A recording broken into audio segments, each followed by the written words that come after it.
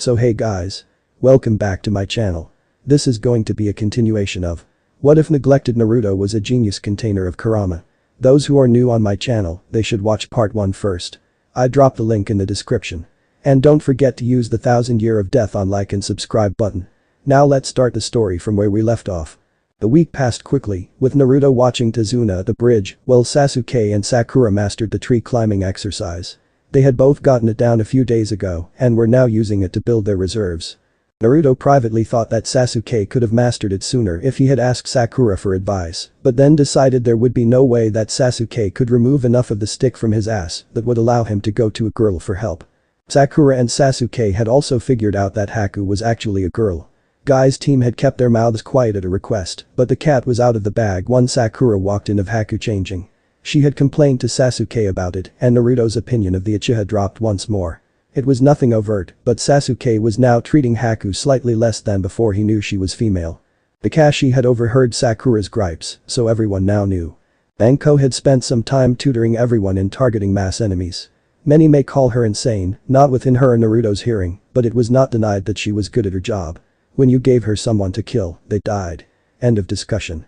Team Guy had been having an interesting time.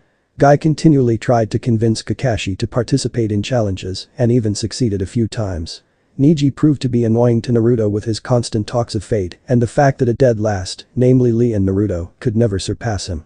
It was all Naruto could do to keep his temper and not punch the Hyuga in the face.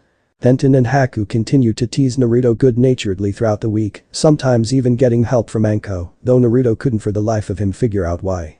He really was dense about these things.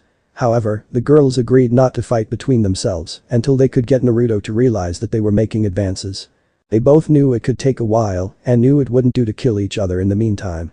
Naruto had come across them during the first argument they had and really, it was barely able to be called that and told them not to argue.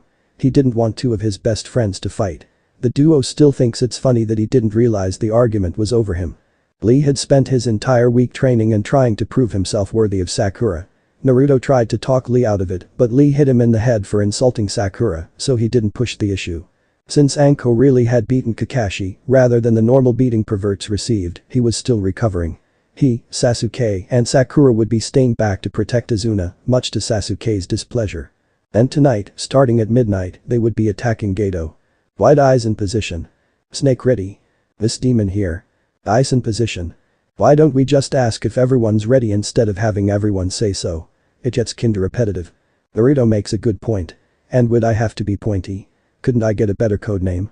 The most youthful question from my youthful student. Shut up. Yelling won't help with stealth. Yes, Anko-san. 3, 2, 1 go. The Snake Mistress, the beautiful green beast of Konoha, the demon of the bloody mist, the last survivor of the Hyoten bloodline, Team Guy, and 200 Naruto clones, descended on Geto's fortress with a battle cry that would scare a cage.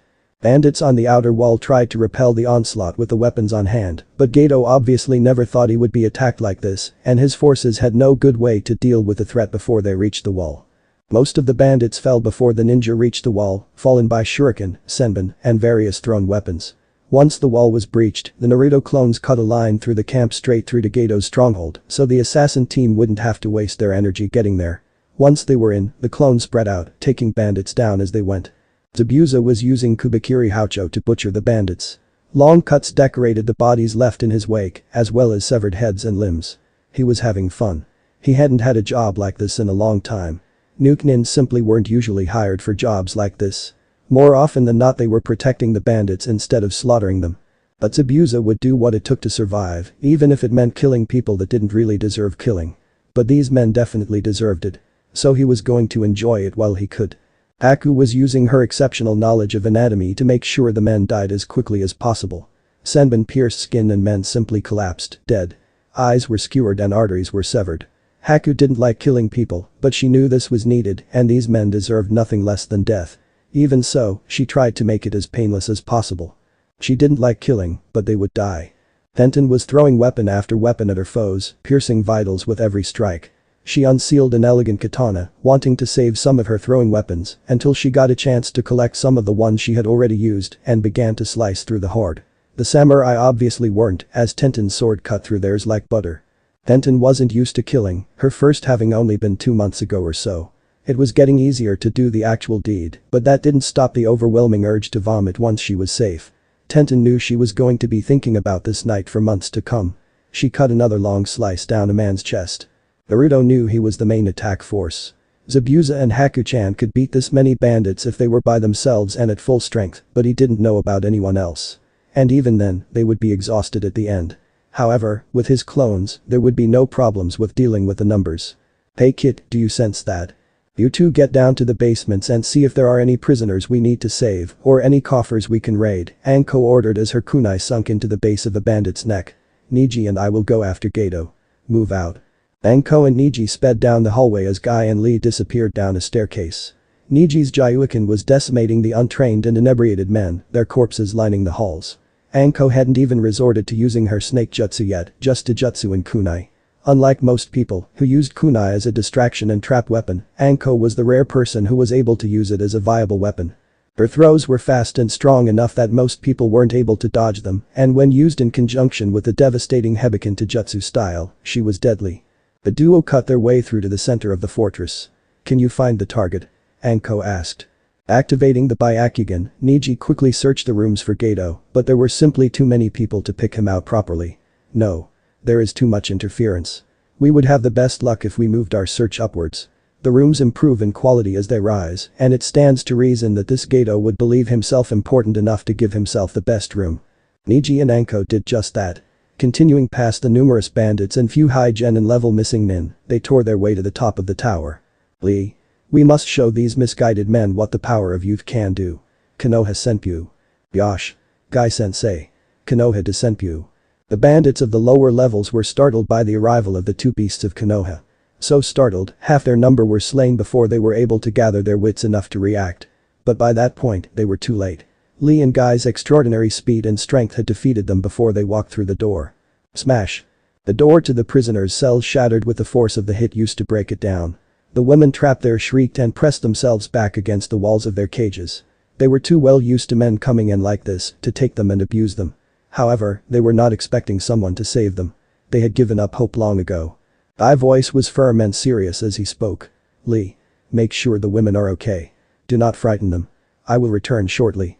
Make sure no one enters but me or one of the others. The genin could only look at his sensei with wide eyes. He had never seen him so serious. Hi, Guy-sensei. As the beautiful green beast of Konoha left the room, the mansion echoed with the sounds of dying men, felled for their crimes against humanity. Naruto sniffed the air and caught something strange. What is that? That would be the scent of a bear demon approaching. Probably coming after you. What? Why? I know I taught you that demons are very territorial. During your leave of absence from your village, you didn't run into any territories I'm not in good standing with. That's why we haven't had this problem before. However, while bear and fox demons aren't currently warring, we certainly won't hesitate to kill any who wander from their lands. Somewhat like the relationship between your village and the one from Earth Country. But now that I think about it, almost all the demons from Earth Country are at peace with my clan and would probably even help you. Funny how that works out, isn't it? Yeah, hysterical, thought Naruto dryly. What do I do? What is that supposed to mean? Kill it before it kills us, idiot. But I swear to Inari, if you summon me to deal with this incompetent yokai, I will help it stomp the shit out of you. I would like to stretch my limbs more often, but I will not demean myself to attacking something so weak as this. It would be an insult to my power. I see no reason you shouldn't be able to defeat it on your own, at least if you hadn't been raised by such weak creatures such as humans all your life. Hey. Anko Ni-chan and Ibiki Aniki are not weak. Take that back. And it was a human who beat you and sealed you in me. Silence. I will not take back what I said. Humans, on the whole, are weak. There may be a few exceptions, but they are what they are. And as for the human who defeated me, he had nearly his entire village attacking me and then came after me with the boss of all toad summons. And the only reason I was sealed was because he caught me by surprise. And besides, it was only a temporary defeat. Wait, temporary? What's that supposed to mean? I thought you died when I die. It means what you think it means. I am sealed in you. I will die when you die. I will be sent to hell. However, I will escape from there. I've done it before. The only reason I don't let you die so I may begin my escape is because it would take quite some time to do so and because I enjoy watching you get the shit kicked out of you. So you're just keeping me alive because you're lazy? Insolent brat. Of course not. I keep you alive because your failures reflect my status. And if I wanted to kill you, all I would have to do would to be flood you with more puryaki than your body can handle. The only reason I don't do that is because it would leave me weakened and it would take me longer to escape hell. I don't want to have to spend time down there when I could be wreaking havoc here. But wait a second, if you could just escape from hell, why didn't you let us die back when that crazy blue hair messed with the seal? Not that I'm really complaining. Because, whatever that person did wasn't killing us, it was destroying us completely. I imagine that wasn't what they were after, but mistakes happen, especially in the techniques used by humans. And when dealing with seals, anything can happen. And with that mistake, we wouldn't have died and gone to the afterlife, we would have ceased to exist. That is a fate worse than any other, especially for one like me. What are you talking about? I've lived for longer than you can comprehend. To simply stop existing is the worst thing that could happen to a being like me. This conversation is done. I believe you should be more concerned about the bear demon that's heading for us. Bang. The door to Gato's office smashed against the wall as Anko kicked it open. Gato jumped and his two guards were barely able to keep themselves from doing the same as Anko and Niji bounded in. What's going on here? Gato demanded, his short frame rising from his chair. Who are you? We're your executioners, Anko said coldly. What? Waraji. Zori. Kill those two. The two swordsmen rushed the duo, but Niji dropped Zori with a Gyuukin strike to the throat, and Waraji fell when Anko's kunai pierced his carotid artery. You are fated to die here, Gato, Niji proclaimed. It would be easier if you didn't fight it. Anko smirked sadistically. Besides, did you really think you could get away with attacking my Itaudo? That's just stupid. And for it, I'm gonna kill you. If your brother was stupid enough to get in my way, he deserved to die. People need to learn to stay out of my way or they'll die. And what makes you think you can kill me? I've got a whole army at my disposal. You're a fool, Niji said. Fate has declared this to be the day you die, and your men as well. Or had you not heard the sounds of them being slaughtered like the pigs they are? Fate is inescapable, and you will die tonight because that is your fate. It is better just to accept it than to try to fight. Anko sneered at the speech. You know, I don't believe in fate, but he's right about one thing. You're going to die. Gato was sweating at this point, both from the killing intent in the air and the malice in Anko's tone. His hand shot towards his desk, presumably to activate a trap, but he was pinned to his chair with a kunai through both hands before he could get halfway there. Once Gato was done screaming and was merely whimpering, Anko spoke again. But before you die, you're going to scream for me. Zabuza.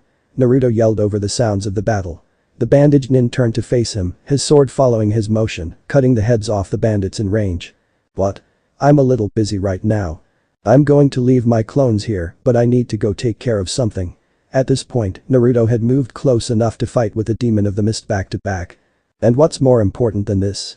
The bear demon coming straight for us. What? Zabuza's shriek gave a bandit time enough to get close enough to think he was going to get a good strike in on the ninja before Naruto jammed a kunai in his throat. You heard me. I'm going to go fight it, you stay here and make sure we beat these guys. I'm the only one here that will be able to do anything about it. What about summoning? I've got the sea serpent contract, Zabuza countered as a mighty swing took out another 3 bandits. We're in the middle of the woods. There's no water for them out here, or at least nothing large enough. Nichan has the contract with snakes, but she's dealing with Gato right now and doesn't know about what's coming. I doubt she'll be able to sense it until it's too late. By the time she does, I'll already be fighting it. And how do you know this thing's coming if we, trained Jounin, can't sense it? Naruto answered with a look that said Zabuza was being an idiot. Hanyu, remember? But my next question is how you plan on stopping me from following you? I'm not about to back down from a fight like this. As Naruto turned to answer, a bandit caught a lucky break and struck Naruto in the side of the head, leaving only smoke behind. Right, Kage Bunshin. I can't believe I had that whole conversation with a clone. Zabuza went back to destroying the bandits with ruthless efficiency. Fenton panted as last of the current wave of bandits fell. She had been on missions to destroy bandit camps before, but this was nothing like those missions. Those missions had her providing long-range support while her teammates took out the bandits head-on. Here, there were so many that she couldn't do that. She would eventually be overtaken if she tried that. The next wave of bandits started advancing towards her, but she made no moves to meet them. None of them had any long-range weapons, so she could just wait for them to get to her before taking them out, save her energy. The jutsu. Sensatsu Sushu. The hunter-masked Haku landed nimbly next to Tenten, who to her credit didn't start at the sudden appearance of the ice user. You appeared to be tired, and I was close enough to render assistance, Haku explained softly, saying a silent prayer for the bandit she had just killed. Tenten looked out at the wave of ninja who had just fallen to one attack. There were one or two still standing, but they looked like pincushions, and she threw a kunai to put them out of their misery. Thanks, Tenten said sincerely. She may be competing with her for Naruto's affections, but she wasn't going to turn down help on the battlefield. The Kunoichi duo looked at each other, nodded, and dove back into the fray. Kyuubi had informed him that the brown four-tailed fox would be more than strong enough to deal with incoming bear demon. Chirameru was large, but definitely not the size of the boss summons. Of course, nothing below a seven-tailed fox was, but that was beside the point. Naruto could smell the bear demon getting closer. It seemed to have sped up, spurred on by the fact that its target was moving towards it. Chirameru was moving quicker, anticipation of a good fight making the fox anxious. It was only moments before the two combatants could see each other. Naruto released his gravity seal and showed his true form, his chakra, now that it wasn't being suppressed, like a beacon for anyone trained to sense it. The traditional staring match lasted only seconds. Naruto didn't want to waste any time getting back to his friends, and the bear Yaokai seemed to sense it couldn't prove its dominance in this method. The bear lunged, but its speed was no match for Chirameru. The demon spud, surprisingly quickly, and swiped at the summon with its claws. Chirameru shifted and landed a strike of his own. "What is our plan, Naruto-sama?" The large kitsune asked, the rumbling voice powerful in Naruto's sensitive ears. "Keep that thing from getting out of control, and get me close. I'm going to try to blind it if I can get close enough to its eyes." "Very well, Naruto-sama." Kitsune bye. The flame attack interrupted whatever the bear was about to do, and from the looks of it, Naruto decided he didn't want to be hit by it. However, as the bear didn't seem to be charging it up again, it looked like it was either a one-time use, or the bear didn't have enough energy for it to be used again. Attacks were exchanged a few more times, Chirameru's speed making up for the bear's superior strength, and Naruto was in position. He leapt from Chirameru's head and drew two poison-coated kunai Anko had given him from his thigh pouch. The two kunai flew a moment later, and Naruto started familiar hand signs. Kunai Kage Bunshin no Jutsu. The poisoned weapons and their clones peppered the eyes of the demon. The bear roared in pain as it reared back on its hind legs. Chirameru took his chance and sunk his teeth in the bear's throat. Kitsune bye. The attack burned through and torched the neck and head of the bear Yaokai. To make sure he got the job done right, the fox summon ripped the demon's throat out as he withdrew. "Hey Fuzzy, you don't sense any other demons coming towards us, do you?" "No, and now that you've killed the first one that came after you, they probably won't be as eager to come after you.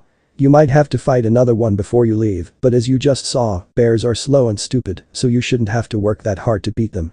Naruto-sama, do you need my assistance in getting back to your friends?" Chirameru rumbled, looking longingly at the bear carcass in front of him. Naruto scratched his head. "Well, it would kind of help, but I don't need your help. I can do it myself." "Why?" Chirameru nodded slightly at the bear, and Naruto got the point. "Oh. Yeah, if you're hungry, go ahead and eat. It's not like there's a whole lot else it's good for now anyway, right?" Chirameru chuckled slightly. "Indeed, Naruto-sama. Call on me whenever you need assistance." Naruto nodded and sped off towards the bandit camp, reactivating his illusion and gravity seals as he went. "You go down and make sure Guy and Lee are doing okay on their own. Help them if they need it," Anko said as she incinerated the body of Gato. "I'm going outside to help finish off the rest of the bandits." "Was that truly necessary?" Niji asked, his face more than slightly green. Only his practice at suppressing his reaction kept him from throwing up. "Yes. He touched a member of my family. You didn't have to stay." Without elaborating, Anko jumped out of the window, flipping into the battle below. Niji nodded, even though he knew there was no way she would have seen him, and started down towards the basement. When he arrived, having been only slightly slowed by the bandits, as most had already been taken care of, he was greeted by a sight that made him turn green once more. Bodies had been kicked through walls, limbs had been horribly broken, to the point that Niji was feeling phantom pains thinking about it, and even a few corpses had had their skulls broken, so that their heads were now merely misshapen lumps. Others were lying with their heads at unnatural angles, telltale sign of their broken necks. One or two were even embedded in the concrete wall that was the foundation, blood slowly dripping out around the bodies. However, even with all the weapons strewn around the rooms, they made none of the injuries to the bandits' corpses. Someone had done this with their bare hands. With a distant echo of Konoha Senpyu, Niji knew immediately who had done this. Niji activated his Byakugan once more and scouted out Lee's position. The Hyuga made his way swiftly towards his teammate, not wanting to see any more of Guy's wake than he needed. Anko sliced her way through the hordes of bandits that were still fighting. Their number had decreased drastically, but that didn't mean much when they had started out with nearly 1,000 men. But then again, Anko hadn't had this much fun in a long time. Usually, she was interrogating someone with a bicky or out on an assassination mission that had to be quiet and clean. It had been a long time since she had had a chance to really cut loose and get rid of a bandit camp like this one. And I just found a way to make this a whole lot more fun. Boy. Zabu-chan. What? He snapped back, annoyance at the name clearly coming through in the form of killing intent, enough so that a few of the bandits around him collapsed. I bet I can take down more bandits than you. You wish. Scared? No way. You're on. Starting now. As Anko and Zabuza were starting their morbid contest, the real Naruto was arriving back on the battlefield. 100 more Kage Bunshin popped into existence, supplementing the ones who had been destroyed over the course of the battle. Only a few remained at this point, and frightening the bandits that were still left. There are more of them. Just hit them before they get you. They turned to smoke. Ah. The bandits were somewhat heartened by the fact that it only took a solid hit to disperse one of Naruto's clones, but the clones were still taking down at least 3 before they were hit at all. One bunch of bandits had circled up and were making it hard for his clones to get inside. The outside ring was protecting the inside where several archers and crossbowmen were firing. Naruto got a boost from 2 of his clones and threw a trio of shuriken down at the clustered bandits. Shuriken Kage Bunshin no Jutsu. Several of the bandits fell to that jutsu and the rest were distracted enough for his clones to slay. Naruto waved his hand, allowing some of the clones to disperse. He needed to keep his energy and he couldn't do that maintaining so many clones. Naruto started to go through hand seals as his clones covered him. This was a technique he still hadn't quite mastered and needed his concentration to get right. Kaiten. Karyuiden. The fire dragon flew from Naruto's mouth and soared through the bandits surrounding him, burning them severely, having had no experience with shielding their bodies with chakra and taking out several clones as well. Naruto coughed and hissed, clutching his throat, having burnt it with the jutsu. The only reason he didn't blow his head off when using the technique was because of his kitsune half. Fire was their natural element and in time, he would be able to use it well, but currently, whenever Naruto attempted a fire technique of that strength, he would end up burning himself. He knew he should start small and build up, but Naruto didn't use many fire jutsu and wanted the ones he did to mean something. It only made sense, his natural affinities being wind, with a secondary and weaker affinity to water. Naruto would have done another technique, one that didn't require him burning his throat, but excluding summoning, which he really didn't want to use again so soon, and he didn't want to take the risk of Guy, Lee, or Neji seeing it and having to come up with a story as to why he could summon foxes. Naruto didn't know any technique that could do as much damage as that one. The elemental dragon jutsu were widely considered some of the strongest non-kinjutsu around, simply for intimidation and sheer striking power. With enough control over the technique, as user could make the elemental dragons chase their foes, but that required an almost constant flow of chakra to the technique, plus Jounin level control. However, once mastered to that point, an average-sized bandit camp could be taken out with only a single use.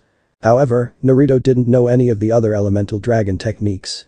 The Earth Dragon was a technique that he could probably learn fairly easily, but if it was in his family library, he hadn't found it, and if it wasn't, he didn't know anyone who did know it.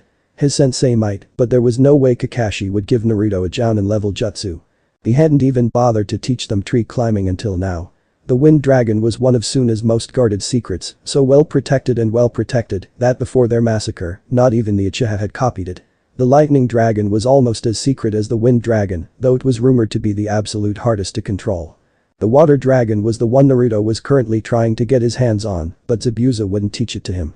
He wanted the run to get a few more lower-level jutsu under his belt before blowing his head off with that one. He wouldn't even contemplate teaching Naruto the Suiton Daibakufu no Jutsu yet, not that Naruto hadn't asked. So the Fire Dragon was what it had to be. And it screamed as the Fire Dragon tore through their ranks, destroying the last of them. Naruto's control faltered and the jutsu dissipated into a cloud of ash. The others of the assault team, having been drawn by the fire, closed in just as the jinchuurki collapsed from exhaustion. Naruto-kun. Haku and Tenten cried as they saw the blonde succumb to exhaustion, rushing to his side faster than they had been.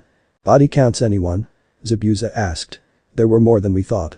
I ended up with somewhere around 250 or so. All told, about 120, Anko mused. But there weren't as many inside as there were out here. And I spent some time with Gato too. Her face darkened as a sadistic smirk crossed her face, and everyone knew what happened. 150, Haku said quietly. Almost 100, Tenten muttered, annoyed that she was on the bottom of the totem pole. The rest, Naruto said as he gave a shuddering yawn, and a bear demon. He closed his eyes and fell asleep, leaving the others to wonder what Naruto meant by that, Zabuza being the only one he told. Lee was working to keep the captive women calm, though with his over-the-top reactions to things, he wasn't helping very much. Neji had only recently arrived on the scene and could tell that Lee needed help. In more ways than one, but he wasn't a psychiatrist. Neji swiftly maneuvered into the room, having picked the keys off of a nearby corpse, thanks to his Byakugan, and unlocked the cells the women were being kept in. Lee had apparently tried to break the steel bars with his fists after he couldn't find the keys. However, without opening the gates, which he hadn't gotten around to apparently, Lee wasn't quite strong enough. Several of the bars were quite bent, but none were shattered. The women they let out thanked him profusely, and Lee as well, though not as much as him, most likely because Lee had been crowing about the power of youth as he punched steel bars with his bandage-covered hands. However, one door had been rather irreversibly damaged by Lee's strikes. The lock itself had been bent out of shape and the key no longer worked because of it. Lee wasn't getting any closer to breaking the stubborn steel, and Neji knew Lee was stronger than he was. Neji hated admitting that Lee was superior to him in any way, but Neji knew it didn't matter nearly as much as one might think. After all, Lee had yet to beat him in a fight and was getting no closer, so Neji relaxed for a moment. He knew that if Lee ever beat him, he would never hear the end of it. "My students. Why have you not escorted these ladies outside? Surely you know that would be a better place for them than this." I had arrived. "Sensei. These unyouthful bars are keeping us from freeing the last of the captives." Lee wailed, expecting Guy to punish him for his failure. "Do not let your flames of youth dim Lee. I will free them." Meanwhile, everyone else in the room was sweat-dropping massively. I suddenly appeared in front of the broken door and hit it with an open hand strike that blasted the steel door into the opposite wall, illustrating truly how large the gap was between student and teacher. "Please follow us and we will get you far away from this most unyouthful environment." Over here," Anko called. The green beast of Konoha immediately led his group over to where the others had congregated. Naruto was still on the ground, no one having picked him up yet. The others were standing around him in a loose circle. "Great, we can get this done with now," Zabuza said. He looked at the women who had followed Guy out. Haku. The Kunoichi immediately moved over to them, checking their visible wounds and pulling gauze and salves from her med pouch. Get Naruto and those two back to Tezuna's. Tenten and Haku can get the captives to the doctors in town. Girls, treat them here only if necessary, they don't need to be around here any longer than it takes them to get out of here." True to Anko's words, all of the women who had been captives were looking green, and most had already thrown up at the sight of so many corpses. "Zabu-chan and I will clean up the bodies." Zabuza growled at the nickname once again, while Anko just smirked happily. I leapt off, Naruto slung over his shoulder, with Neji and Lee following. Haku and Tenten quickly lead the women towards the town, leaving Zabuza and Anko alone. "You do know a decent fire jutsu, right? I kept you around because I figured you did, you know. That, and if I didn't I'd be stuck with Guy, and there's no way I could be stuck with him for that long." Zabuza gave Anko of severe understanding. He had gotten stuck with Guy once during the week, watching the bridge, and there was no way he was going to let that happen to him again, and he completely understood anyone who felt the same way. "You do remember that I was once an Anbu captain, right? I had to know a few to get rid outposts and bodies. Just because I'm from Kiri people think all I know are water techniques," he muttered the last to himself. Zabuza and Anko both created a few clones each, sent them out to start collecting bodies, and got to work burning the corpses they piled up. Naruto groaned as his eyes flickered open. The only spot of sun coming in the room was shining right in his eyes. He flopped his arm over his face, blocking the light, and heard the shuffling of someone moving over to where he was waking up. Taking a quick sniff, he greeted, "Hey Ten-chan. What were you thinking last night?" The weapon mistress questioned, getting right down to the point. "What, not going to ask me if I'm okay?" Naruto asked sleepily. Tenten frowned, not that he could see it. "I already know you're fine. You were only down for a case of chakra and physical exhaustion, and all the cuts and bruises you got last night are already healed, or mostly anyway." Her tone grew angrier. "So what the hell were you thinking when you went off to go fight with a bear demon last night? And without telling anyone?" "I did tell someone," I told Zabuza. "I couldn't see any of the rest of you, and I didn't know if a clone could get to you without being hit. So I told him, and then I told everyone else just before I passed out. Speaking of which, how'd I get back?" "Sensei carried you. But that's not the point. What made you think you could take on a bear demon by yourself, you baka?" Naruto just waved his hand and resigned himself to the fact that he wouldn't be able to get back to sleep anytime soon. Anyone with a decent summon could have beaten that thing. Besides, it was after me. Heading straight for us. I didn't want anyone to get caught underfoot when we started the fight. Anko Ni-chan probably could have beaten it with one of her snakes, but she didn't know it was coming, and she was busy inside. Tenten shook her head. "I'm still mad at you for doing something so stupid, so don't think I'm not. And I know Haku and your sister aren't happy about it. You're going to be dodging kunai for a while." Naruto hung his head, knowing he had been beat. but he wouldn't go down without a fight. They would have to chase him down to get him. Changing the subject, he asked, "Did anything happen to my team while they were back here?" Tenten shook her head. "Nobody attacked it, that's what you're asking." However, she chuckled, "You wouldn't know that looking at the Uchiha." "Why, what happened?" Well, Naruto didn't like Sasuke, he was his teammate and as such, didn't like things happening to his teammates. Unless he was the cause of it, of course. He apparently said something that Gintoku took offense to, and your fox scratched the hell out of him. His arms and face look like Tor the cat got at them. The two shared a laugh over that. The daimyo's wife's cat was universally recognized as the worst D-rank mission in Konoha. There simply was no mission worse. And every ninja in Konoha knew it. Some even speculated that that mission was the reason Konoha ninja were so strong. You had to be to get that damn cat. I'll have to make sure he gets a nice fat rabbit for that, Naruto chuckled. So everything else was okay.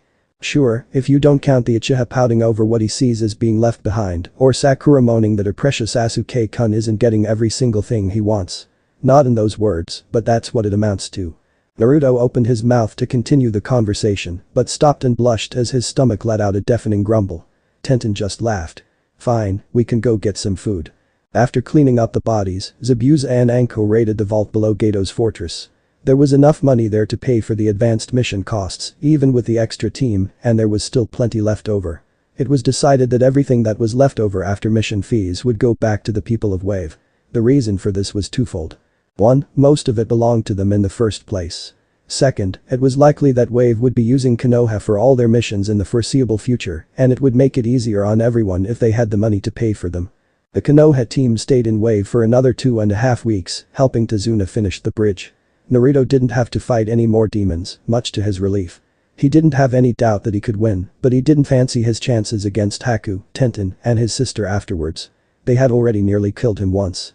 It was decided not to tell anyone who didn't know about his Hanyu status about his defeating the bear Yaokai. Their mission was to take out Gato and destroy the bandit camp. There was nothing in there about killing a bear demon. As it had nothing to do with the mission, they decided it would be better if no one knew about it.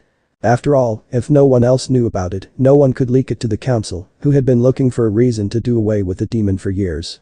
And though he trusted his fellow Konoha shinobi, his Hanyu status wasn't something he wanted anyone outside his family to know about. The people of Wave were especially grateful to the Konoha Nin when they assisted in finishing the bridge. Sasuke opted out under the banner that he had to train, while Kakashi stayed and observed him. Sakura tried to join them, however, Kakashi suggested that she stay with Tazuna after showing her the water walking exercise to practice. Sakura agreed, not wanting to go against her sensei, but did so with no small amount of pouting. Naruto and Guy were barely able to hold Anko back from killing her for that reason alone. Team Guy helped because it was apparently the youthful thing to do. Neji claimed that he did it only because it would be dishonorable for a Hyuga not to help someone when they needed it. Naruto thought Neji was being an arrogant prick that needed shut up and get back to work. Anko and Zabuza spent most of their time supervising, mainly because everyone was too scared of them to tell them to do anything else. Naruto was the real savior. Though most of the able-bodied men turned out to help build the bridge, it still wasn't enough to get the bridge done as soon as Tazuna liked. Naruto solved this problem through judicious use of Bunshin, creating countless copies of himself. Doing that every day, they were able to finish the bridge in much less time than what they were expecting, and they were able to get on the road to recovery a lot sooner. Though he wasn't referred to as such to his face, or around any of the other ninja, Naruto became known as the hero of Wave, for allowing them to finish so much sooner, and generally lifting their spirits. The morning the Konoha group was leaving, almost the entire village came out to see them off. Everyone was waving, and Tazuna, Tsunami, and Inari were at the front of the crowd. Naruto and friends stood at the edge of the bridge, departing slowly, shouting goodbyes to the people they had gotten to know. As the group faded from view, Inari was wiping the tears from his eyes, even though Naruto had told him it was okay to cry when you're happy. "So what are we going to name our bridge?" he asked, no one having decided on one yet. There was a general consensus, but nothing official, and the main reason they hadn't decided on one was because they didn't want anyone to get a big head over it. "The super amazing bridge Tazuna made," the bridge builder proclaimed comically. "No," the village protested. The image of the person who had defeated the bandits, gotten Inari to believe in heroes once more, and raised their spirits afterwards flashed in Tsunami's mind. There was only one choice in her mind. "The Great Naruto Bridge," she said simply. There was much murmuring to the affirmative, and it was decided. The Great Naruto Bridge was born. The worst thing about traveling, Naruto decided, was that after a while, conversation stopped. They were running through the trees, making good time back to Konoha.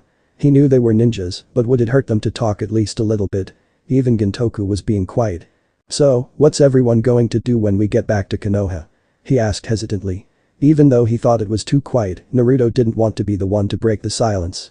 "The first thing I'm going to do is take a real bath to get all this grime off me," Sakura said. "I haven't felt properly clean since we left Wave.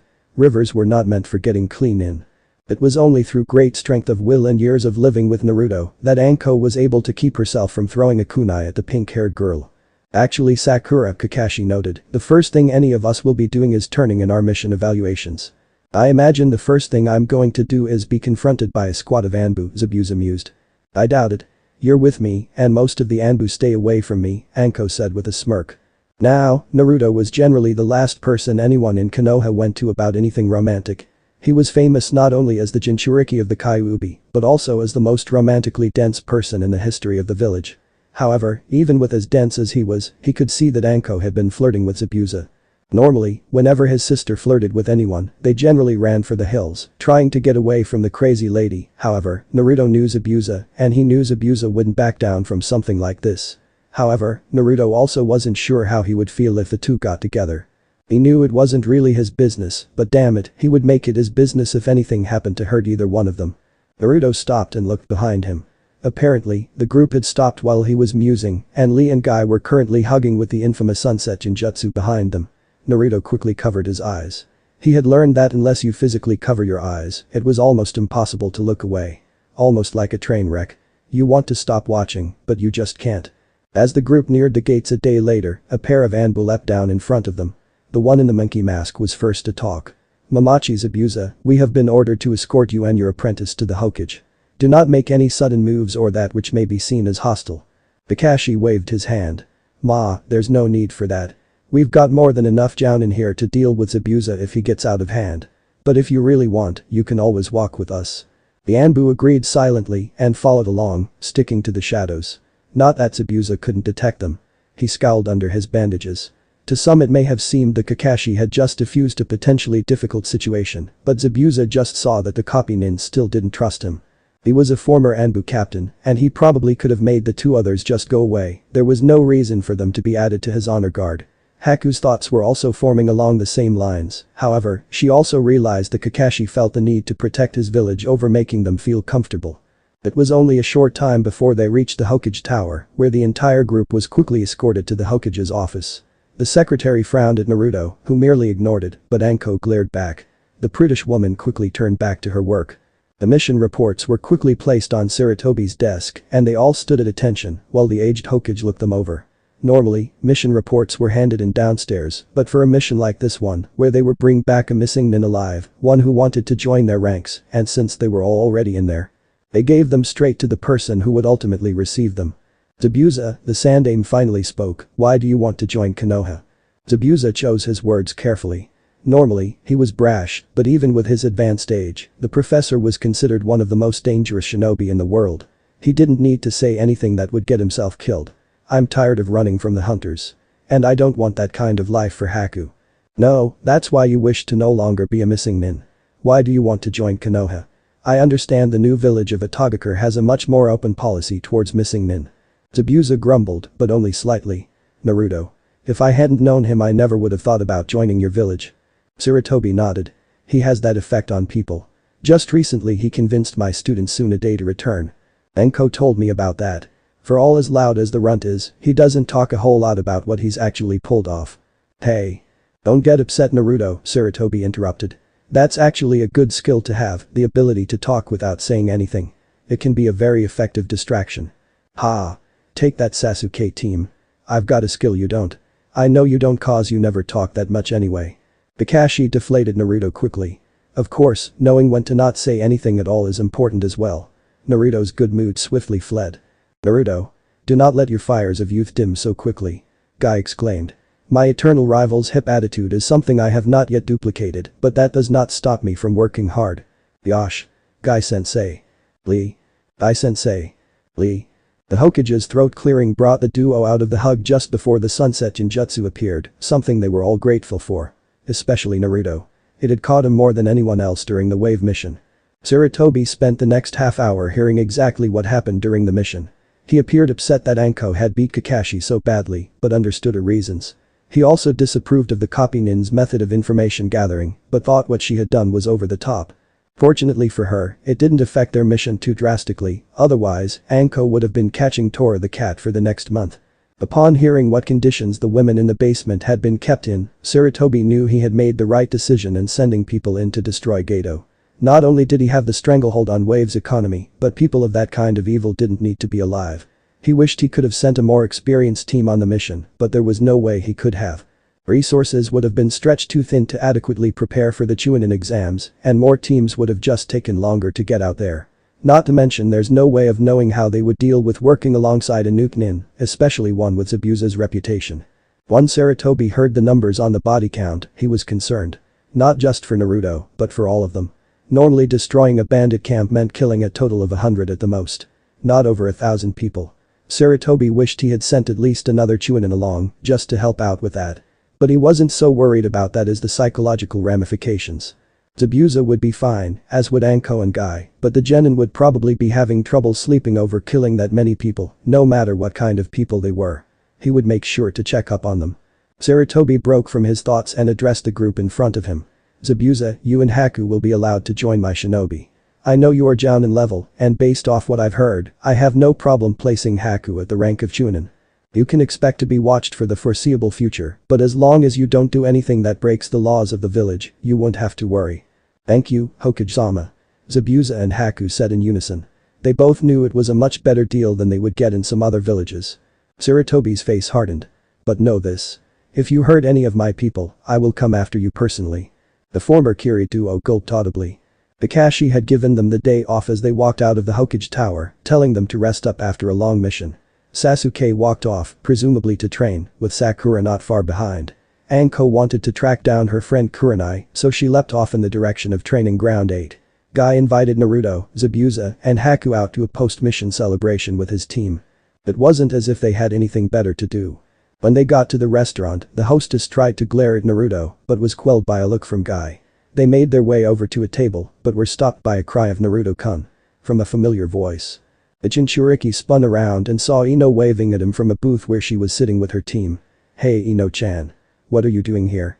He asked as he excused himself from his group and walked over. Can't a girl have lunch with her team? Ino asked in a hard voice. When Naruto covered his head to fend off the impending blow, she waved her hand. I'm just teasing, Naruto-kun. Ino placed her hand on his arm to try to relax him, and she felt a tickle of killer intent. She looked over Naruto's shoulder. Who are they? She asked bluntly. Naruto looked back to see exactly who she was talking about. Oh, that's Tenten-chan's team. Zabuza is the one with the big sword, and Haku-chan is the pretty girl with black hair. Not Momochi Zabuza, former member of the 7 Swordsmen of the Mist and A-ranked missing nin. Asuma asked around his cigarette. Yeah, but don't worry about that. He's not a nuke nin anymore. The old man already said they could join Konoha, Naruto explained with a satisfied smile. Asuma nodded, but mentally resolved to question his father about it. We were just about to leave, but what are you doing with Guy's team? I thought you were with Kakashi. Yeah, and we just got back from our mission. We got sent reinforcements because we ended up having to take down this huge bandit camp. Kakashi-sensei just told us we had tomorrow off and walked off with his porn book. And Sakura just followed Sasuke team wherever he went. Don't say bad things. Abu Ino stopped her arm mid-swing and her face colored. Sorry. Force of habit. I'm working on though. It's okay Ino-chan, Naruto reassured as he gave her a fox grin. Ino melted. Thanks, Naruto-kun. I'll see you tomorrow, Ino said. Naruto's eyebrow quirked. I will. Ino's face furrowed in annoyance as she picked up her stuff to leave. You owe me a date for watching your plants for you while you were on that mission. Oh yeah. I guess I will see you tomorrow. What time should I pick you up?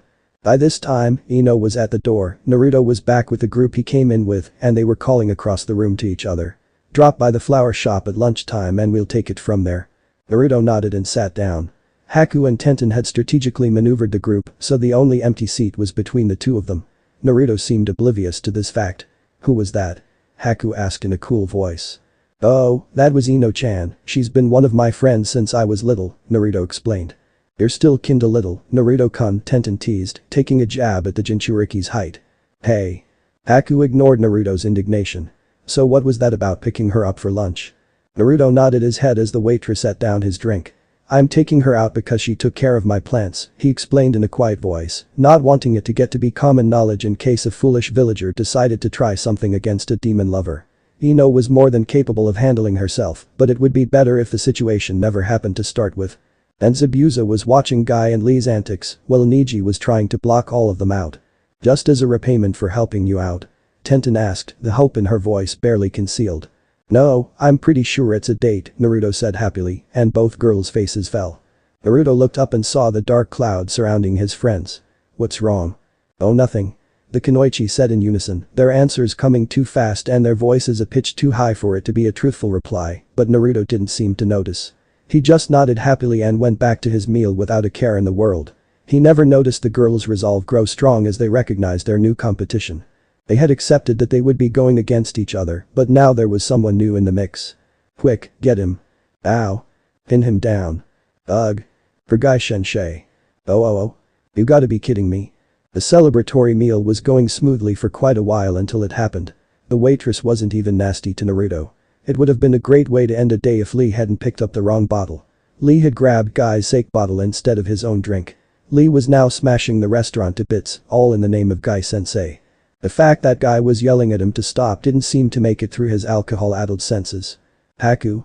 Zabuza called in a last-ditch effort to stop the green blur. The Ice Nin called on her bloodline, creating a series of ice mirrors around the room. Lee stopped for a moment to give another drunken call, and Haku let fly a series of senbon from each mirror. Most of them missed, accidentally perforating Naruto instead, but one hit its mark, paralyzing Lee. Guy dashed forward, fingers striking a nerve cluster, and caught Lee's body as he fell unconscious. I apologize, my comrades, Guy said in his eerily serious voice. I had no knowledge Lee was a natural Sukin fighter. I will make sure he gets home okay. And fear not, I promise to pay for all damages to your establishment, he promised the manager who just came out, striking the nice guy pose. The manager quickly blinked away the blindness caused by Guy's teeth ping and nodded. Fine. Now get out of my restaurant. The group beat a hasty retreat, as even the hardest missing nin knew not to stay around when a chef was mad at you. They each leapt off in the direction of their respective homes, though Zabuza and Haku were a bit confused as to where they would stay. The Hokage hadn't given them an apartment, not that they expected him to, and they weren't about to sleep in the woods. Haku, do we have enough money for a hotel? Zabuza asked. While he may have been one of the most powerful shinobi in the elemental countries, he wasn't allowed to be in charge of the money. He was bad for impulse buying, and Haku knew it. She had taken control of their finances at an early age. Haku sighed. We have enough for a week at most, and only if they are cheap. Otherwise, about 5 nights worth. What? Naruto asked as he overheard. You guys can stay with me if you need to. I've got plenty of room. We wouldn't want to be an imposition, Haku trailed off. Zabuza nudged her, subtly saying that he had no problem being an imposition. Nonsense. You're staying with me, and that's final. There's no reason you should pay for a hotel when I have a place for you to stay. If you want, you can move out once you find an apartment of your own, but I don't think you will, cause my house is awesome. Come on. And make sure you remember what way I show you so you don't get hit by the traps. Naruto was already halfway down the street before they registered all of what he said. Ibiki was waiting for Naruto in the kitchen when the trio got to the house. Am I going to have to worry about you bringing back strays every time you leave the village for more than a week? He asked dryly when he saw Zabuza and Haku. Hey, I tried to get them to come back with me when I first met them, but they wouldn't do it. So I had to get them this time. Naruto grinned impudently. Ibiki shook his head. So, you're going to be living here? There should be some rooms on the second floor that you can't have. I expect Naruto will give you the tour later on. Zabuza looked taken aback. What, you're letting us live here just like that? Ibiki didn't flinch. Technically, this is Naruto's clan house. If it really came down to it, I have no real say in whether or not you live here. Besides, Naruto is an excellent judge of character. If he is going to let you live here, I'll give you the benefit of the doubt. But don't think for a second, Demon of the Mist, that means I trust you. I just know that if you've gotten this far, you've already gotten the approval of Anko, and Hokage-sama knows you're here. He has accepted us as Konoha shinobi, Haku said quietly. Ibiki sent her a look that stated, do you really think that makes you trust you anymore? Haku flinched first. Zabuza growled at Ibiki, who backed off only when Naruto started frowning at him.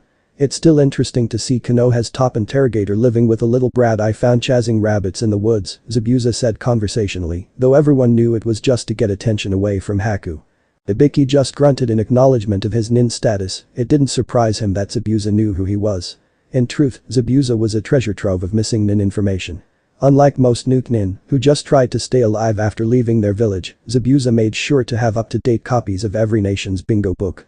Naruto had even heard a few stories where Zabuza had been able to buy off hunters with information about nin who had scorned him in the past. Naruto saw the opportunity to defuse the situation and did so immediately by pulling Zabuza and Haku from the room on the premise of a tour of the house. He showed them where the laundry was, the bathroom, and the bedrooms Ibiki had mentioned. And finally, this is the most important room of the house, my room. Naruto spread his arms and posed dramatically as he swung the door open.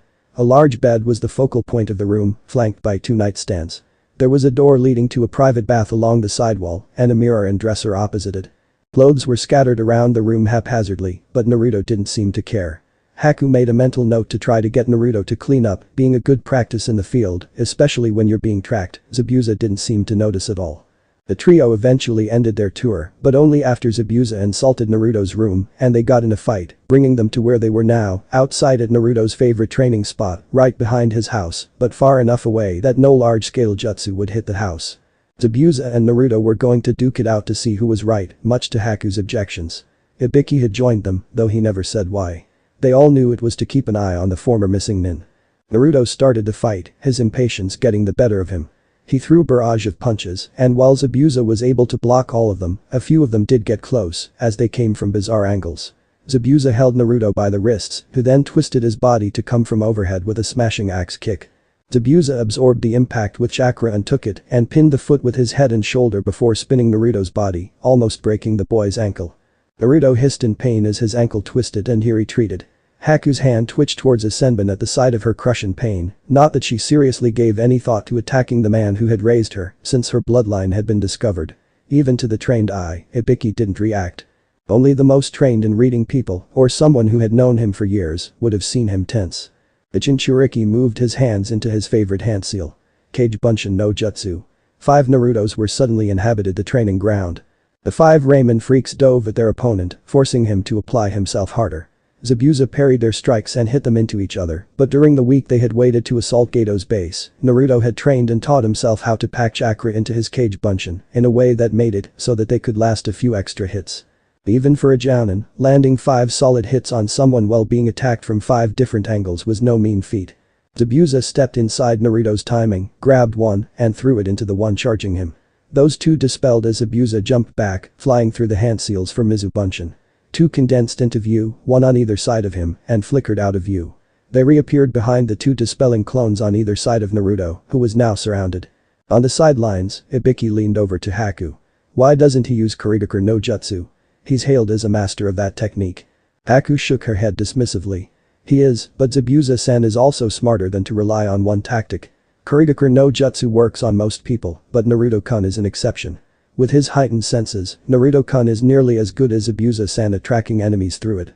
It is only because of his vast experience with it that Zabuza-san is able to beat him with that technique. Fortunately, Zabuza-san has many other ways of humbling Naruto-kun. So you'd rather Naruto lose this match? Ibiki questioned. Haku was silent for a minute, deciding on how to answer. Yes, I would. I greatly admire Naruto-kun, but I would prefer to see him lose a practice match than a fight for his life. As good as he may be, Naruto-kun still has much to learn. The Zabuza clone on the right rushed in on Naruto, striking him in the back of the head with the butt of his sword, only to have the Hanyu puff into smoke.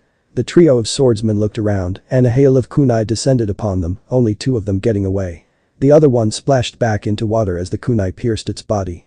The 2's fight continued for a while longer, with Naruto pulling off some amazing escapes thanks to his clones, but never truly gaining the upper hand over the more experienced nin.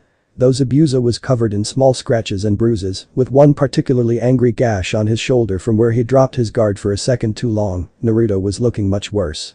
He had a nasty-looking black eye, split lip, 3 broken fingers, and a variety of other wounds that weren't worth mentioning, but added up to a lot.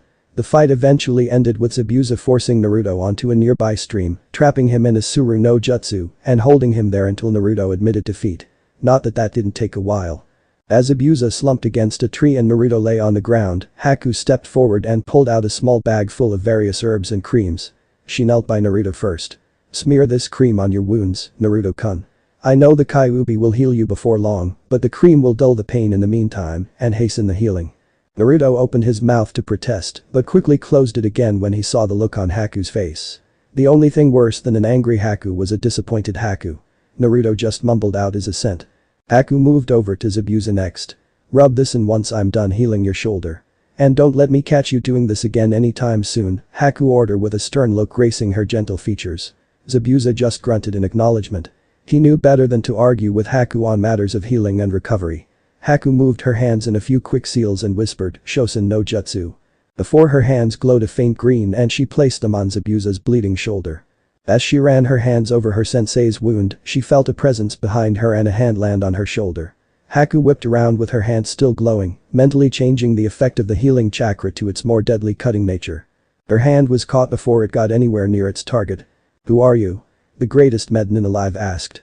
Haku's eyes were wide upon realizing whom she just attacked and immediately began trying to figure out a way to apologize enough to not get killed because of it.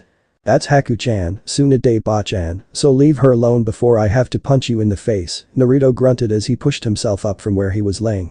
Haku gasped as she heard what Naruto just said.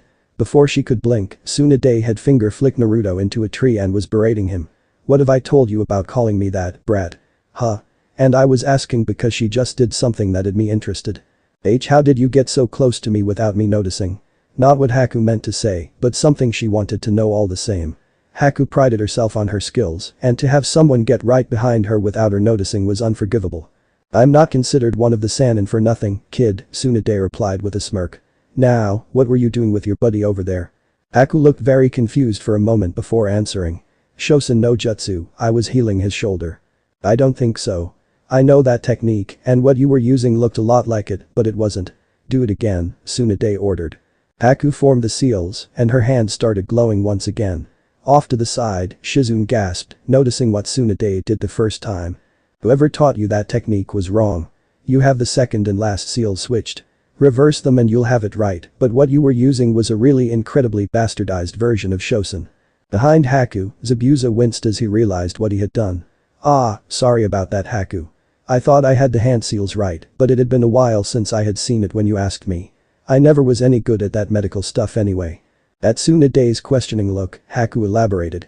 "I asked Zabuza-san if he knew any medical jutsu, and he believed he remembered the hand seals for Shosen no jutsu. I trained with them until I could produce medical chakra with it."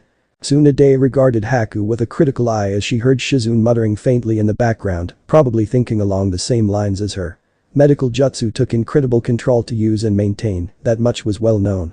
What wasn't quite as well known was that medical jutsu was almost as exacting as Fuin jutsu, often employing the finicky art as a way to further control the more demanding healing practices. For someone to figure out even the most basic medical jutsu on her own, without even a scroll as guidance was amazing. The force chakra to be molded correctly despite incorrect hand seals was astonishing and denoted chakra control and medical genius at the highest level. Tsunade made a quick decision. "That's pretty good, kid.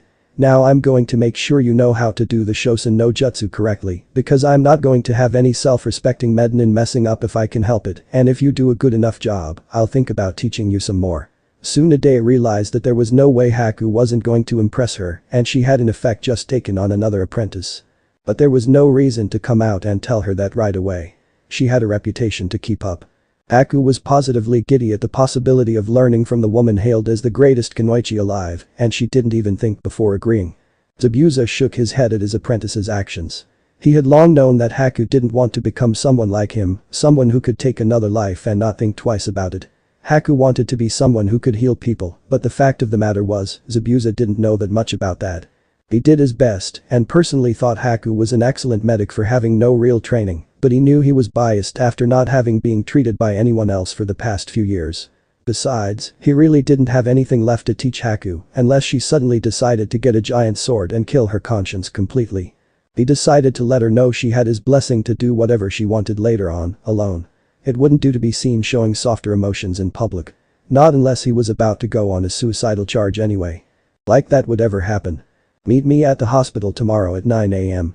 We'll see how good you really are and I'll decide if you're really worth my time." Naruto took a deep breath before knocking on the door to the Yamanaka apartment. Ino's mother had let him in and told him to go on upstairs, that Ino was waiting for him. The door opened and Inoichi was there waiting for him. "Ino will be ready in a few minutes," he said gruffly. He liked Naruto and was over him holding the Kyuubi, but if the boy expected to date his daughter, there would be no kindness. I thought your wife said she was waiting for me. Doesn't that mean she's ready? Inoichi shook his head. A little word of advice. If you're going to go pick up a girl, they will never be ready when you get there. Ever. I heard that. Came the harsh call from both mother and daughter. Inoichi vaguely wondered how they heard him, but pushed past it. At least he wasn't whipped like Shikaku. He knew he wasn't. He was able to persuade his daughter not to go after the Uchiha anymore. Then again, he wasn't able to put up much of a defense when she came home with this idea and stopped arguing completely when his wife said something to him. No, he decided, he wasn't whipped like his friend, and if he was perfectly happy not knowing he was. Naruto and Inoichi sat in a fairly uncomfortable silence for the next few minutes, waiting for Ino to finish getting ready. Inoichi had a lot of fun playing the menacing father, which he was pretty good at, especially since he had been a jounin for almost 2 decades and a shinobi for more than 2/3 of his life. Ino came into the living room and immediately noticed the oppressive atmosphere. She sent a look at her father then had him cringing. He knew he would have an upset daughter to deal with and most likely his wife as well, once Ino told her what he had been doing, once she got back. Ino was done glowering at her father and turned to Naruto, who hadn't said anything. She figured he would be complimenting her loudly by this point, not that she wanted that, but only that it was something he would do. Instead, he was staring at her dumbly, mouth half open and eyes slightly glazed. If he decided to start giggling, she would punch his lights out, but his whisper stopped her. Beautiful. Ino blushed at the compliment. It probably had more effect on her than if he had been yelled. She was wearing a lavender dress that stopped mid-thigh and showed off her exceptional legs. She had paid special attention to her hair and it could be seen with an extra shine to it. Naruto, on the other hand, sported his trench coat as always. However, it did seem to be cleaner than usual, as no spots of dirt could be found on it, despite the rough sparring match it went through yesterday. He also had traded out his orange for deep blue variants that worked well with his eyes. Naruto hadn't particularly wanted to trade out his orange, but after multiple objections from Shizune, Anko, and Haku, who didn't really want the day to go well because it might hurt her chances, but wasn't nasty enough to actively sabotage his date and didn't want to give the impression that it would be okay to dress like a fool when he took her out, Naruto relented. It looked good on him, but the jinchuurki had already decided to go back to orange as soon as he could. You're looking pretty good yourself, Naruto-kun, Ino said in her attempts to conceal her blush. What are we going to do today? Naruto seemed to snap out of it at Ino's words. He held up a basket she had overlooked until now. Oh, well I made us some lunch and I figured we could go somewhere to eat it. Ino refrained from rolling her eyes. Only Naruto would say something like that. So you didn't want to take me out to eat? She asked innocently. Her father seemed to back away at those words, though Naruto didn't catch it. Naruto blushed. I didn't think you'd want to go to Ichiraku's and anywhere else I can go and not get kicked out didn't feel right, he mumbled, feeling slightly ashamed. Ino flushed with anger at the villagers who would keep her crush from being treated like a normal human being. That's okay, Naruto-kun, she said gently. Food you made yourself is more romantic anyway. Naruto beamed at the simple praise and Ino caught his infectious smile. She grabbed his hand and led him off and away. Inoichi watched him go off with a fond smile. He knew Naruto would make his daughter happy. Suddenly, he cursed. Shit. I had the oppressive atmosphere, but I forgot to threaten his life if anything happens to her. Damn it. Naruto had stopped being led by Ino halfway to their destination and became the leader, though he didn't drop her hand. Ino wasn't sure if this was conscious or not, but she liked to think it was. Just a little farther, he declared as they pushed through the woods. Ino knew Naruto had a strange sense of what would make a good date. Knowing this, she thought she had prepared herself for this. However, being dragged through woods at a high rate of speed was not what she had expected. Another 30 feet and the duo burst through a wall of foliage that gave way to a clearing that made Ino gasp. The majority of the clearing was dominated by a pond, fed by a beautiful waterfall with a small stream running off it before disappearing among the trees. One side of the pond was covered in a soft field of flowers, elegant ones that had Ino's eyes bugging. Naruto immediately knew he had made the right choice. You know, the old man said that the Nidaime used to practice his water techniques here. I think he just liked the view. Ino nodded absently. She was still too wrapped up in appreciating the beauty of the clearing. Naruto walked over to the clear spot of grass right by the water. He sat down close enough to the water to dip their feet in and patted the grass next to him. Ino shook off her shock and joined him. Naruto emptied the basket, setting up sandwiches, a thermos of ramen, various snacks, and 2 rather delicious-looking slices of cake. Ino caught herself as her mouth started watering, it really looked good. Come on, Ino-chan, eat up. I'm on a diet, Naruto-kun, she protested weakly. So what? I think you look great and you should eat more anyway. It's not healthy to go without eating. Besides, if you train enough, you can get stronger, not have to worry about what you're eating, and not be hungry all at the same time. So eat. Ino's body betrayed her. Her hand shot out and grabbed one of the sandwiches and started chowing down. Her stomach was grateful, and one look at Naruto destroyed all of her protests. He looked happy she was eating, so there was no way she was stopping now, not if she didn't have to. They sat with their feet brushing the water's edge, and Naruto told Ino about the mission to Wave Country. She was suitably angry at Gato's actions and hid her jealousy successfully when she heard about how many times Haku and Tenten walked in on him accidentally. Naruto couldn't explain it. He didn't understand how two experienced kunoichi like them couldn't tell when he was in the middle of changing and how they always seemed to walk in on him at that exact moment. He told her about all the bandits he had to take down, something that was easier for him to talk about than he thought it would be. Ino still held him as he went through that part of the story. Of course, she nearly killed him when he mentioned going off to fight the bear demon, but it had been a great date up until then. After Naruto bandaged his bruises and they spent a little while longer talking before Naruto decided to take Ino to his favorite place in Konoha. Ino immediately knew he was talking about the top of the Yondame's head on the Hokage monument, but as they were walking over there, fate decided they would never get there. Konohamaru, rocks aren't square. Boom. Yuden, you shouldn't have added so much gunpowder. Sorry, Mogi-chan. Hey Konohamaru, Yuden, Mogi. What do you need? The trio shot up to attention. We want you to play ninja with us, boss. You haven't played with us in so long. I played with you guys last week. Are you telling me you've mastered what I've taught you already since then? The three ninja in training blushed and kicked the dirt at their feet. Well, not totally. Naruto had met Konohamaru shortly after becoming a genin. The boy had been running from his teacher, Ibisu, and Naruto helped hide him. They evaded detection for a while, but Ibisu wasn't a special jounin for nothing, and when Konohamaru started arguing with Naruto, their position was compromised quickly. Naruto ended up defeating Ibisu through a combination of Cage Bunshin and Henge, getting a surrounding group of women to attack the man for being a pervert. After that, Konohamaru pleaded with Naruto to teach him a technique that would be able to beat Ibisu like that. Naruto eventually gave up his Warak no Jutsu, and Konohamaru took to it well, learning it quickly for his age. Ibisu caught up with them once again, looking rather worse for wear, and Naruto knocked him out after Konohamaru failed too. The Sarutobi heir looked up to him ever since. The Konohamaru Corps interrupted Team 7 as they were coming back from a mission, and Sakura asked Naruto what kind of ninja plays ninja. In truth, Naruto wasn't playing ninja at all. He made it seem like a game, remembering his own lack of attention at that age, as he taught them basic shinobi skills, ranging from detection and stealth to the most basic of jutsu, henge. They were more than happy with what they were learning, and they were getting a better grounding earlier they would get at the academy. That's not to say the academy was bad, it was just that they weren't able to deal with all the different styles the shinobi hopefuls were suited for. Hey boss, who's she? Konohamaru asked, pointing at Ino. Naruto chuckled sheepishly for not introducing Ino until now. This is Ino-chan, and I've known her since I was younger than you guys. Is she your, Konohamaru asked suggestively, holding up his pinky. Well, we are on a date right now, Ino said with an undertone that stated that the younger trio probably wanted to make sure they didn't disrupt her date any longer. I always knew boss had good taste, Konohamaru remarked, and Ino looked satisfied with that compliment. Alright troops, Naruto barked as his friend saluted, I want you to make sure you have what I taught you down pat before you see me again. And believe me, I'll be checking. Yes sir. The Konohamaru Corps snapped a salute before running down the street. Just as Naruto and Ino were about to leap off, they were stopped by a shout. Hey, put me down. Naruto immediately started back for his troops, giving Ino an apologetic glance. She let him go because otherwise she knew he would be worrying for the rest of the day.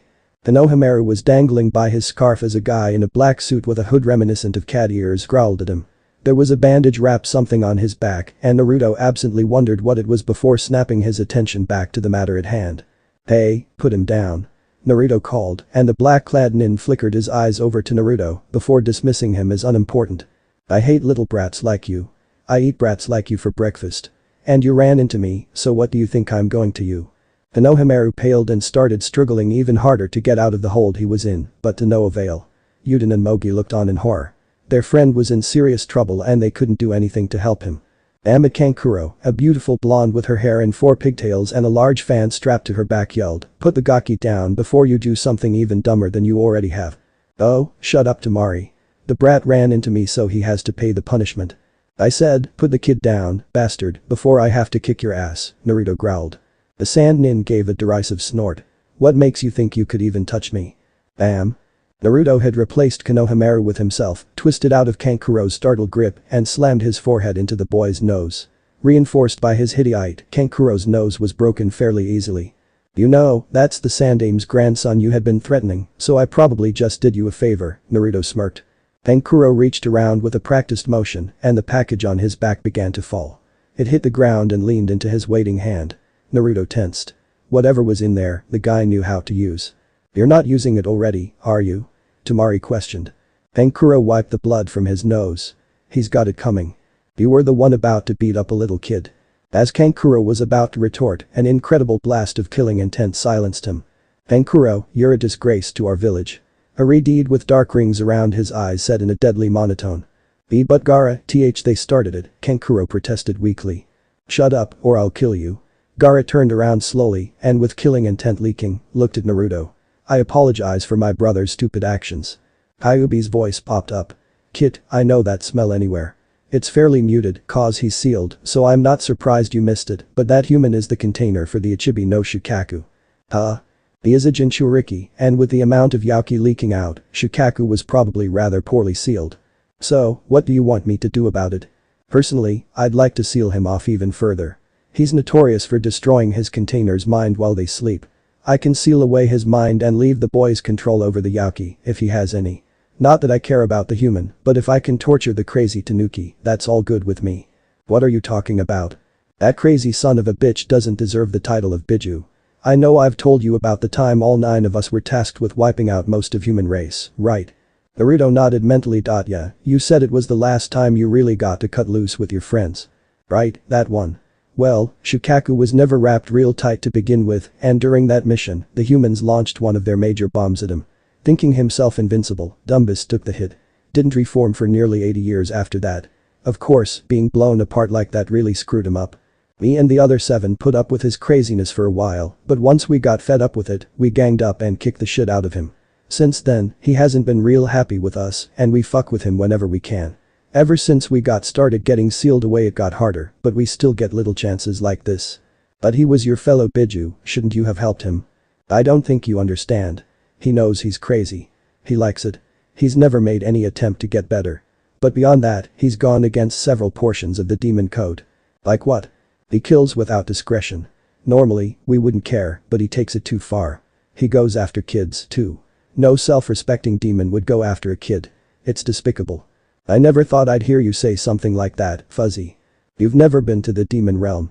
Far above any treasure, children are prized. It's because demons rarely ever have kids.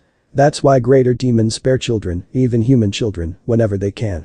Some of the lower demons don't follow that creed as much, but anyone who's reached the level that we have, will leave them alone." "You never told me that." "Well, there's your lesson in demon etiquette for the day. Now, see if you can convince the boy to let us seal off Shukaku." "What's your name?" Naruto asked, the mental conversation not having taken too long and the sand trio still there. "Tsubaku no Gaara," the red-deed answered, still using his creepy monotone. "You?" "Uzumaki Naruto. I look forward to fighting you in the exams, Uzumaki Naruto."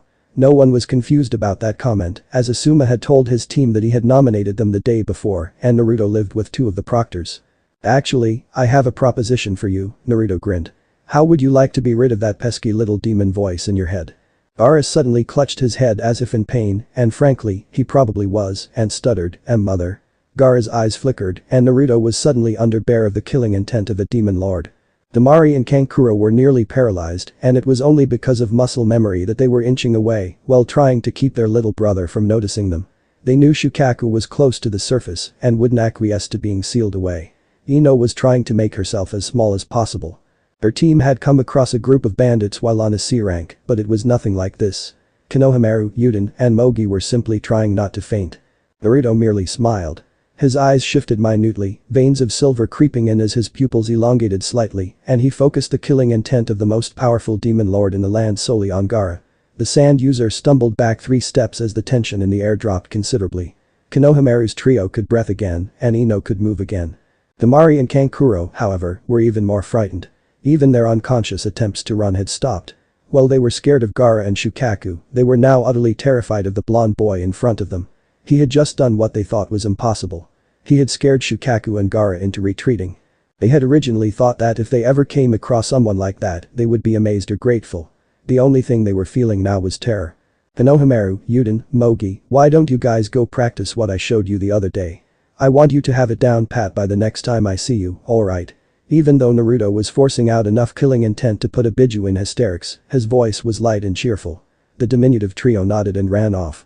Now, Tsunano Shukaku, you have absolutely no say in your whether or not you get sealed off, so leave your host alone before I have to kick your ass from here to Kumo and back. Alright. Gaara once again had his hand on his head, muttering quietly as he forced his demon back. Finally, he looked up.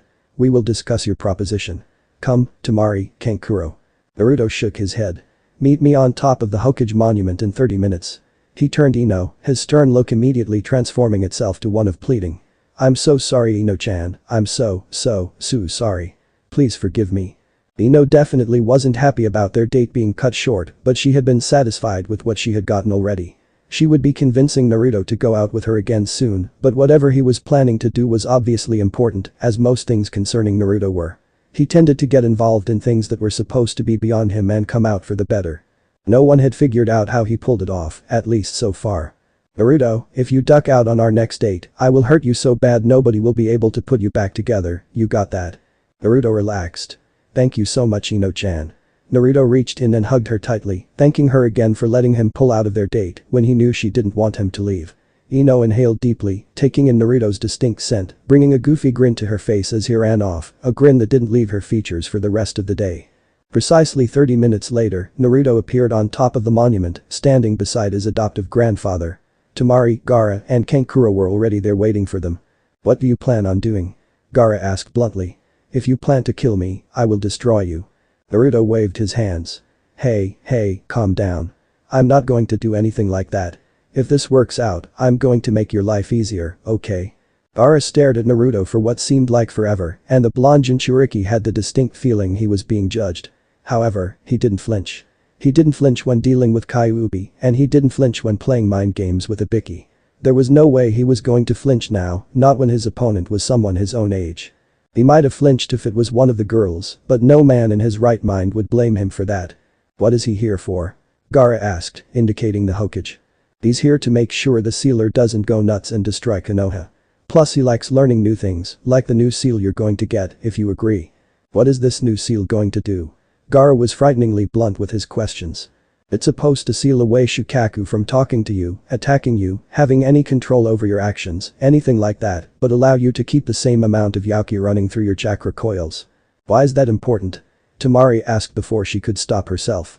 Naruto looked at her with an understanding stare. Not many people studied the effect of prolonged exposure of Yauki on the human body. Most knew that if a large amount entered your chakra coils, you were probably dead, and if you weren't, you were in extreme pain until it exited your coils once again. However, Jinchuuriki were different. Gaara's had Yauki being filtered into his chakra system for his entire life. If his seal's weak enough for Shukaku to pull his famous eat your soul while you sleep maneuver, he's getting even more Yauki than a perfect seal would give him. Both seals are made for the same reason, to take Yauki and make it into usable chakra, it's just a perfect seal would take longer. But you see, both versions of the seal leak a small amount of Yauki into the Jinchuuriki's body. Normally, Yauki in person's chakra system would mean intense pain or death. However, since a Jinchuuriki has had the Yauki in their system since birth, it switches purposes. It's not a poison in their system anymore, but if it's suddenly removed, it ends up having the same effect. Intense pain or death? Probably both. The seal Gaara is going to receive is designed to allow him to keep the same amount of Yauki leaking into his coils, but seal away Shukaku. Any other reinforcing seal we would use would work just as well in the long run, but would probably end up restricting some of the Yauki flow. It wouldn't be enough to kill him, but it would be enough to weaken him, if only temporarily. Since the Chunin exams are so close, and you guys are in it, that would be a bad idea. Understand? Temari nodded, and Kankuro did too, but Gaara just stared at him. He didn't give any indication of understanding, but Naruto instinctively knew that Gaara would let him know if he didn't. Probably violently. Sarutobi was impressed with the way Naruto spelled it out for the Tsunagenin. Naruto was proud of himself for not screwing up, but was internally horrified by how much he sounded like Iruka-sensei in lecture mode. Where'd you learn all that? Kankuro asked, genuinely curious. People usually didn't think of him as the intellectual one or one who wanted to learn more. Temari was the one known for brains, and in strategy and tactics, she beat him every time. However, on the whole, he was smarter. and his sister knew it too. It was partially why she beat him into the ground with her fan so often. But there was no way he could be a puppeteer and not be smart. He needed an extensive knowledge in physics, chemistry, aerodynamics, woodworking, engineering, and biology. He had also studied basic psychology in order to better create a more terrifying puppet. Naruto looked at the face-painted genin and gave a sad smile. In truth, he had gotten most of it from various scrolls he had taken from the Kyuubi's lair he had visited just before he came back from his trip outside the village, but he wasn't about to tell them that. 12 years ago, Konoha was attacked by the Kyuubi no Kitsune. History said he killed it at the cost of his own life, but you probably know better than most that it's impossible to kill a Biju. The best you can do is seal it away. Guess who was used? Looks of understanding blossomed on Temari's and Kankuro's faces, while Gaara maintained a look of disinterested indifference. However, one thing stuck out in the mind of the sand user. You were treated as a hero. Naruto gave a hollow laugh, and Sarutobi looked pained. However much of a hero I may have been, I was treated as the Kyuubi incarnate by almost the entire village. It was only because of a few understanding souls that I didn't go completely batshit and release Fuzzy all over their ungrateful asses. Though it hurt the Sandaime Hokage to hear that, he knew it was true. However, it hurt Temari and Kankuro even more. The blonde in front of them didn't seem like the brightest of people, after all, he wasn't afraid of Gaara. But still, it sent waves of guilt running through them as they heard that all they had to do to make sure Gaara didn't end up as a psychopathic killer was disobey their father and try harder to get close to him when he was younger. Perform the seal. If it goes wrong, I will kill you. Naruto nodded and turned to Sarutobi. I've got him to promise not to do anything too bad, so let him have his fun. He hasn't gotten a chance to stretch his legs since before I came back to the village. He won't do anything more destructive than I've ever done. Alright. The professor agreed with only the greatest reluctance. Naruto bit his thumb and ran through a set of short hand seals. Kuchius. Kyuubi no Kitsune. Kankuro and Temari were wide-eyed and had their hands on their weapons, while Gaara had popped the cork from his gourd at this apparent attempt to kill them. Sarutobi looked slightly distressed as well, but nowhere near as much as the Sand siblings. As the smoke cleared, instead of a blood-red fox, there stood a man. He was dressed in formal clothes, and he looked a bit like royalty. He wore his blood-red hair long, down to his waist. His face was aristocratic, but still had the look of fox mischief that Naruto wore daily. He had no tails, nor had his ears on top of his head, nor did he have claws. In fact, the only thing that might have given him away as the demon lord of the foxes was his red eyes, but they weren't even slitted. If he had black hair, he probably would have looked like Yuuhi Kurenai's brother. Now, show me your seal so I can fix it, he ordered Gaara. I've only got so long outside the seal, and I want my night of debauchery to be as fulfilling as possible. What did you do, Naruto? Sarutobi asked, suddenly very angry with the fox demon. Naruto was lying on the ground, unconscious and looking very much like he was dead at first glance. His ever-present illusion was gone, showing Naruto's true form. Luckily, the Sand siblings were too focused on the deadliest demon in the world to notice. Once Sarutobi confirmed he was alive, he relaxed only very slightly. What? He summoned me, and he knew the price. It's the main reason he doesn't summon me every day. By summoning me, he loses the Yauki supply that's being transferred into him. He's got enough still in him to last him about 18 hours or so, but after that, I've got to go back in the seal, or we'll both die. So, let me do the seal so I can go find some fun. Gaara reluctantly showed his seal, and Kyuubi started to paint on a complex seal overlay. Everyone was too scared to ask the demon lord where he had gotten the ink and brush, as no one had seen any signs of it before. Completely the seal, Sarutobi inspected it briefly before finding it far outside the area of his expertise. The only other time he had felt that way when dealing with seals was the Yondaime's special kunai. Kyuubi ran through hand seals faster than he could see and forced a hand glowing with chakra over the new seal. Alright, that's done, Kyuubi said as Gaara finished screaming in pain. You should be able to sleep again as soon as you can force yourself to actually get to sleep. Going so long without it, you've probably forgotten how. The Biju walked over to Naruto, slipping an illusion over him to hide the blonde's true form. Take the kid back to his house. He's probably the most vulnerable person in the world right now. Don't worry, I'll be back in the seal in time, but get him in bed. He's going to wake up with the mother of all hangovers in the morning. Sarutobi dealt with the Sand siblings masterfully, getting them back to their hotel and ordering Gaara to rest, after reiterating to the boy that he wasn't a monster, using Naruto as an example. He then went back to his office and opened an extremely large bottle of sake.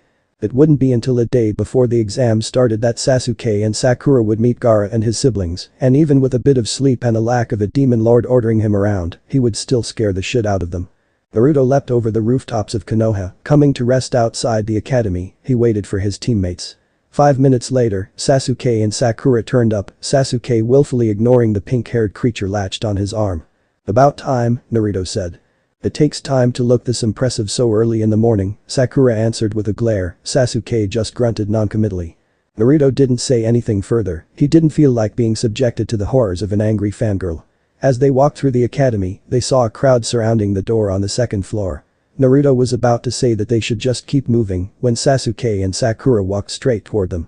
Intent on grabbing his teammates before they made a scene and got them more competition, Naruto saw something that made him forget all about it. Team Guy were confronting the two guarding the door. Suddenly the guard with his head wrapped in bandages backhanded Lee to the floor. Tenten stepped in to shield her friend, and when Naruto didn't see her moving to block the strike, he reacted. He wasn't sure why, as he recognized the tactic they were using, making people think they were weaker than they really were. But at that moment, he didn't care. They were picking on people who weren't fighting back, and that wasn't something Naruto was going to put up with. And that was how Naruto found himself standing in between two shocked ninja. Tenten was shocked that she hadn't been hit, though she almost lumped Naruto in happiness when she saw who it was. The bandaged nin was shocked that he hadn't detected Naruto approaching, his backhand had even been caught. "Knock it off," Naruto growled, his killing intent slowly leaking out. Sakura and Sasuke were stunned at Naruto's actions, but when later asked about it, Naruto wouldn't be able to give an answer as to why he did what he did. The disguised Chunin, though all were oblivious to it, moved forward with a strong cross to Naruto's chin that he just barely dodged. Naruto jumped back for better range when Lee superimposed himself between the two fighters. "This is not what we are here for, Naruto-san," Lee said disapprovingly. "He's right," Sakura agreed, while disbelieving that she actually did agree with him. "You shouldn't have even tried to fight Naruto," Sasuke smirked. "He's a lot weaker than me, and he could still kick your ass all over the place. So why don't you just leave and undo this ninjutsu field while you're at it? I'm going to the third floor." The crisis averted, and an extra 20 contestants led into the exams. Team 7 continued trekking to the testing room. "Sasuke-san," Lee shouted as he stood on top of a banister, fists on his hips. "You refused to spar me in Wave Country, but now, I request once more. Fight me, here and now, as a sign of who is better, a natural-born genius or a genius of hard work. Or do you refuse once again?" Sasuke grunted. "Fine, I'll fight you, but only as a warm-up. I doubt you're even worth my time. You will see that a genius of hard work can be much stronger than you believe, Sasuke-san." Lee's eyes suddenly turned to hearts. "And I can prove to the beautiful Sakura-san that I deserve her love." As Sakura shivered in disgust, Naruto remembered the training sessions from in Wave. He was usually exhausted by that point in the day, having created and maintained hundreds of clones over the course of the day in order to practice against mass attacks, so he wasn't much of a sparring partner, but from what he remembered, Lee was one of the most devastating taijutsu users he had ever seen. Naruto smirked as he spotted Tenten hanging around the corner. Apparently, she wanted to see Sasuke get his ass handed to him as well. Naruto snuck over to Tenten once Sakura was absorbed in the fight. "Are you here to watch team get beat up?" "Maybe," she grinned impishly before turning serious. "Mainly I don't want Lee to give up too much. He shouldn't show his abilities like he does." Naruto winced as he saw Lee get a kick inside Sasuke's guard, catching him on the chin. He may not like Sasuke, but he was still his teammate and he didn't want him getting seriously hurt. In the fighting arena, Sasuke smirked. "Guess I finally have someone to use this against. I activated it in Wave, but haven't found anyone worthy of it yet. You should feel lucky I'm using it against you." Sharingan. Naruto was confused. He activated his bloodline. "When? We were in Wave 2 and he never said anything there." Tenten looked at her crush and wondered why she liked him even when he said things like that. "Probably when he was off training with your sensei when we were all up at the bridge doing the job we were hired to do." "Hey, it's not so bad if he wants to train to get stronger," Naruto countered, trying to defend his teammate even if he didn't like him. "It is if he ignores the mission," Tenten argued, a little more heatedly. Naruto didn't have an answer for that. He wanted to justify his teammate's actions, but he couldn't. He settled for glaring at the girl he had known since childhood. One of his favorite things to do was pick on his teammate, but he didn't want someone else cutting him down with actual venom. That was his job. Even with his Sharingan, Sasuke found he couldn't beat Lee. He could track the boy's movements, but he couldn't tell what kind of jutsu he was using to beat him. He couldn't even detect any jinjutsu or ninjutsu he was using. Maybe his eyes weren't strong enough. "I see you are wondering what technique I am using to beat you," Lee said as he started to unwrap his bandages. "I am using neither ninjutsu or jinjutsu in my attacks. It is all taijutsu." The Sharingan can track all taijutsu, Sasuke spat, his lips slightly split. Lee smiled in a knowing way. I have dedicated myself to defeating natural-born geniuses, especially those geniuses born into a clan with bloodlines. As such, I have learned all about all the bloodlines I could. I know all about your Uchiha bloodline, and I have figured out how to beat it. And how's that? Sasuke demanded, looking as if he believed he was entitled to the information. It is true that the Uchiha bloodline can copy ninjutsu and taijutsu, as well as see through genjutsu, but there is one major flaw that is not taken into consideration. And since I have trained extensively in taijutsu, I can exploit it to its full extent. Lee was getting a lot more excited now. Naruto and Tenten were both surprised he hadn't mentioned youth or something similar yet. The Sharingan may be able to see my movements, but if you aren't fast enough to catch up with me, there is no way to defend against them. Cage bio. Lee shot across the floor faster than most could see. He kicked Sasuke in the chin, sending him straight up, soaring in the air. Lee leapt up after his opponent, in the same arc, wrapping his loosened bandages around Sasuke, binding him tightly. Before the attack could be completed, a thrown pinwheel caught the tail of one of Lee's bandages, pinning it to the wall. A large turtle poofed into existence as both Lee and Sasuke landed roughly. Tenten grabbed Naruto's arm, pulling him away from where he could see what was going on. That was Ninkum Gai-sensei's personal summon, and with your luck, you'll probably get caught in the genjutsu when they hug, cause you know it's gonna happen. Naruto pouted, a look that made Tenten want to kiss him right there, but restrained herself. He let himself be pulled down the hallway, closer to the testing room. Unexpected by the two, Kakashi was already there, waiting for them, along with Neji. So, you're already here, Kakashi said lazily. I wouldn't have thought you would have gone ahead without your teammates, Naruto. But if you were following a pretty girl, I suppose I can understand why, he added with a perverted giggle. Wham! Tenten brushed her knuckles off, having just punched Kakashi into the ground. He recovered fairly quickly though. What are you still doing out here, Neji? Tenten asked. You didn't have to wait out here like this. Actually, he did, Kakashi corrected. The Chunin exams can only be taken in teams of 3, and since you and your other teammate weren't here yet, he had to wait outside. Ah, my rival, Guy proclaimed from behind the genin, shocking them all. It is good to see you advising my team on the procedures of the exam in my absence. So very youthful of you. You say something, Guy? Kakashi asked without even looking up from his book. Ooh, my rival's attitude is so hip. I must train harder to attain his level of hipness. Guy started ranting about exactly what training he would do in order to accomplish his goal, but everyone roundly ignored him until Lee ran up. Luckily for everyone there, Tenten and Neji dragged him inside before anything could come of it. Minutes later, after Sasuke and Sakura walked up and after Kakashi explained the teams of 3 only rule, Team 7 joined them. Naruto-kun. A blonde blur slammed into Naruto's chest, squeezing him tightly. Naruto pried Ino off him, not that he didn't like the feeling he was getting when she was nuzzling his chest, but he didn't want to attract any undue attention to her. He didn't care much about himself, but didn't want anyone getting the idea she would be an easy target. Geez, Ino pig, I always knew you would one day realize Sasuke is out of your reach, Sakura jeered, but I never thought you would go after a baka like Naruto. I thought you had better taste than that.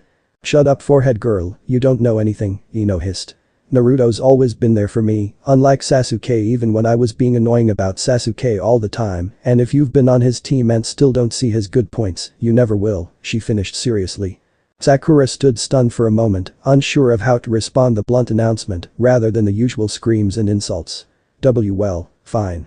During the exchange, Naruto maneuvered himself away from the arguing Kunoichi and over towards Team 8, or as he preferred to call them sometimes, Team Jacket. Hey guys, he greeted. Shino nodded in response, while Hinata blushed and stuttered. Kiba merely snorted and turned around to keep talking to Shikamaru and Chaoji. Hello, and Naruto-kun. How do you guys think you're going to do? Our team has gotten much stronger since the academy, considering the amount of time we've had to train, Shino said dryly. However, we are rookies, and it would not do to get our hopes up merely because we are stronger than we were in the academy. Oh come on, Shino, Kiba objected, having been listening to the short conversation out of the corner of his ear. I bet I could beat most everybody in here. There's no doubt I'm going to be a Chunin, even if I am a rookie. Shino let out a small, barely audible sigh and adjusted his glasses, a sign Naruto recognized that meant Shino was irritated, most likely with Kiba. Kiba, I will respect the fact that you have grown a great deal stronger than you were in the academy, but that does not make you the strongest person here, nor does it mean that you will automatically make Chunin. While I would like to believe that we will all advance, however, logic states that as we are all rookies, we will likely all fail before getting too far into the exams. Furthermore, the likelihood that any of us will be promoted is slim, to say the least. What? Kiba was confused. Despite being on the same team with him, Kiba hadn't made much headway in deciphering Shino's words. Do you really think we will fail, Shino-kun? Hinata asked, suddenly even more nervous than before. As rookies, it is highly likely we will not pass the exam. However, we have grown strong enough to put forth a good showing, which is the most anyone could reasonably ask for. Shino looked at Hinata seriously behind his dark glasses, though Naruto could tell he wasn't angry. Naruto didn't know exactly what Shino was talking about, but figured he was trying to boost Hinata's confidence.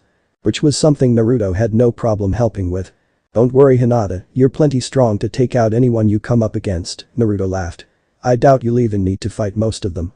They'll probably get knocked out fast, before the fighting even starts. The silver-haired genin walked over. You know, you guys should probably be quieter. There are a lot of people here who would kill you for saying something like that. Those Rain Nin over there, they're known for their short tempers.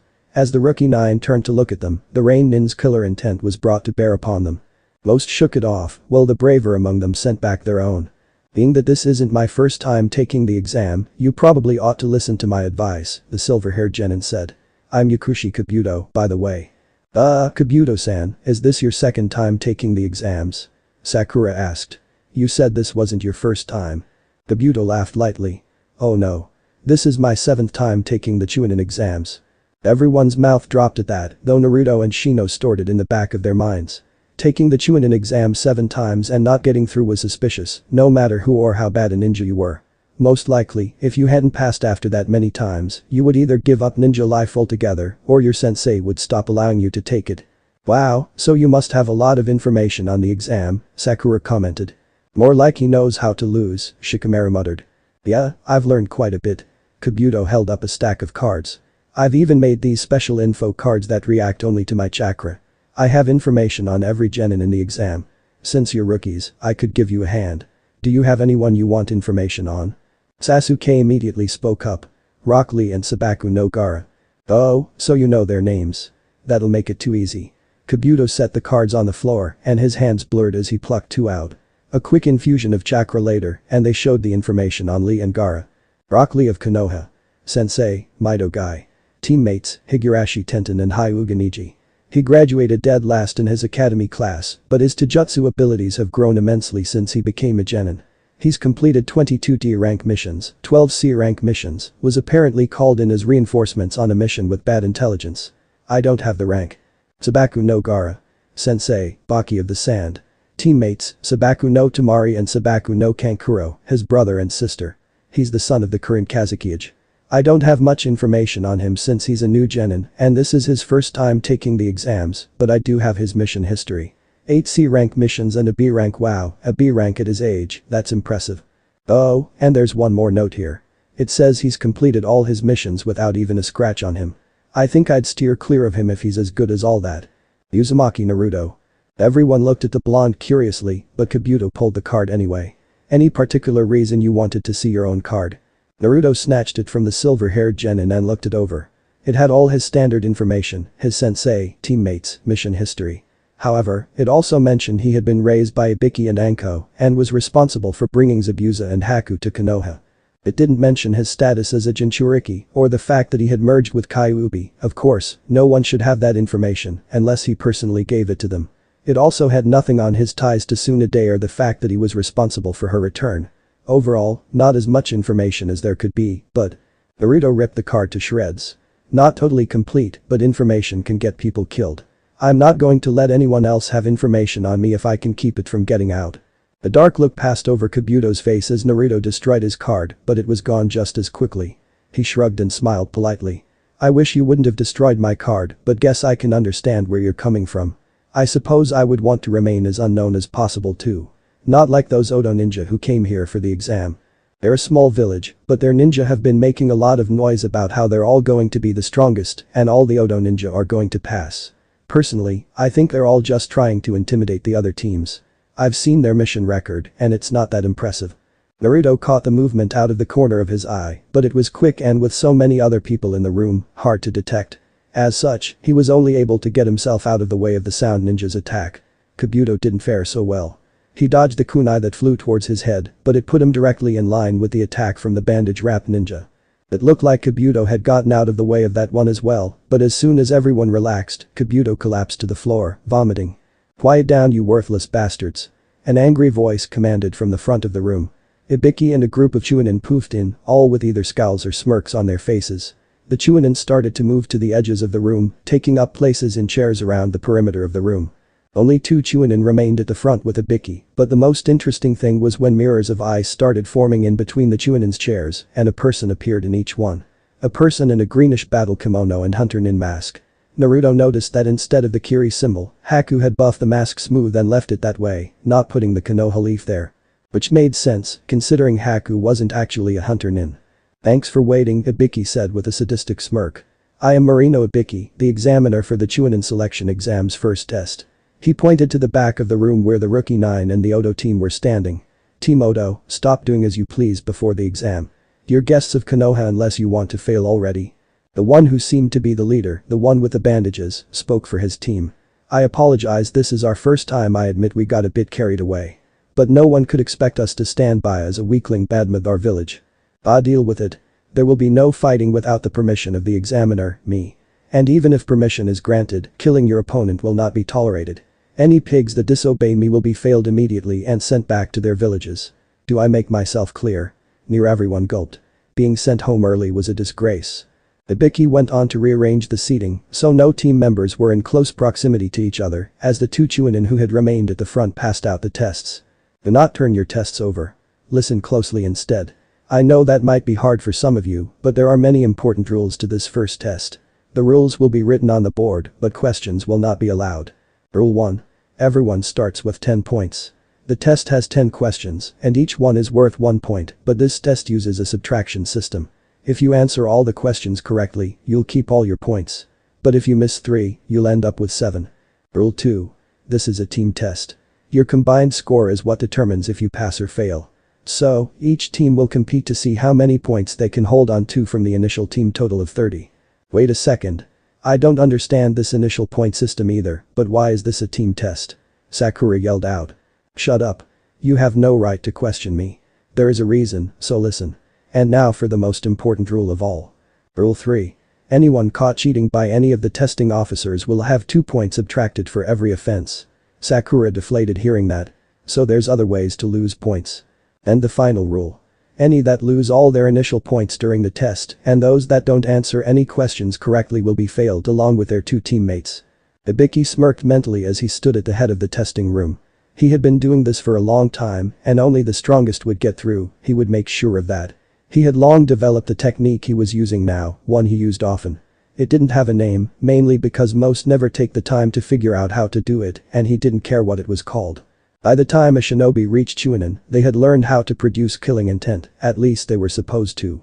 However, most could only do it in an on-off method to start with or could only use it when feeling a negative emotion, and when done that way, the amount of killing intent depended on what the emotion was. Only experienced nin could use it effectively enough to summon it up at will and control how much they used. However, those that could produce a large amount usually only did that. They just let loose their killing intent in one burst. However, Ibiki's technique wasn't like that. He used it when starting an interrogation, most of the time. It started out by releasing a small unnoticeable amount of killing intent and gradually increasing the amount. The usual effect, provided you could keep the victim occupied on something else, would be that they wouldn't notice the rising intent and would become increasingly nervous and paranoid, making mistakes and tripping themselves up. Its effects were subtle, but frighteningly effective when used correctly. Sadly, not many bothered to learn how to do it. Surprisingly, Naruto could, even if he didn't use it all that often. Actually, it wasn't that surprising. Naruto sucked up pretty much any technique you put in front of him and wouldn't stop until he figured it out. Most other shinobi, however, preferred learning physical interrogation if they were going to learn it at all. Ibiki knew that was limiting them, but to each his own. The technique also didn't work as well on a group as it did on an individual, but it was more than enough for a genin who wasn't ready to advance. Only those who had a chance of becoming Chunin would make it past his test. However, as Ibiki looked out over the group, he noticed that there were a lot who could potentially make it past his test. Naruto had told him about the team from Suna and their confrontation a week ago. As long as they didn't get caught cheating, they were more than capable of passing. Beyond his test, he wasn't sure, but he knew his ability to produce killing intent wasn't as good as a demon lord's. And if they spent any time around a jinchuurki whose demon was constantly close to the surface, they had nothing to worry about. At least from him anyway. Ibiki knew Naruto's team would pass. He had taught Naruto how to break someone mentally, even if he hadn't been in a situation to actually do so yet, and knew his little brother knew enough about the exercise to recognize it and pass. The Uchiha was smart enough to figure out some way to cheat. It would be easy if he had activated his bloodline. And Haruno was simply smart enough to pass, period. Shino's team would pass. If the recon and information gathering team couldn't pass, no one would. But he had a feeling they would be fine, as long as they weren't too intimidated by the last question. Ibiki knew Team 10 well enough that he already knew how they would cheat. Ino would use Shintention no Jutsu, probably on Haruno based on where the two were sitting. Shikamaru was more than smart enough to get past the questions, and he would use Kage Main no Jutsu to make sure Chaoji had the right answers. Ai's team was ready too. Niji was using his Byakugan, and Tenten had a fairly good setup going with Lee. She was using near-invisible wire to manipulate a mirror on the ceiling. It wasn't too obvious, and his team had set up the mirror before the genin started coming in. He had expected someone to use the mirror, but only someone who was prepared and could be subtle enough to not get caught. Tenten was doing well. SHPTT. Haku had just thrown a senbon from one of her mirrors and pierced one person's test. Katetsu shouted out that he and his team were disqualified for failing. SHPTT. SHPTT. 2 more teams gone. Naruto knew what was going on with the test. Ibiki had taught him psychological games, and he knew this one. Only the truly smart people would be able to answer the questions, and Naruto knew that way was out. But he also knew how this test was going to end. Everyone would be forced to make a decision on whether or not to continue. He didn't know what his adopted brother was going to use as a motivator, but Naruto did know it would be good. He also knew that Sakura could see him from where she was, and if she thought he was going to fail the team, she might quit instead. The only way Naruto saw for this not to happen was for her to see him writing down answers. Unfortunately, Naruto didn't have a particularly sneaky way of getting answers at the moment. Page Bunshin was his primary intelligence gathering technique because of its ability to send everything it learned back to him once a clone dispersed. However, there was no good way to use it here. He had no way to hide them as they poofed into existence, and even if he did, there was no hiding the clones once they were there. Naruto sighed as he turned to his next best option. Huzzy, can you lend a hand? Ayubi groaned as if just waking up. Bah, what do you want? I'm still sleeping off my hangover from last week. I thought your healing ability would fix that, shouldn't it? Hangovers are about the only thing it doesn't heal, the fox demon moaned. I think it's Kami's way of saying he hates me. So leave me alone. I can't do that. Why the fuck not? Because if you don't help me, there's a good chance I'll fail the exam, and then how would you live down the shame of having your vessel seen as an idiot? Hell, I've been trying to figure that out for the past 12 years. Come on, give me a hand. Or are you afraid you won't know the answer to a few questions a human came up with? Naruto taunted. Worthless brat. No pitiful ape rat could come up with a question that can stump me. And for this, you have to give me another day on the outside soon. I don't care if you just let me out, I'm doing you a favor. Yeah, what's the first answer? Aku stood in her mirrors and watched the testers. She had been briefed on what would be considered cheating, but she had her own ideas on that. Most of these people would never be able to fool an experienced nin with the methods they were using. However, she was told what was good enough and she would have to abide by that. Aku hadn't really wanted to do this, but after Naruto had made some choice comments to Ibiki, the scarred man had offered her the equivalent of a C-class mission to come in and help pick out cheaters for the test. The use of her bloodline mirrors, as well as her hunter uniform, was mostly for intimidation.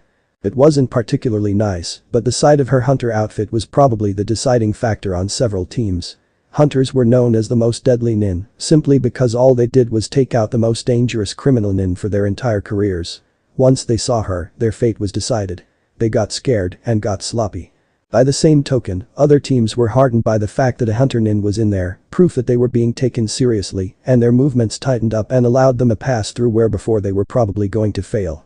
She sent a fond smile over to Naruto, not that anyone could see it for the mask. Nothing against him, but he wasn't smart enough to answer the questions. They were supposed to be out of the range of a genin. It looked like he had found a way to get the answers, but even more impressive was that she couldn't see how he was getting them. Leave it to Naruto to find the most original way of getting information she had ever seen. Of course, no one else had befriended a demon lord either. Once 45 minutes were up, Ibiki started speaking again. Now for the 10th question. I'm sure you've noticed that we've hidden it from you. Before we reveal it, I need to go over the additional rules for this particular question. More rules, thought Sakura despondently. These are the rules of desperation. First, you must choose if you will even take it. Choose? What the hell do you mean by that? The blonde sand nin, Tamari, Naruto said her name was. If you choose not to, your points will be reduced to 0 and your entire team will fail due to your indecisiveness. Of course we'll take it then. What kind of choice at that? Kiba shouted. And now the other rule, Ibiki smirked sadistically. If you choose to take it and answer incorrectly, you will lose the right to ever take the Chunin exam ever again. You'll be stuck as Genin forever. Muttering broke out all over the room. I know what some of you are thinking. There are people here who have taken the exam before. But they were lucky. They didn't have me as a proctor. This year I'm running things. Just be glad I'm giving you a way out. If you don't think you can make it, you can quit and try again next year. Indecision filled the room as Ibiki upped the killing intent once more. Teams started dropping like flies. More than a dozen had dropped before Naruto looked back at his teammates. Seeing Sakura starting to raise her hand, Naruto didn't even think. He slammed his hand into the desk and shouted. Don't underestimate me and my team. I will never run. Everyone gawked at Naruto's actions. I'm going to take it. I don't care if I can never take the exams again, because I'm going to be Hokage no matter what. Even more shocking than Naruto's proclamation, Shino stood up. Additionally, you have no right to forbid us from taking the exams again. You may have rights to fail us now, but the only person who can forbid us from taking it again is the Hokage. And that only applies for the Konoha Genin. Not to mention none of the other villages would uphold such a rule. They would not forbid their Genin from advancing just because of your rule. Shino adjusted his glasses. However, even if they did, there are many methods for advancing through the ranks other than this exam. If there weren't, there wouldn't be nearly as many Chunin as there are. Any nervousness that had filled the room had left now. Naruto's words had filled the other testers with confidence, and Shino had pointed out the flaws in the rules that were almost always overlooked. There was no point in dragging it out any longer. Is that your final decision? This is your life on the line after all. If you're wrong, you have just thrown away everything you've worked toward. I will follow my unbending words, Naruto growled harshly. That's my Nindo. Ibiki smirked. He would have to put Naruto through his paces for this later on. Alright then. Everyone left passes. At the shocked looks on everyone's faces, excluding Naruto, the scarred Jounin explained the true purpose of the test. They were testing information gathering prowess with the first 9 questions, and if they had the heart to go through with a mission with the last question. Some were suitably upset, but before they could truly react, Ibiki noticed the next proctor barreling towards him. He took a step back. The window shattered as a large ball shot through it. It exploded outward at the head of the room, kunai pining the corners of the large sheet up. On it, the words read, the proctor of the second exam, the sexy Mitarashi Anko. In a side note at the bottom, Ibiki, remind me that we need milk. I'm your next proctor, and for that reason, you shouldn't be celebrating right now. Anko paused and looked out over the remaining teams. 78. What the hell? You losing your touch, Scarhead. There's just a lot of outstanding teams this year, he reasoned with a shrug. Anko waved it off. Bah, I'll cut this number in half, at least, by the time the second exam is over. Now, since I'm getting kind of excited, follow me. After the teams were gone, Ibiki collected the papers alone. Once he got to Naruto's, he paused. All the answers were correct, extensively so, but there was an extra answer in the space for the 10th question. Aniki. You should pay attention to that Kabuto guy. I don't know what's up with him, but he knows way too much to be a genin, and he smells like snakes, like Ni-chan. I know Anko hasn't been teaching him, so I can't think of any reason why he would except for some reasons I don't want to say if I'm wrong. But I think he's really suspicious. He apparently had the stats on everyone in the exams, detailed information, including mission logs. I know a genin shouldn't be able to get their hands on another village's mission books. And he was spreading it around. If he really is good enough to get that information, he more than knows to keep it to himself. What do you think? Naruto, future Hokage. Ibiki read it over twice before destroying the paper. He didn't need any spies finding out that they were onto Kabuto. Katetsu, he spoke into the air. Not a second later, the elite Chunin appeared in front of him. Find out everything you can about Yakushi Kabuto. He might be a traitor for Orochimaru. Hi, Ibiki-san. Anko stood in front of the fence of her favorite training ground. The Forest of Death, the deadliest training ground Konoha had, surpassing even the Tower of Pain, or the dungeon of many sharp pointy things that stab and pierce as they cut you into a really stupid amount of very small pieces. The naming committee probably never should have gotten drunk before deciding on that name, but most of the more eccentric jounin seemed to like it. Alright maggots, this is the site for the second exam. Some of you should probably back out now, because once inside, you'll find out exactly why we call it the Forest of Death. Naruto didn't scoff at this statement. He had the first time he heard about it and Anko had thrown him in there for 3 days before showing him the way out. He hadn't made fun of it since. Sasuke, however, had no such experience. PFT, I doubt it's really all that bad. If you go in there, how bad could it be?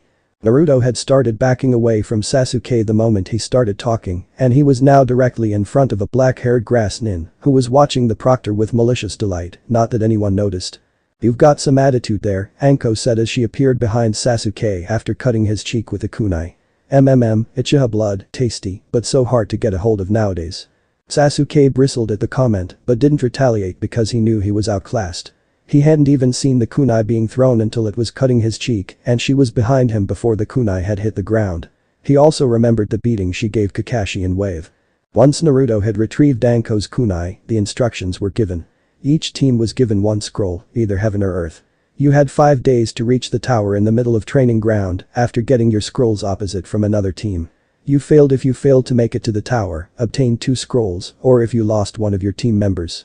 You also failed if you opened the scroll before getting to the tower. You weren't allowed to quit in the middle of the exam, either. It was all or nothing. One last piece of advice Anko caught Naruto's eye purposefully. Don't die. Team 7 signed their release forms and made their ways over to Gate 12, waiting for the signal to enter. The fence finally dropped and the genin bounded into the forest, heading for the tower. Half an hour into the forest and Naruto motioned for them to stop. What is it, dope? Sasuke asked irritably. Naruto laughed sheepishly. I need to go to the bathroom. Sasuke shook his head as Sakura looked vaguely disgusted by the fact that he said that out loud. Fine, but don't make us have to come look for you. Naruto nodded his assent and hopped off out of the clearing. In the next clearing over, Naruto unzipped and started watering the trees. The chakra he had been feeling started to close in, and Naruto smirked. Chakra sensing was actually an advanced technique that most people didn't learn until they were Chunin and didn't master until they were Jounin or Anbu. Naruto, however, felt the need to master it early on, if only to detect people who wanted to ambush the demon brat. It was also an extremely useful skill when avoiding detection whilst setting up a prank. If you knew someone was coming from their chakra, it was easier to hide. Of course, this skill could be fooled by manipulating your chakra correctly, but not even Ibiki was paranoid enough to do that all the time.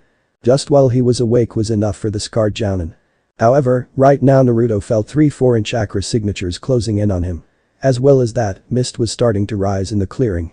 Once the mist was dense to the point that Naruto couldn't see, the enemy nin started talking, using Ansei Taui no Jutsu, voice projection, to mask his presence. Not that it did much. Naruto knew right where they were. That a little rookie like you is pretty scared right about now, huh? Can't even see a foot in front of you face, huh? Why don't you just hand over your scroll and any equipment you have and me and my team might let you live, huh? Naruto flashed a fanged grin and released some killer intent into the area. When he spoke, he used the same Ansei Taui no Jutsu his opponents were using. I bet you're from Kiri, am I right? Your technique is a giveaway. But do you know the drawback to this technique? This technique doesn't have any weaknesses, brat. You can't even see right now. Be glad we don't kill you here and now, huh? Now where's your scroll, huh? Naruto shook his head as he confirmed the locations of the Kiri genin. Now, you should always know the weaknesses of your jutsu. I'm just trying to help. A harsh grunt sounded through the mist as one of the genin went down from a strike to the back of the neck. You seem to be forgetting that I have more senses than just sight. And that I can still use them to track you down. The team leader heard another grunt as his other teammate went down. And what you didn't know before attacking me was that I've trained with Mamachi Zabuza, the master of the Kurigaku no Jutsu, and even he can't evade me completely with this technique. The Kiri-nin's strangled cry as Naruto took him out was only louder because of the fear he felt of the rookie he had attacked.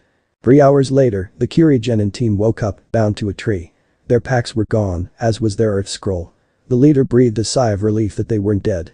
It was just like a stupid tree hugger to do something like leave a potential enemy alive, but he wasn't going to complain. Anyone who had trained with one of the 7 swordsmen could have definitely beaten them easily, and they were lucky they had just had their stuff stolen. They could steal more off another team, but they made the mental note to stay away from that Konoha team. They weren't likely to get a reprieve a second time. Naruto had just made it back to the clearing when he saw Sasuke threatening another Naruto. He knew he hadn't made any clones, so that meant it was someone under a henge.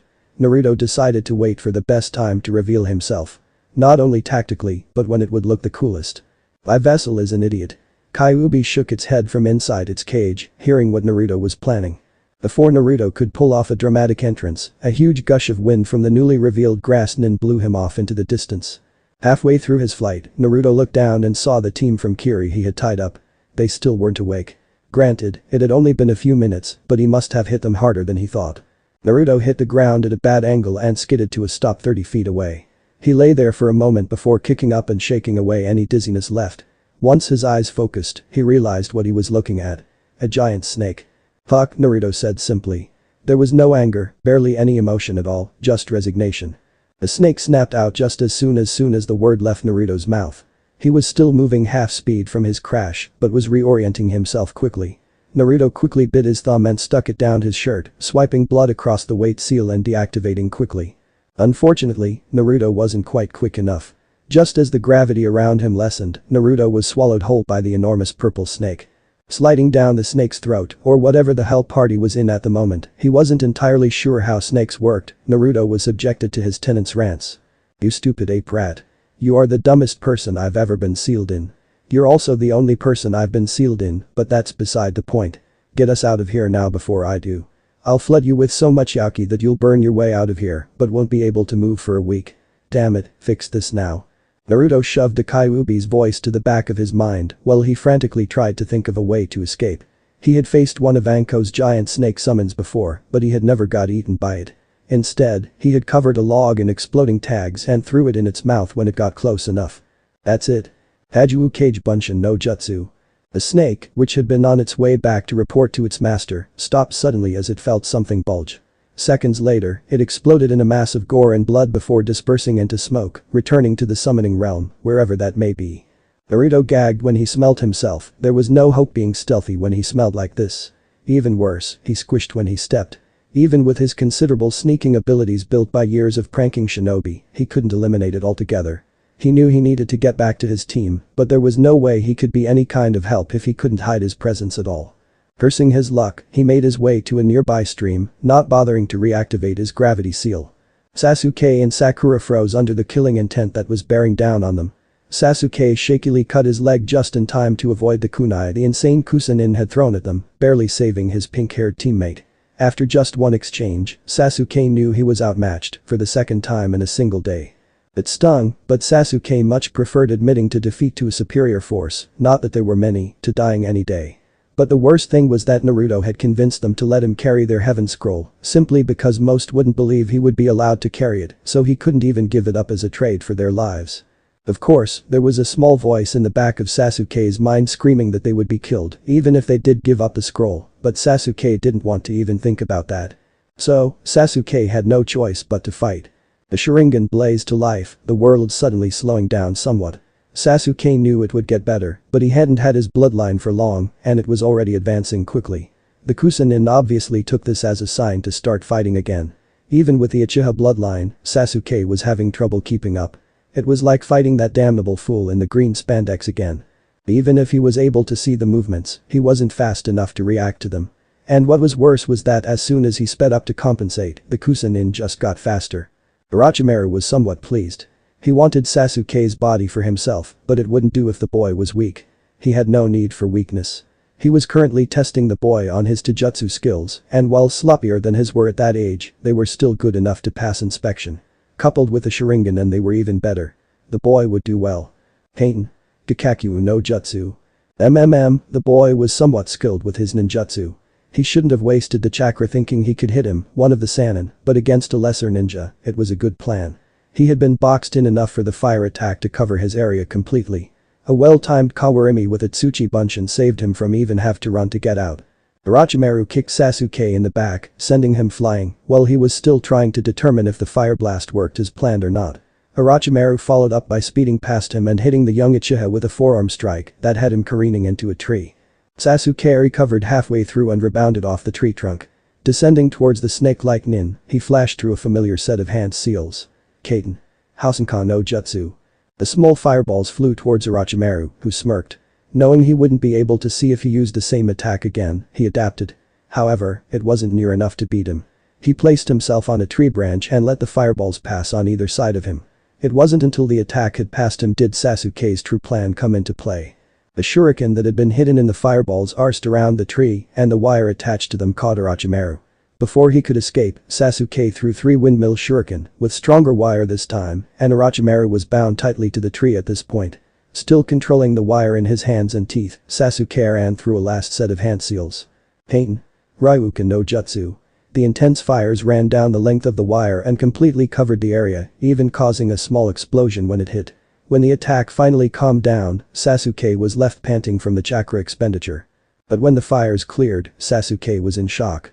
His opponent from Kusa was still standing there, only slightly singed by the devastating attack, and half of his face was melted off. Sasuke knew there was no way he was coming out of this alive now. Bukukikuku, very good, Sasuke-kun, the newly revealed man chuckled, a sinister sound that chilled Sasuke to the bone. To be able to use the Sharingan so well at a young age, you may just surpass your older brother Itachi someday. I had fun testing you today.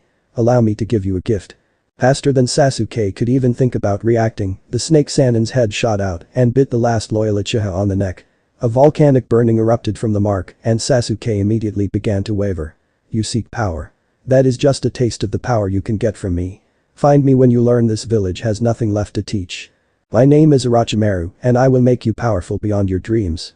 Partway through his speech, Orochimaru became aware of a large chakra source speeding towards him. It was faster than he was expecting. Not as fast as him, but definitely faster than an average Chunin, approaching Jounin level in speed alone. The source of Orochimaru's pondering revealed itself in a high branch above the rest of them, and he felt a huge amount of killing intent bring itself upon him. Orochimaru smiled. It was good to see Genin weren't forgetting the old tricks of simply terrifying opponents into submission, rather than just relying on flashy jutsu. However, he had gotten what he had come for, and had no time to spend playing around here.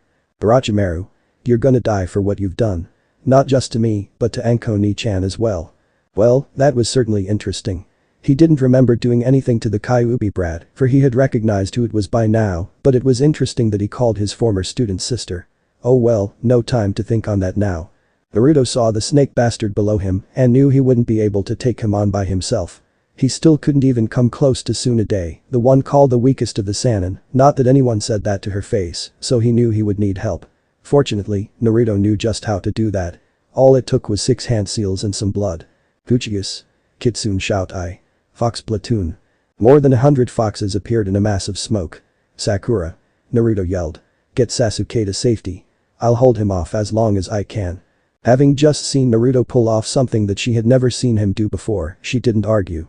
She grabbed Sasuke and dove into a hollow at the bottom of the tree she was under, hastily constructing a jinjutsu to hide them. She could wonder about Naruto's new power later on, right now she had to protect Sasuke, who was now completely unconscious. The summoned foxes ranged from the size of a large dog to the size of a large horse, all with either 1 or 2 tails. They were wearing metal combat armor over their vulnerable parts, and their claws and teeth seemed sharper and more vicious than a normal fox's would be. At the head of the group, next to Naruto, there was a single 3-tailed fox, the size of an elephant, wearing classic samurai armor, sans the swords. Kyuubi had once told Naruto that the snake and fox clans had never been on good terms, he remembered that now. That man is the head snake summoner, and the one who was the reason your lord was sealed. Rip him to shreds. The foxes gave a terrifying battle cry as they launched themselves at Orochimaru. He was faster than them, but the sheer number of enemies was overwhelming. He was certain he could beat these useless summons, but that would require he use more chakra than he was anticipating. If he used more than he planned, he was sure to be found out before he was ready. And that would not do at all. Orochimaru sighed. He never thought he would have to bring this out against a simple genin. What Orochimaru didn't acknowledge was that Naruto has never been a simple genin, in fact, he has never been a simple anything.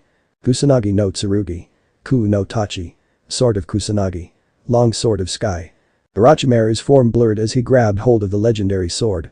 The fox summons started to poof out of existence, returning to where they came from. The more powerful 2-tailed foxes formed a defensive perimeter, but Orochimaru tore through them like they weren't even there, slowing only slightly. I'll be sure to tell Anko that you proved a bit of fun before you died.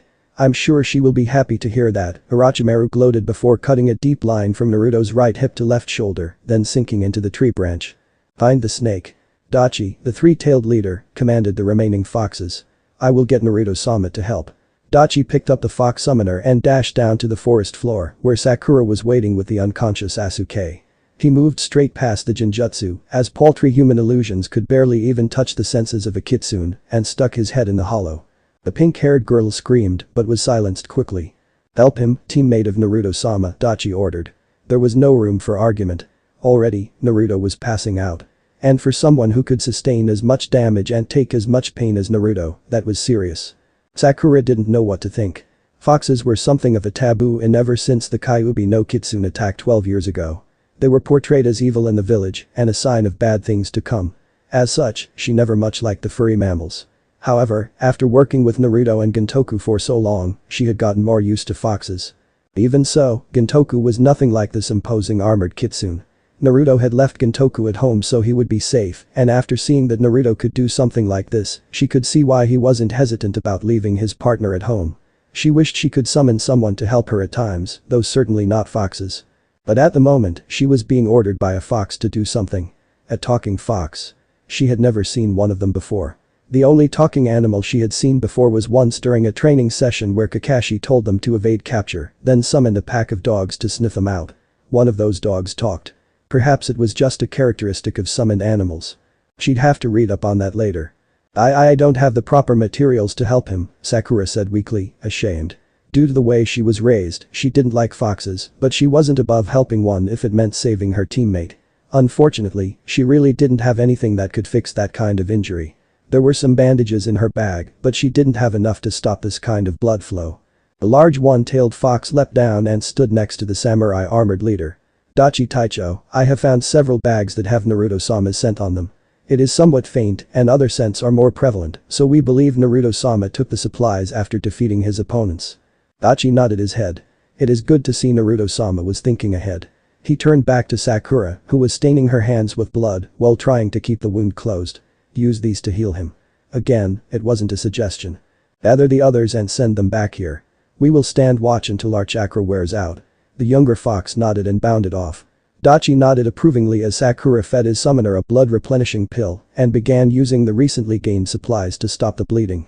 Anko stood between two Chunin, staring at the dead bodies before her. Dead bodies were nothing, she'd seen so many she was mostly unaffected by them now, but these were different. They were victims of one of Orochimaru's jutsu, and it scared her that he could be so close and not have them know it. She straightened and ordered the Chunin to contact Anbu so they could send some teams into the forest. She didn't know how much good it would do against Orochimaru, but it would be better than nothing. As soon as the Chunin were gone, Anko disappeared into the forest, her thoughts on her traitorous former sensei and what she would do to him once she found him. Anko flew through the forest of death as she sought out her former teacher. She had to find him before he ruined anyone else's life. He had already killed a Kusa team without their notice, so what else had he done before they'd finally picked up on his presence? The snake mistress reviewed what she knew of her old sensei. Contrary to popular belief, she didn't know the man better than anyone else. She knew more than most, but that title went to Sarutobi, the traitor's old sensei, or maybe one of his old teammates, Jiraiya or Tsunade. Even though she had trained under him and thought she had gotten close, she knew he was fooling her just as much as everyone else. She had a few insights into his character that others didn't, but she really just knew what he had taught her and nothing of his personal life. Then again, who really knew what went on in the malevolent mind of Orochimaru? However, Anko did know Orochimaru's two greatest goals. Immortality and mastery of all the jutsu in the world. But that didn't explain why he was back in Konoha. It wasn't like they had any new jutsu that he couldn't have found elsewhere. In fact, Konoha hadn't had any mass influxes of jutsu since the Uchiha clan was slaughtered. That's it. Anko had long asked for any new information on Orochimaru, and provided it wouldn't make her run off after him immediately, the Sandaime usually gave it to her. He hadn't had it perfected back when he had abandoned Konoha, but this was the reason Anko knew about the soul transfer technique that Orochimaru was basing his immortality on. If Orochimaru wanted to learn all the techniques in the world, the Uchiha bloodline would make it infinitely easier.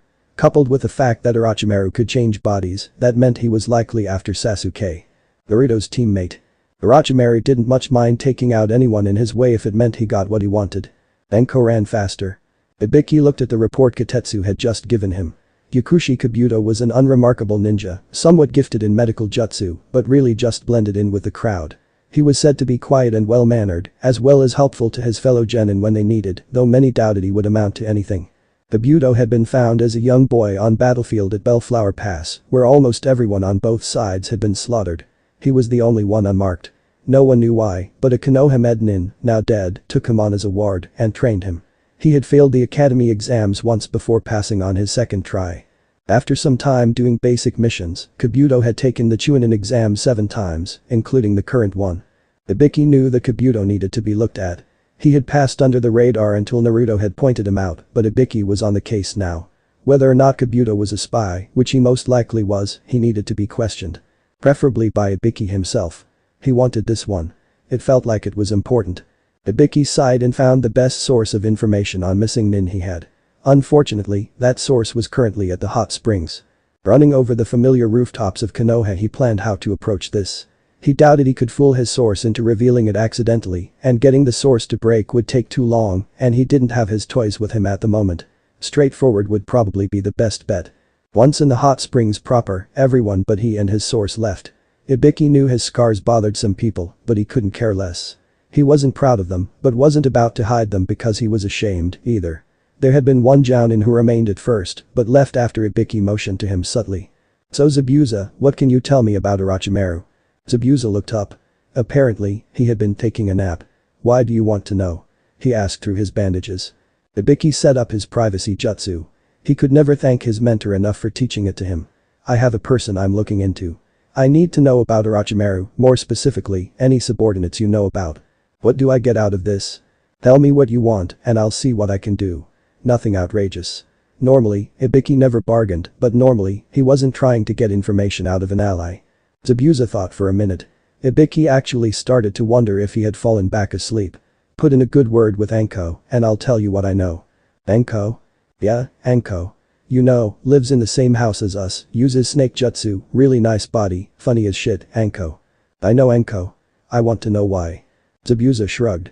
"We've been dancing around each other since we met in Wave.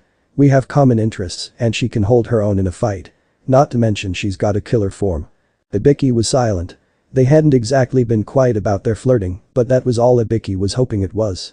He didn't have feelings for Anko, but they had gotten close after years of living and working together. "If you hurt her, you'll have to answer to me." Zabuza snorted and Ibiki felt insulted. "You'll have to take a number. If I ever hurt her, she'd kick my ass for doing so, and then I'd have to deal with a pissed off Naruto. And frankly, I'm not looking to test how sea serpents stand up to foxes in a fight." Ibiki laughed deeply. He had heard what Anko did to Kakashi, so he knew she could take on Zabuza. He almost wanted to see Zabuza screw up just to see the carnage. Fine, I'll talk to her. But if she doesn't want to do anything with it, I'm not going past it. Now what do you know?" Zabuza sighed and stretched, settling in for a deeper conversation. "First off, I don't know a whole lot about him. I stay the hell away, types like him. Safer that way. From what I do know, he's started something big recently. I heard he's running that new village Odo out of Rice Field Country. Apparently, he has no problem sacrificing people, even if they're strong, as long as it saves his hide." "What do you know about any subordinates?" "I don't know anything about who anyone is. Like I said, I want nothing to do with that freak. I do know he likes to get them young. Kinda creepy, but I guess they're easier to mold if you find them at that age. By the time they're combat ready, they're totally loyal to him. I ran into one team a while back when I was up that way, and they were all Orochimaru-sama this and Orochimaru-sama that, and I must help him achieve his dreams. I don't need that." Zabuza stared Ibiki straight in the eyes. "Don't you say anything about Haku. I never meant for her to take it to that level." Naruto straightened her out though. The conversation lasted longer than Ibiki expected, and Zabuza gave him some information he wasn't expecting on people who weren't Orochimaru, though he never got any proof that Kabuto was working with Konoha's greatest enemy. Anko stopped on a seemingly random tree branch, and 4 kunai immediately dropped into her hand. "Come on out, sensei," she spat in a mocking tone. "So long since we've seen each other, and you're so cold to me, my dear Anko-chan," Orochimaru smirked as he materialized from inside a tree. "It's almost as if you don't like me." There was a pause, and Anko was about to retort, but Orochimaru spoke first. "Of course, if what your little brother was spouting earlier was true, that might be true." He laughed coldly as Anko froze. And was surprised as Anko appeared directly in front of him before he could sense, sinking a kunai in his gut. She ripped savagely, and it was only because of Orochimaru's years of experience that it wasn't a fatal strike. Anko stabbed a kunai through his hand and grabbed his other, forcing it into a seal he knew all too well, having invented it specifically for this technique many years ago. He replaced himself as fast as he could, knowing he could no longer play with Anko as he once could. She had gotten better, he had known, but there was some other factor in play to give her such strength. His clone poofed back into nothingness before Anko completed the technique, and Orochimaru concentrated on her dormant curse seal, forcing his chakra to react with it in a specific pattern. He couldn't kill her through the curse seal, he hadn't perfected it to that point when she had gotten his gift. However, he was able to cause her severe pain throughout her entire body, which was what he was doing now. Even so, she was still moving towards him slowly, the determination on her face overriding all else. "What are you here for, bastard?" Anko bit out through the pain. Orochimaru ripped off his false face, the one that was mostly gone now anyway. "Such language, my dear Anko-chan. What would your mother say?" His voice went from scolding to mocking. "Oh, that's right, she's dead, isn't she?" "What are you?" Anko couldn't finish for the agony. "Just a little recruitment drive. This village has always turned out some outstanding ninja. Like myself. Too bad most end up realizing life was better spent elsewhere." Orochimaru concentrated on creating the little healing chakra he could. His chakra control was exceptional, however, his chakra was too corrupt by this point to be much good for medical procedures. Still, it would do until he could find Kabuto. "I've just finished, actually. I just gave the most promising one a curse seal, just like yours. Just a 1 in 10 chance he'll survive, but if he doesn't, he wasn't worth my time anyway." "What?" Sweat was now pouring off of Anko in waterfalls. "I have a good feeling about him though. He's strong, unlike you were. After all, he does possess the blood of the Genius Uchiha clan. Very beautiful, as well the perfect vessel for me." Anko was almost passed out at this point, but she was only a foot from Orochimaru, and she had a kunai in hand. "As for the boy who called you his older sister, he should be dead by now. He was actually a bit of fun before I sliced him wide open. And you know about the poison of Kusanagi, so you know his chances of still being alive. Even if he is still alive, it won't be for long, and with the agony Kusanagi's poison causes, he'll wish he was." Orochimaru's voice, where it had been teasing, turned cold. "Don't stop this exam. I'm having too much fun." Orochimaru started to sink into the tree. "If you stop it, I will destroy Konoha completely." Shino led his team through trees of the Forest of Death. As much as Kiba liked to dispute it, Shino was the true leader of Team 8, excluding Kurenai. Kiba was loud, but didn't have the necessary qualities to lead, at least not yet. Shino even allowed Kiba to look like he was leading at times. However, when it came time to truly lead his team, Shino stepped in. Sometimes, Shino wondered what would have happened if Naruto hadn't sat with him at lunch that day back in the academy. It was because of Naruto that he was open enough to lead the team, rather than being so cut off from the rest of the world, simply because no one else wanted to be around him. If Naruto hadn't sat with him that day, he might have ended up a closed-off, emotionless bug user, with no one close to him outside the clan. No, that would never have happened. As good a friend Naruto was, it wasn't logical to think that he had that much of an impact on his development. Kiba motioned that he smelled another team close by, and Hinata confirmed this with her Byakugan. There were 2 teams, actually, as Team 8 concealed themselves nearby to collect information on the teams. It was good luck that they had already gotten their need scroll through the assistance of a colony of Konoha forest leeches, and they didn't really have to fight at all. However, being a recon team, they weren't about to pass up an opportunity to see 2 competing teams in action. The tallest in the clearing, the leader of the Rain team, spoke first. "Some little kids out here playing ninja, huh boys? Why don't you kids just give us your scroll and run along now?" The tall nin smirked cruelly. "But you, girly, you can stay with me." "What the fuck, you pervert?" Tamari started to go for her fan, but Gaara forestalled her with a simple hand gesture. "Give us your scroll, and I won't kill you," Gaara said in his eerie monotone. The Rain team burst out in raucous laughter. "Bwahahaha. You actually think you guys can stand against us? Hidden Sand is the weakest village in the exams, and the only reason you still have a cage is because of tradition. Take this. Jaro Senbon." The leader of the Rain team tossed half a dozen umbrellas in the air, spinning as they hovered. Hundreds of Senbon needles shot down at Gaara, who simply stood there, arms crossed, looking vaguely annoyed. "There's no way to escape this jutsu." The Rain leader cackled. "All the Senbon are controlled by my chakra, so no matter where you go, I'll be able to get you." The dust cloud that kicked up from the attack cleared, and Gaara was still standing in the same spot, with the same look on his face, surrounded by a partial sand sphere. "Is that all?" the boy asked emotionlessly. "And no way. Just a few days ago, I would have killed you just for being here. Now I'll kill you because you insulted me, my village, and threatened my team. You made it rain needles. I'll make it rain blood." Gaara formed a hand seal and thrust his hand forward. "Sabaku Ryu." Sand ran up the body of the Rain leader, who immediately started struggling, to no avail. The sand quickly covered him completely. If left alone, he would suffocate to death. Fortunately, Gaara was more merciful than that. He would grant him an instant painless death. Gaara clenched his fist. "Sabaku Sozo." The sand imploded, killed the genin instantly. After seeing their comrade fall so easily, the other 2 threw their scroll down and scampered. Gaara looked at them and grunted, letting them leave. He knew his sand could have caught them, but remembered the old man's words about how he wasn't a monster. If Uzumaki wasn't a monster, he wouldn't be one either. It was the least he could do for the first person to do something for him without expecting anything in return. Gaara-san picked up a scroll and brought it over to him. After pocketing it, Gaara turned back to his siblings. "You didn't kill the other two," Kenkuro said, though it sounded much more like a question. "No, I didn't. I'm no longer a monster." Temari looked at her little brother fondly. She decided she would have to thank that Naruto kid when she saw him again. As the Sand siblings leapt away, Shino turned to his teammates. "We need to stay away from those guys," Kiba said. Akamaru was shaking from the scent of that guy's power. Shino nodded. "Naruto mentioned that team to me. If we stay away from them, they should not bother us." The summoned foxes had run out of chakra a little over an hour ago, mainly because they had been summoned for a battle, something that should have just been a short period of time, and it was, just not the way they were expecting, not guard duty. Naruto would have given them more chakra if they had been. Sakura didn't like the foxes, but they had made her feel a bit safer. At least she hadn't been alone. Now all she could do was wait until they woke up. Sakura looked over at the packs the fox had brought, the ones that had the things needed for her to bandage up Naruto. It had said that Naruto was the one who had gotten them and the scroll they needed to enter the tower after beating a team from Kiri. Not long after bandaging Naruto, another fox reported seeing the team that had the same scents as the ones on the bags tied up and unconscious. Naruto's scent was apparently in that clearing as well. Just how strong was Naruto anyway if he was able to take out a whole team on his own? And from the mist, too. Kurigakure was not the largest or most powerful village of the Great Five, only Suna was smaller, but they did hold the title of the most vicious.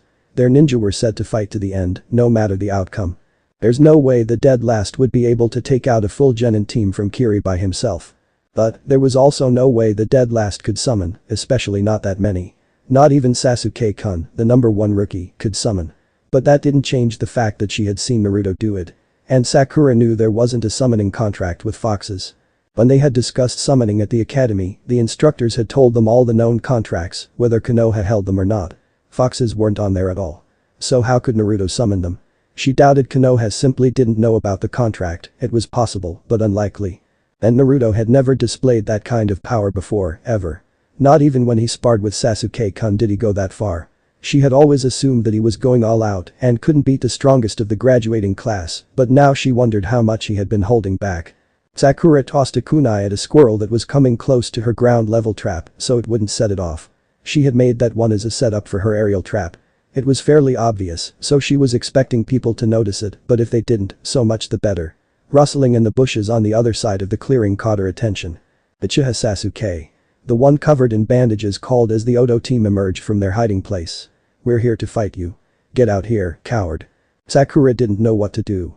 She knew she couldn't take on a team by herself, even if they had been the weakest in the exam. She doubted she'd be able to take on even Inoki's team by herself. And this team had taken down Kabuto, someone who had a lot more experience than her. She wished Sasuke-kun and Naruto were awake. As Aku started walking towards the cave of overgrown tree roots, where they knew the team was waiting. He had better things to do than challenge stupid tree huggers like this. This Sasuke kid was probably all talk anyway. As Aku. Dosu snapped. "Watch what you're doing." Overturned soil, and the fact that there's no grass here, it's an obvious trap.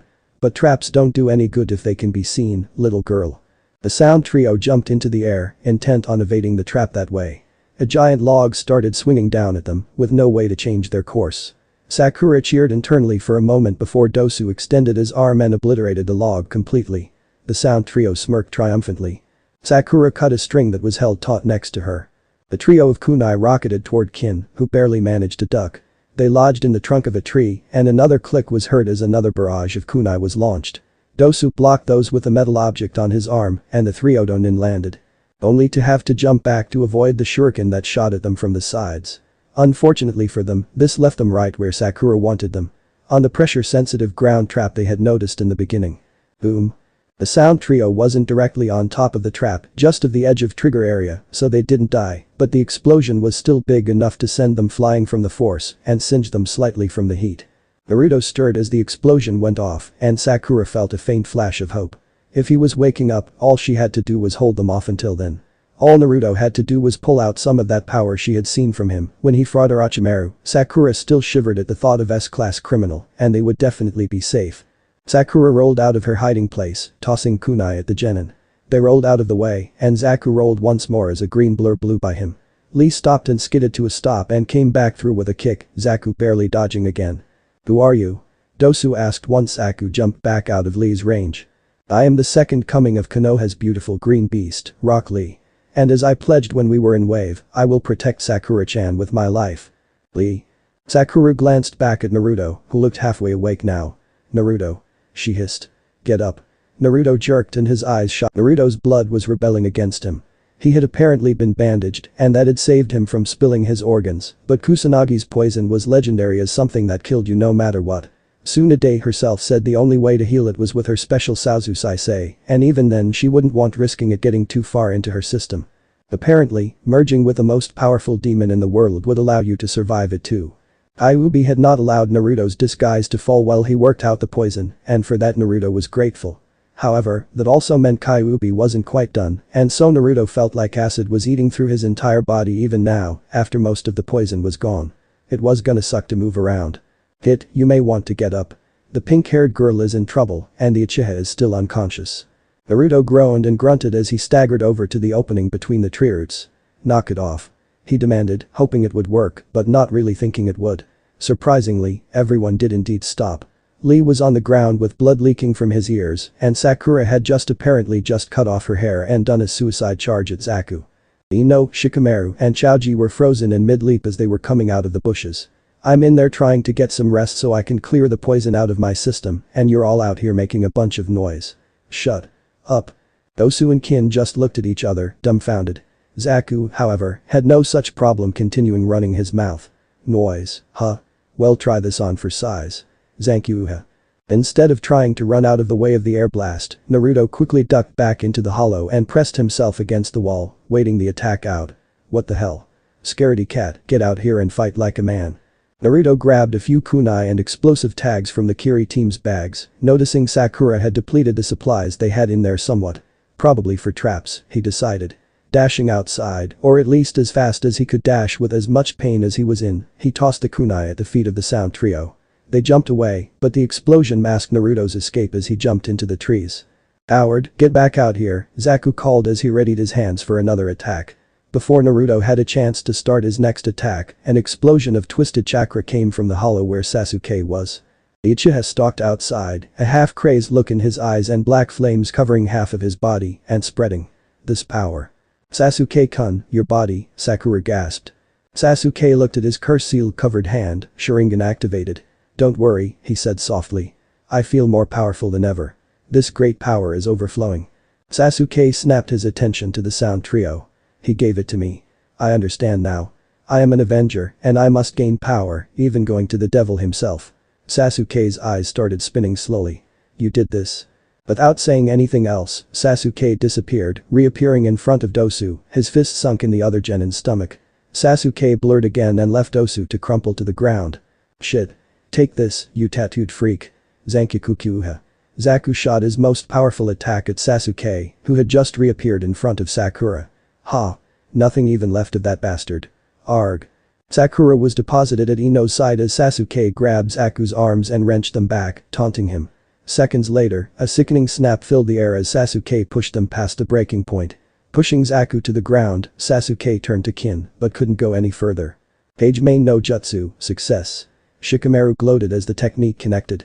"Sorry Sasuke, but I can't let a girl get beat up, even if it's troublesome to stop you," he said lazily. Naruto dove out of the trees and landed in front of his teammate. "You beat them, team." "She didn't even do anything." "No, I must test this power," Sasuke shouted. Naruto nodded understandingly, shocking everyone there. Shikamaru almost let up on his technique. Naruto grabbed his teammate by the shoulders and looked him square in the eye. "Sweet dreams, team," he said just before he slammed his forehead in the bridge of Sasuke's nose. Sasuke slumped into unconsciousness as Shikamaru released his jutsu. Kin took out the scroll they were carrying and placed it on the ground before picking up her two teammates. "Your team is strong, and we can't beat you right now. I offer you our scroll to let us leave. But if we encounter each other in these exams again, we will not run." Sakura looked like she was about to ask something, but Kin disappeared into the forest before she could get it out. "So, what happened while I was out?"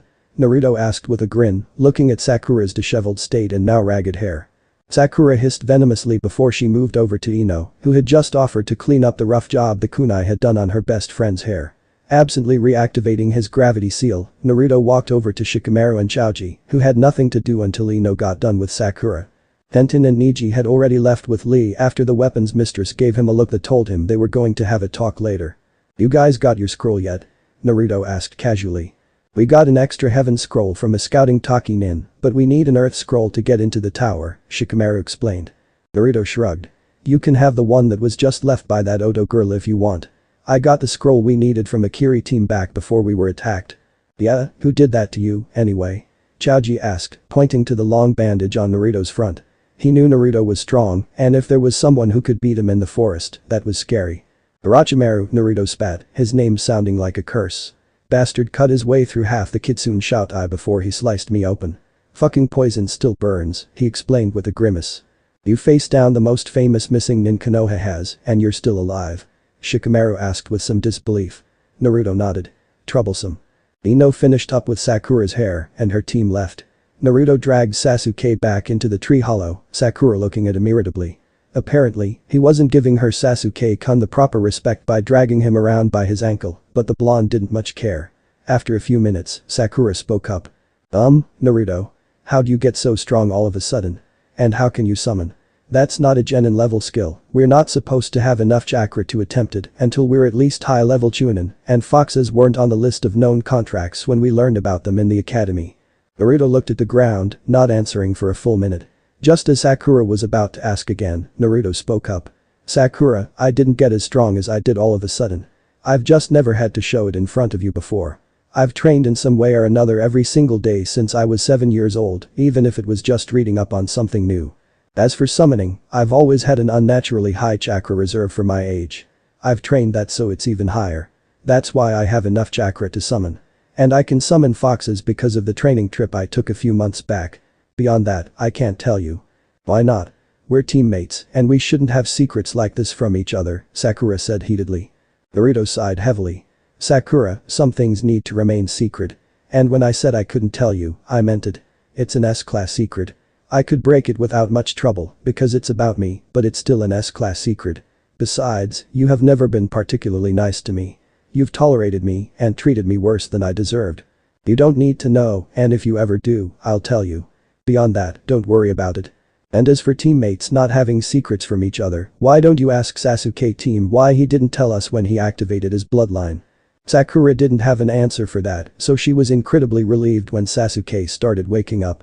However, it would give her something to think about.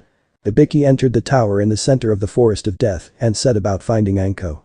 He needed to tell her his findings, mainly so she wouldn't hurt him, and he also had to, he shuddered, talk Zabuza up to her. Surprisingly, he found her in the infirmary, with a puffy-eyed Tsunade running a scan over her. "You're doing better, but you need to stay in bed for another day. After that, you can start moving around. That attack did more to you than you thought, and if I see you out of this bed, I'll make you stay in it longer. Understand?" "Fine," Anko grumbled unhappily. "What the hell did this to you? I didn't know there was anything in this forest that you couldn't handle," Ibiki said without preamble as Tsunade left the room. "I met up with my sensei in the forest," Anko said bitterly. Ibiki started. Nothing could affect Anko quite like her old sensei. And while Zabuza's information said Orochimaru was planning something big, nothing pointed towards the traitorous Anin actually coming back to Konoha. "I tried to kill him," she continued. That wasn't a big surprise, Anko had wanted to kill Orochimaru for a long time. "He said he killed Naruto-kun." She almost wailed, tears suddenly falling. Apparently, she had been holding this in. The words didn't register for a moment, but when they did, Ibiki felt something inside him break. Though often seen as cold and aloof, Ibiki was as close to Naruto as anyone could be. The blonde boy had wormed his way into Ibiki's heart over the years, and to lose him would be horrible.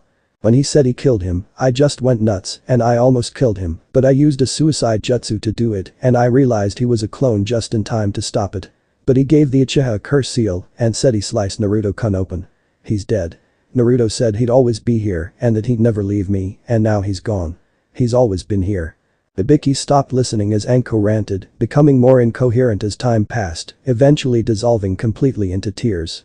He just sat there, numb.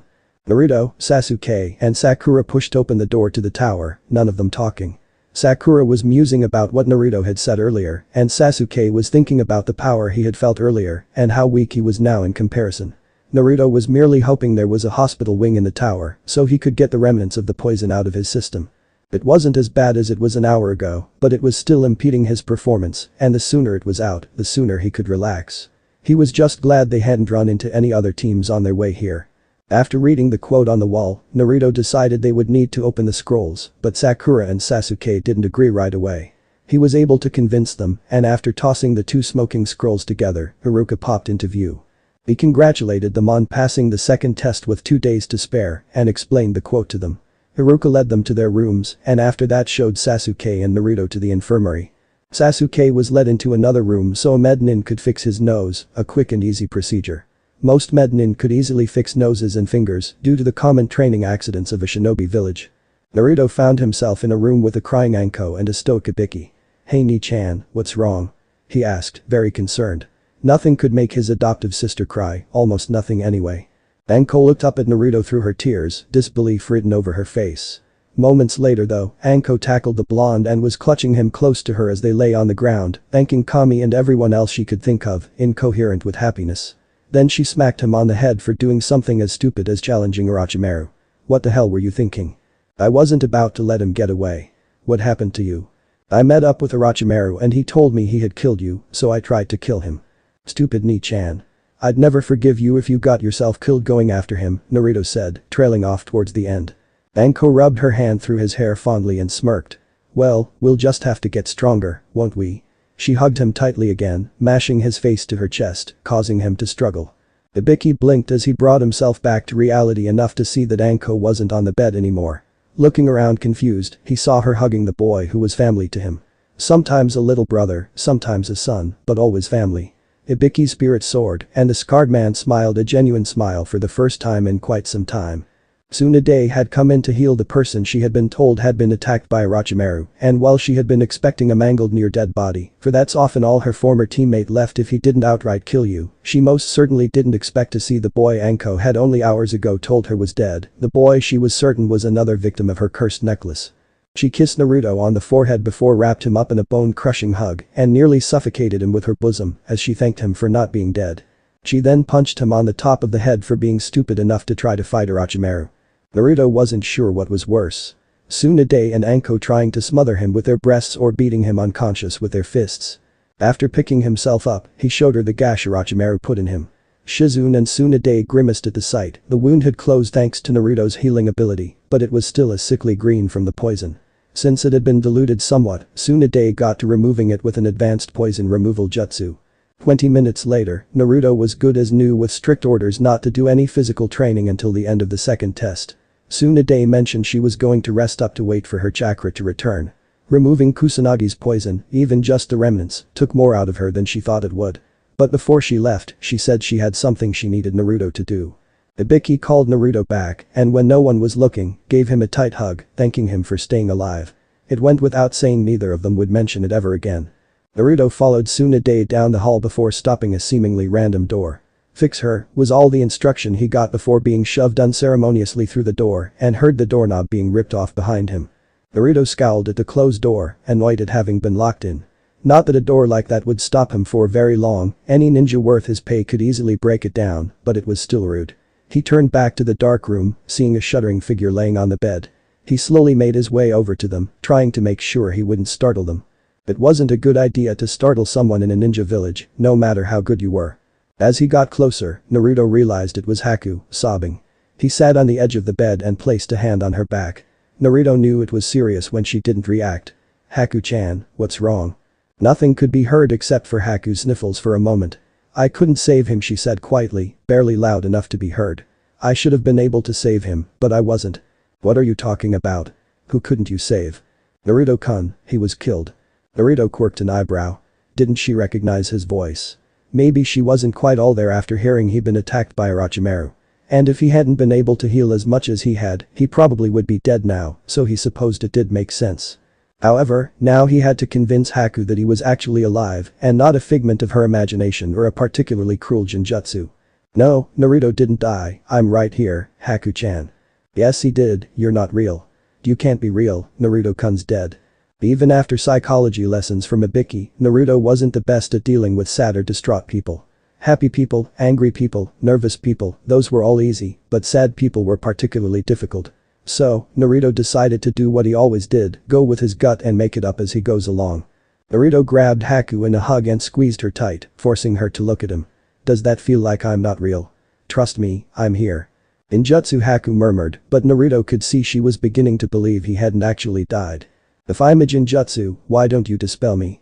Haku was silent for a moment, obviously searching for a response before forming a half seal and flaring her chakra for a full 10 seconds. Naruto didn't even shimmer. "Naruto-kun," she whispered, still disbelieving slightly. "You didn't really think that dirty old snake could really beat me, did you?" he asked with fox grin. "Naruto-kun," Haku shouted, finally shaking her doubts completely. No one could quite recreate that smile, not with the emotion he put behind it. She tackled him off the bed and held him tightly, breathing in his scent. She looked up at his harsh wince and loosened her hold on him, hearing a sigh of relief. She rolled his shirt up, eyes widening as the scar came into view. Once it was fully revealed, Haku looked up at Naruto, her eyes demanding an explanation. He let nervous laugh escape as he scratched the back of his head, stalling for time. I thought you knew." "I do. I want to hear it from you," she said firmly, making it clear Naruto wasn't getting away clean from this. Well, I ended up getting separated from Sasuke and Sakura, and after I was eaten by one of Orochimaru's snakes." "You were eaten?" Haku demanded frostily. "No one ever mentioned that. I don't think I told anyone else. But that's not the important part." "You were eaten. Of course it's important." Naruto froze under Haku's gaze and decided sharing as much information as possible was a good idea, just so she wouldn't find out from someone else secondhand. "I blew the snake up with a ton of clones, and if that didn't work I could have summoned a fox to tear the slithery bastard apart. But anyway, since I was covered in snake guts, I had to wash myself off if I had any chance of hiding myself, so I was late getting back to Sasuke and Sakura, right?" "I see," Haku said slowly, wanting more information. "Well, when I got back to them, I saw Orochimaru finish up giving Sasuke a curse seal, and Sakura was looking kinda beat up too. I don't really like them too much, but I never wanted anything like Orochimaru to happen to them. That, combined with how much I already want to kill him, and I kind of lost it." "If I lost it?" "It wasn't a suggestion. I summoned the Kitsune Shout-Eye and had already released my gravity seal," Naruto said quietly. "What's the Kitsune Shout-Eye?" Naruto looked anywhere but Haku. "About 150 foxes who do nothing but train to be the best fighters all day long. And Orochimaru kind of threw up a sword and hacked through half of them before I could even react. I was sliced open before I knew it. Then he ran off. I think he just didn't want to be found by Anbu or something." Haku studied the scar a moment longer before locking on Naruto's face. "What? Is there something in my teeth?" Haku dipped her head down and gave him a very firm close mouth kiss on the lips, not breaking away, even as Naruto's eyes widened. Naruto had never had positive contact like this before. Ibiki wasn't much for any kind of contact, but he had his reasons, and Naruto understood them. Anko was certainly affectionate and liked giving him the hugs and kisses that a normal sister would, but that was nothing like this. There was huge difference between one of Anko's kisses to the forehead and what Haku was doing now. Haku broke away smiling 30 seconds later, ecstatic that she was able to kiss Naruto like that and get away with it. The only other time she had gotten close to doing that, Zabuza had walked in, looked at them, grabbed Naruto by the back of his coat and tossed him in the river. None of them ever mentioned it after that, though Zabuza had woken up outlined in senbon needles the next day. "What was that for?" Naruto asked softly. Not that I'm arguing with it, mind you. Just wanted to know what I did to earn that." Haku's smile never faded as she shook her head. "Why did you attack Orochimaru? You knew you wouldn't have been able to win." He shrugged. "He did a lot to hurt Anko Ni-chan a long time ago, and he had just hurt Sakura and Sasuke. I wasn't about to let him get away with that. You fought for your precious people. That should be rewarded. Well, if it'll get me more of those, I'll do just about anything." Haku laughed lightly and kissed him on the corner of the mouth. "As you wish, Naruto-kun." The second test finally ended and Naruto and Haku had only run into each other once more. It wasn't that they couldn't find one another, that was simple enough. Rather, Anko had walked in on them sharing a brief kiss and wouldn't stop teasing them about it. It was even worse if they were together. As Haku had other duties she needed to attend to and Naruto wanted to visit with his friends, it was easier to stay apart. The contestants gathered in the auditorium of the tower, a wide open room with a surrounding balcony and a stage where all the Jounin and the Hokage were standing. At the very back of the room, there was a giant sculpture of a pair of hands set in the ram seal. Naruto thought it looked like a giant had punched through the back wall. Sarutobi began explaining the true purpose of the exam, that it wasn't to promote good relations with other countries or secure relations, but was a replacement for war. That by having the Chunin exams open, it allowed shinobi villages to show their strength without the continent descending into war. Naruto, while knowing it was true, Ibiki having explained the purpose the last time the exams had been held in Konoha. They had gone to watch the finals that year, thought the whole speech was a little overdramatic. He could have at least put a joke in there or something. Finally a sickly-looking Jounin appeared in front of the crowd of genin and informed them that since so many teams passed, they would need to have preliminaries to cut down on the number of participants in the final exam. When he asked if anyone wanted to withdraw, Kabuto raised his hand, citing injuries from the forest, as well as the attack on him from the Sound Trio before the first test. Naruto thought that was particularly fishy, as he could see one person staying in the fight, who had both arms in slings. An electronic board high on the wall flashed as it picked out the first two fighters. Uchiha Sasuke vs Akadu Yoroi. The two smirked at each other, both knowing that there was no way the other would win. Yoroi knew he would suck the little rookie dry before he got the chance to do anything. Sasuke knew he was bound to win because even though the seal Kakashi put on him was messing up his chakra control so much he was unable to use his fire jutsu to any degree of effectiveness, he was able to activate his Sharingan and use his Taijutsu. He wouldn't need anything more for this fool. Though he was still a little sore from the sealing process. The match started as soon as the other genin cleared the floor. Yoroi charged straight in on Sasuke, hands glowing with blue chakra. Sasuke activated his Taijutsu, but couldn't tell what the technique did, as all he could see the chakra do was funnel back into his coils. After Yoroi got his hands on him, Sasuke figured it out. He could feel his chakra leaving his coils and knew he had to get away. His opponent was a good grappler, and it took a few seconds to get out of the hold, but in that time, Yoroi took almost half of his already depleted chakra. Naruto saw his teammate struggling, and while he might not like him, he was still his teammate and would cheer him on. Of course, he dosed his cheers with liberal doses of insults to make it fun for him. Sasuke smirked as he heard his blonde teammate and remembered something. The Uchiha threw a few shuriken to distract Yoroi before he charged him and kicked him high in the air. He jumped up, shadowing Yoroi's arc directly behind him. Sasuke threw a left hook that Yoroi blocked, only for Sasuke to follow his feint up with a vicious kick to Yoroi's undefended ribs. Before Yoroi could do anything to get out of the way, Sasuke shouted, "Shishi Renden." Rotated his body and brought down a brutal axe kick on his opponent's chest, sending him careening at the floor, landing with a sickening crunch as his bones broke. Heiei coughed and watched as the medic nins treated Yoroi and eventually took him off to the medical wing. As the genin mumbled to each other about the match, the board started flipping through names again. Eventually, the names stopped and the next match was declared. Nara Shikamaru vs Tsuchi Kin. Kin jumped over the railing, while Shikamaru just walked sedately down the stairs, grumbling all the way about how he would have to fight troublesome females and how he couldn't be seen losing to a girl. Ino yelled down some encouragement, as well as a threat to talk to his mom if he lost, giving Shikamaru even more drive to win his match. Page main no jutsu. Shikamaru started, his shadow stretching out to grab Kin, only for her to dodge it. The Nara clan is well known outside of Konoha, did you think I would fall for your stupid techniques? Besides, I saw your jutsu in the forest when you used it on the Uchiha. All I need to do is watch your shadow and I'll be fine. Kin punctuated her statement by throwing a pair of senbon with bells attached. Shikamaru dodged, and the needles stuck in the back wall, showing the kind of force they had been thrown with. The bells jingled again, and the Nara's vision immediately started to blur. Kin appeared to double and Shikamaru let off a chakra flare to shake himself of the jinjutsu. Then he noticed how she was doing it. So, you attached wire to the bells and ring them in order to put people under your illusions. I understand now. Kin scoffed. Just because you know how my technique works doesn't mean you can counter it. Shikamaru smirked. Kage main no jutsu, success. He crowed triumphantly.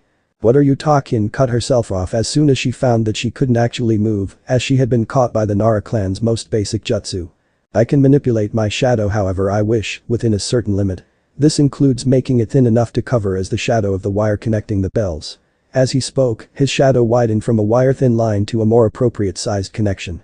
Shikamaru set his hands in a new seal and declared his win. Kage Kubi Shibari no Jutsu. The shadow crept up Kin's body, a hand forming and Kin started struggling, only to realize it wouldn't do any good.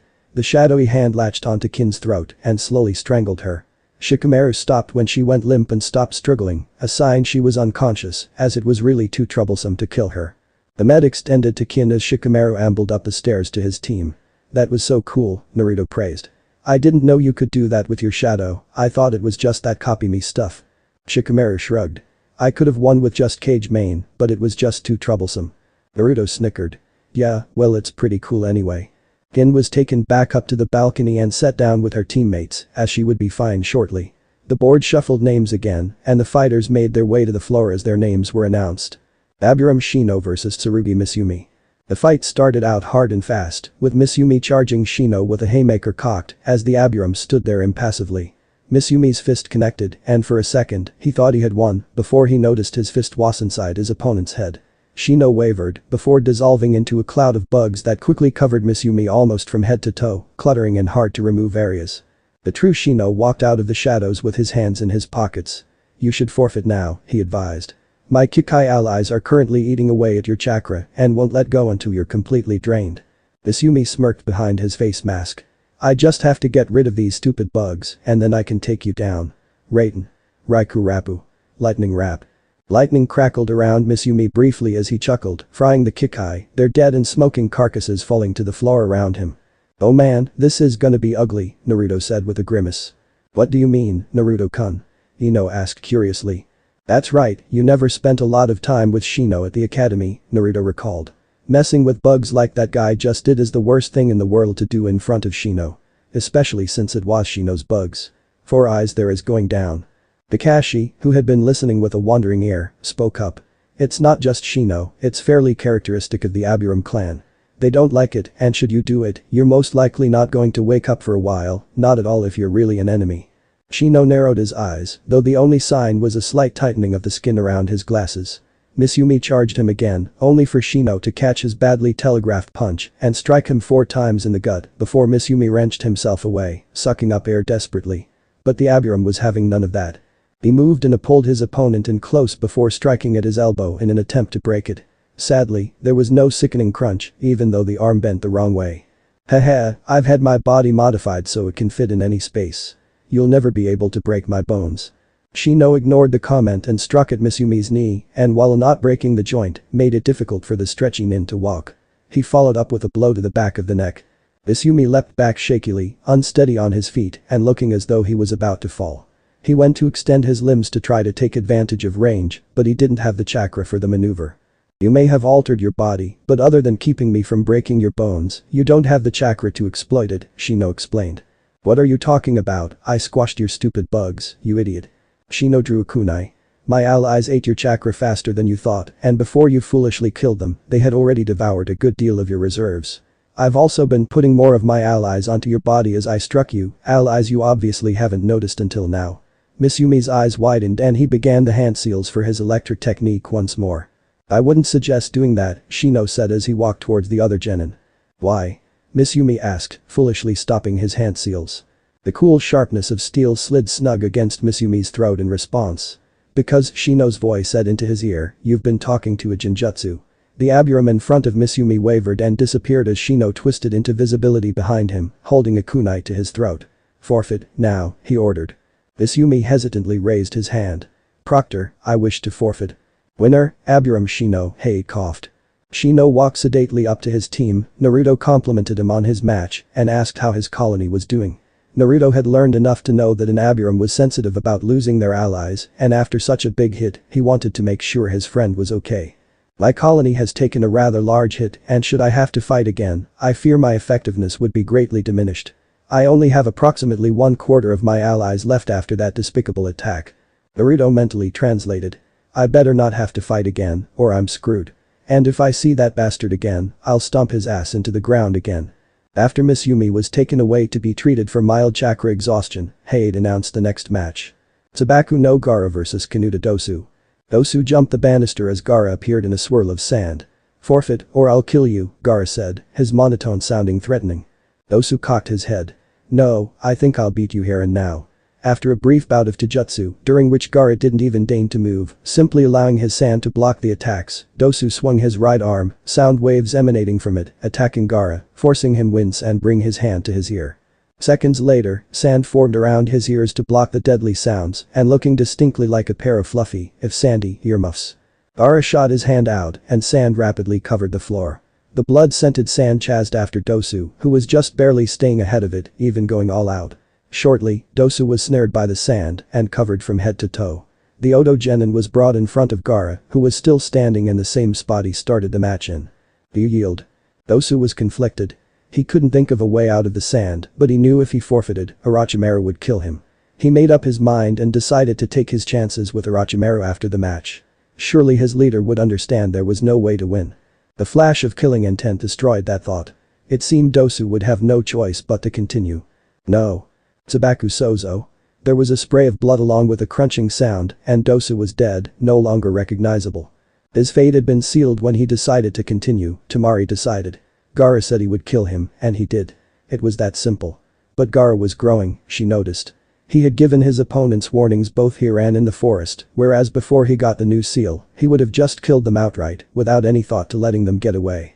And in the forest, Gaara had even mentioned protecting her and Kankuro as reasons why that guy from Rain was going to die. And he even let the other two go. He might not be strictly sane, but he was a lot better than before. She would have to find some way thank that blonde kid, Temari resolved, one way or another. After most of the blood was mopped up, the next matchup was shown. Uzumaki Naruto vs Rock Lee. Yosh. It is finally my turn to fight. Lee cheered. In a blur of movement, Lee was in the middle of the room. Naruto jumped down right after him. Naruto-kun, this will be the most youthful fight. Hold nothing back. Same to you, Lee, Naruto agreed. But it's kind of funny, isn't it? We were both dead last at the academy, and now our fight is going to be the best one today. Yosh. A most youthful declaration, Naruto-kun. I accept your challenge. Our fight will surpass all the others.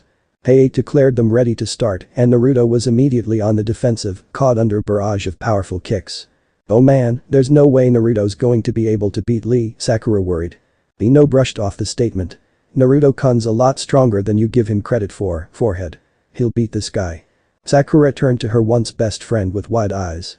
You don't understand, Ino pig, Lee's stronger than Sasuke-kun. And even if Naruto was a lot stronger in the forest, Sasuke-kun lasted a lot longer against Orochimaru than Naruto did. G's forehead, you really think any genin stands a chance against a Sannin? Orochimaru was probably just messing with Sasuke and didn't want to bother fighting Naruto-kun because he knew it would be a lot harder. Sakura shook her head. You weren't there, so you didn't see how much better Sasuke-kun did. Naruto's a lot stronger than I thought, but unless there's something he's never told me, he's going to lose. Not wanting to argue anymore, knowing she was right and there was no way to get that across to Ino, Sakura turned back to her teammates' fight. Naruto took a nasty kick to the ribs, but struck a nerve cluster behind Lee's knee in return. Lee hopped away, favoring his other leg. Very good, Naruto-kun. You took my hit to deliver one of your own. You are certainly a youthful opponent. Lee struck another nerve that released what Naruto had done to him, rather painfully too, if Naruto recalled his anatomy lessons correctly, and started raining down blows again. After a few seconds, Naruto caught a break and took enough time to form his favorite hand seal. Kage Bunshin no Jutsu. Lee was suddenly surrounded by 10 blondes, but to his credit, his smile never left his face. The only other person Naruto knew who smiled through a whole fight was Anko, but it wasn't the same kind of smile, so Naruto felt fairly safe. Naruto did noticeably better with the aid of his clones, but they were still dispersed quickly by Lee. He replaced them immediately, but it was soon obvious that things weren't going to work as Naruto had planned. Lee cleared out the last clone and drove towards Naruto, who just barely dodged the first punch. Lee followed it up with low sweeping kick that tripped Naruto before he could recover. Naruto threw his body weight back and brought his legs up in an attempt to catch Lee, but the spandex-clad boy was too fast. But the wild kicks took Lee's attention away a second too long, and Naruto grabbed Lee's leg to lock it up, hopefully to either break it or get Lee to submit. Naruto made progress and got Lee to fall down, but the Taijutsu specialist quickly turned the maneuver against him and brought a heavy leg down on Naruto's stomach, knocking the wind out of him and forcing him to give up the hold. Lee bounded away, giving Naruto time to recover if he could. Thoughts of ending the fight while Naruto was down were far from his mind, he hadn't had this much fun in a long time. Naruto sucked down air and was ready to fight again quickly, more quickly than any normal person should be. He brought out another dozen clones and dived into the fight once more. Lee dodged a first punch as 2 clones grabbed his arms, pinning them to his sides. He twisted his body, slinging the clone off his right arm and into an approaching attacker, before dispersing the one holding his other arm with a punch to the face. A high spinning kick ridded him of another 2 clones. Naruto grabbed Lee in a rear chokehold as his remaining clones all rained down blows on Lee's torso. Lee exploded in a flurry of movement, sending Naruto smashing into the wall and destroying the remaining clones before retreating to the other side of the room. Naruto pulled himself off the wall, grinning as he rubbed the ache out of his ribs. Sorry Lee, but I'm not going to lose. You're stronger and faster than me, but I know I can last a lot longer than you. The only way you're going to beat me down is if you can hurt me bad enough to make sure I'm not going to get up. Naruto's grin widened. And I don't go down, and I don't give up. Bring it on. Lee was surprised Naruto had lasted this long against him. The only other genin who could was Neji, though Lee often spent half the match dodging disabling strikes and trying to keep his tenketsu from being sealed. Once they were, Lee couldn't keep moving long enough to finish the fight youthfully. My rival, I must apologize, because Lee is going to win this match, Guy proclaimed. Your student is strong, but Lee will not fail. Kakashi rolled a lazy eye over to his longtime training partner. I wouldn't say that. Naruto has a point. I've never seen him give up a fight. Unless Lee pulls out something I haven't seen, Naruto will win just by attrition. Very well, my hip rival, Guy said firmly. He looked at Lee, who was currently destroying another squad of cage bunshin. Lee. Take him off. Sensei. Really? But you said. I know what I said. Lose them. Yosh. Lee gave a firm nod and flipped up on the top of the ram seal statue. Naruto watched patiently, giving Lee the same respect he had been given. Lee had had several chances to finish him off and decided not to, so Naruto would let him do this, even though Kyuubi was warning against it. Naruto knew it was a bad idea to allow this, but Naruto wanted to test his limits against someone his own age, just like Lee did. Lee held up his weights, one set in each hand. A few people scoffed, knowing that a little training weight wouldn't do any good. He might get a little faster, but it wouldn't be anything fight-winning. Boom. Two enormous craters formed where the weights hit, kicking up dust clouds as tall as the statue Lee was standing on. While everyone, including Naruto, was stunned, Lee disappeared, leaving only an afterimage. Naruto would have panicked, but he didn't have time. Lee's fist sunk into his gut, and the next thing Naruto knew, he was literally inside the wall, his impact having created a crater and the pain of having two of his ribs broken. A warm burning in his stomach told him that Kyuubi was working overtime to heal his injuries. Lee looked at the dust cloud where Naruto resided and sighed. He would have liked Naruto to have lasted longer, but knew that without his weights, Naruto couldn't win. Proctor, Lee called, I do not believe Naruto-kun will be getting up. You may also want the medics to come in. I fear I may have hit him a bit too hard on that last strike. Gyuryoku Fuin. Kai. Gravity seal. Release. Everyone's attention snapped to the clearing cloud of smoke, just in time to see a blur emerge and punch an off-guard Lee in the face. Lee was knocked back several feet, giving Naruto time to flip through a few hand seals. Dakukiri. The miasma of poisonous purple smoke was expelled from Naruto's mouth, who had given up any pretenses of a fair and clean battle. That last strike had been centered right over the area where Orochimaru had cut him, and if it weren't for Kyuubi going into overdrive healing his wounds and baying for blood, but Naruto was ignoring that fairly well, he wouldn't even be standing right now. Lee escaped the cloud, only to see Naruto finish another 3 hand seals. Kurigakure no Jutsu. A huge bout of mist descended on the room, obscuring all sight. Neji and Hinata were able to see through the unnatural mist with their Byakugan, but everyone else was blinded by the jutsu. Sasuke, who had been watching the match with his Sharingan active, cursed. The taijutsu style Lee was using would fit well with his family's style, and he had copied the Kage Bunshin from Naruto, but realized the chakra cost would be too much to be practical. He had long known Naruto had a large chakra supply, but to be able to use it the way he did was simply ridiculous. Maybe the Dobe had an emerging bloodline that allowed for extremely quick chakra regeneration. It would explain why he ate so much all the time, though not his lack of manners. Perhaps it would be worth it to check out the possibilities of an emerging bloodline. Naruto had been showing that he was a great deal stronger than Sasuke previously thought, and if he did in fact have a bloodline, Naruto would make a worthy rival to test himself against.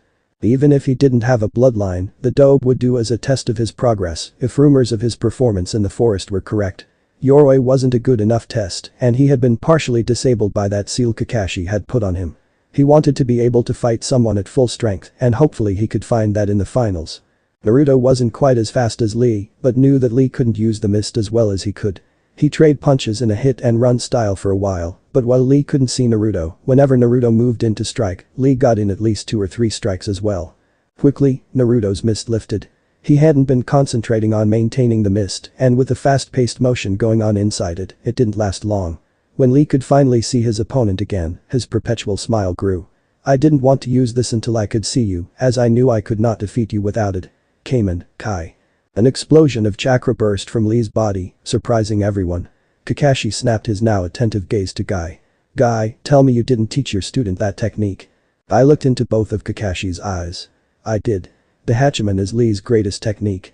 He has the potential to wield it better than I. Even if he had the potential, the technique is much too dangerous for a genin to know. I've lost respect for you, guy. The eyes turned cold. What would you know about that boy? Nothing. Don't talk about things you don't understand. He has a dream that he desires to accomplish, a dream that he would give his life to accomplish. With that technique, hopefully he won't die to make it happen. Kakashi-sensei. What technique are you talking about?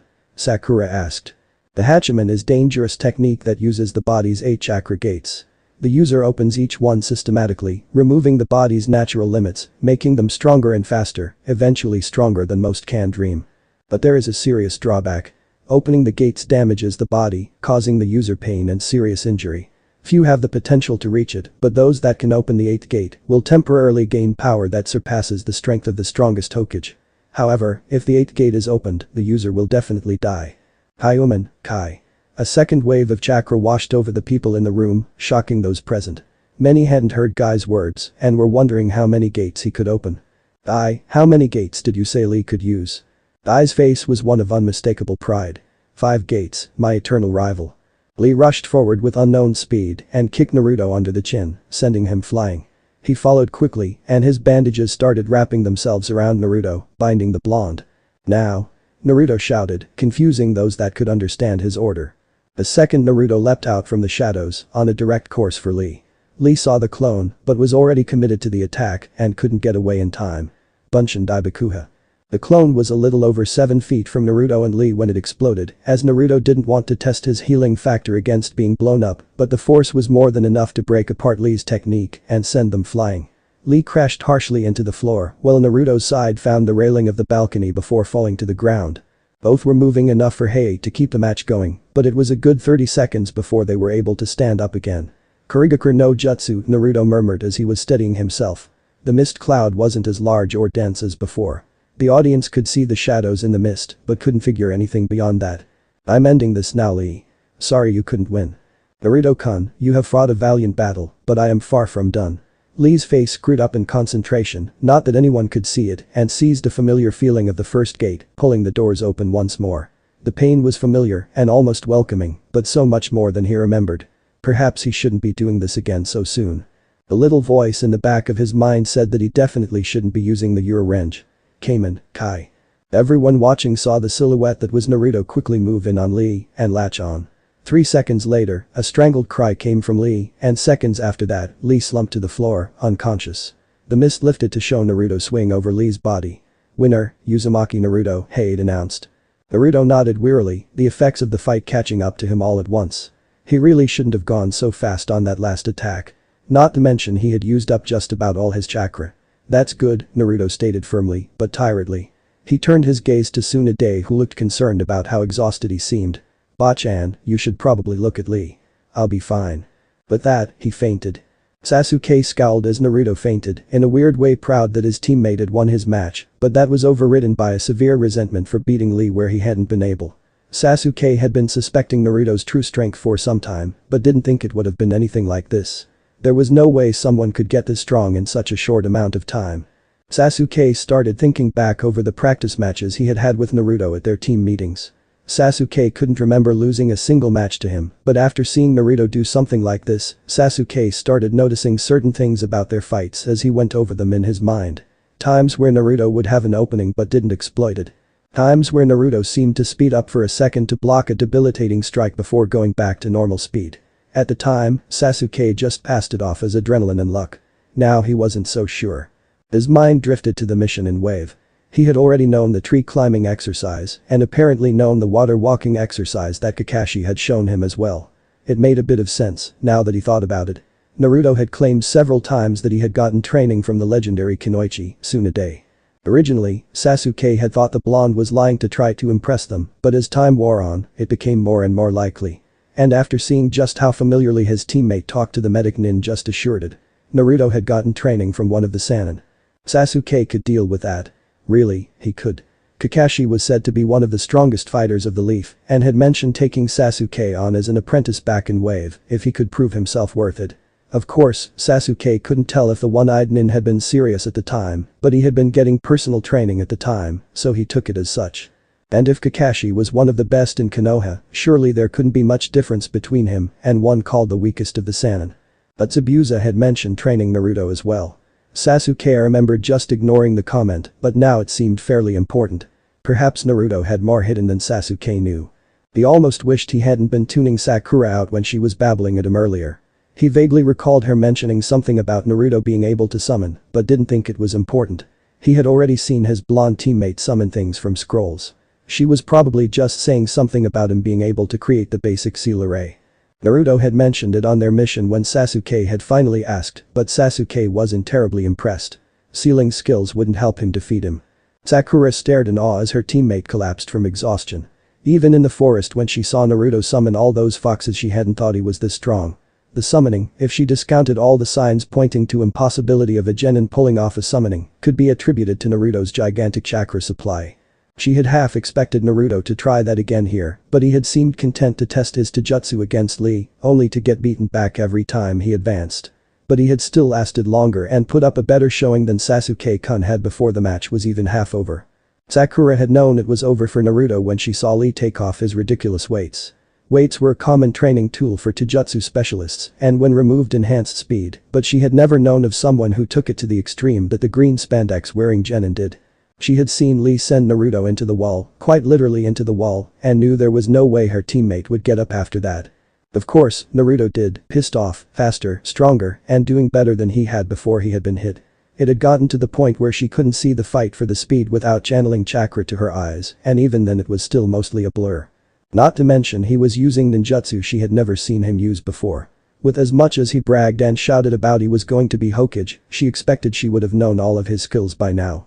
That had been disproved in the forest when he proved capable of summoning, and now he had displayed several techniques Sakura hadn't known existed before he had used them in the fight. Not to mention being able to fight so well in the mist he had conjured up. He couldn't have been able to see in there, which was the point, but she never knew Naruto was that good. He had always been the dope, the class clown, the misfit, but now that belief had been shattered. Sakura took note of the victorious smirk Ino sent in her direction and realized something she had always really known, deep down. She was the weakest on the team. Sakura felt her eyes start to prick with the beginning of tears and looked around the room. Lee had apparently been the dead last of his graduating class, and his fight with Naruto was going to be permanently etched in her memory as one of the most ferocious battles she had seen. She knew that now. If they could come that far, what did that say for her? Sakura blinked away unshed tears and resolved to herself to become stronger so no one would ever have to protect her again, reinforcing her vow to herself from the forest. Kakashi was genuinely surprised when Naruto won the fight. He knew Naruto had hidden most of his ability and knew of Naruto's near-legendary stamina, but didn't quite think he had what it took to beat Guy's genin.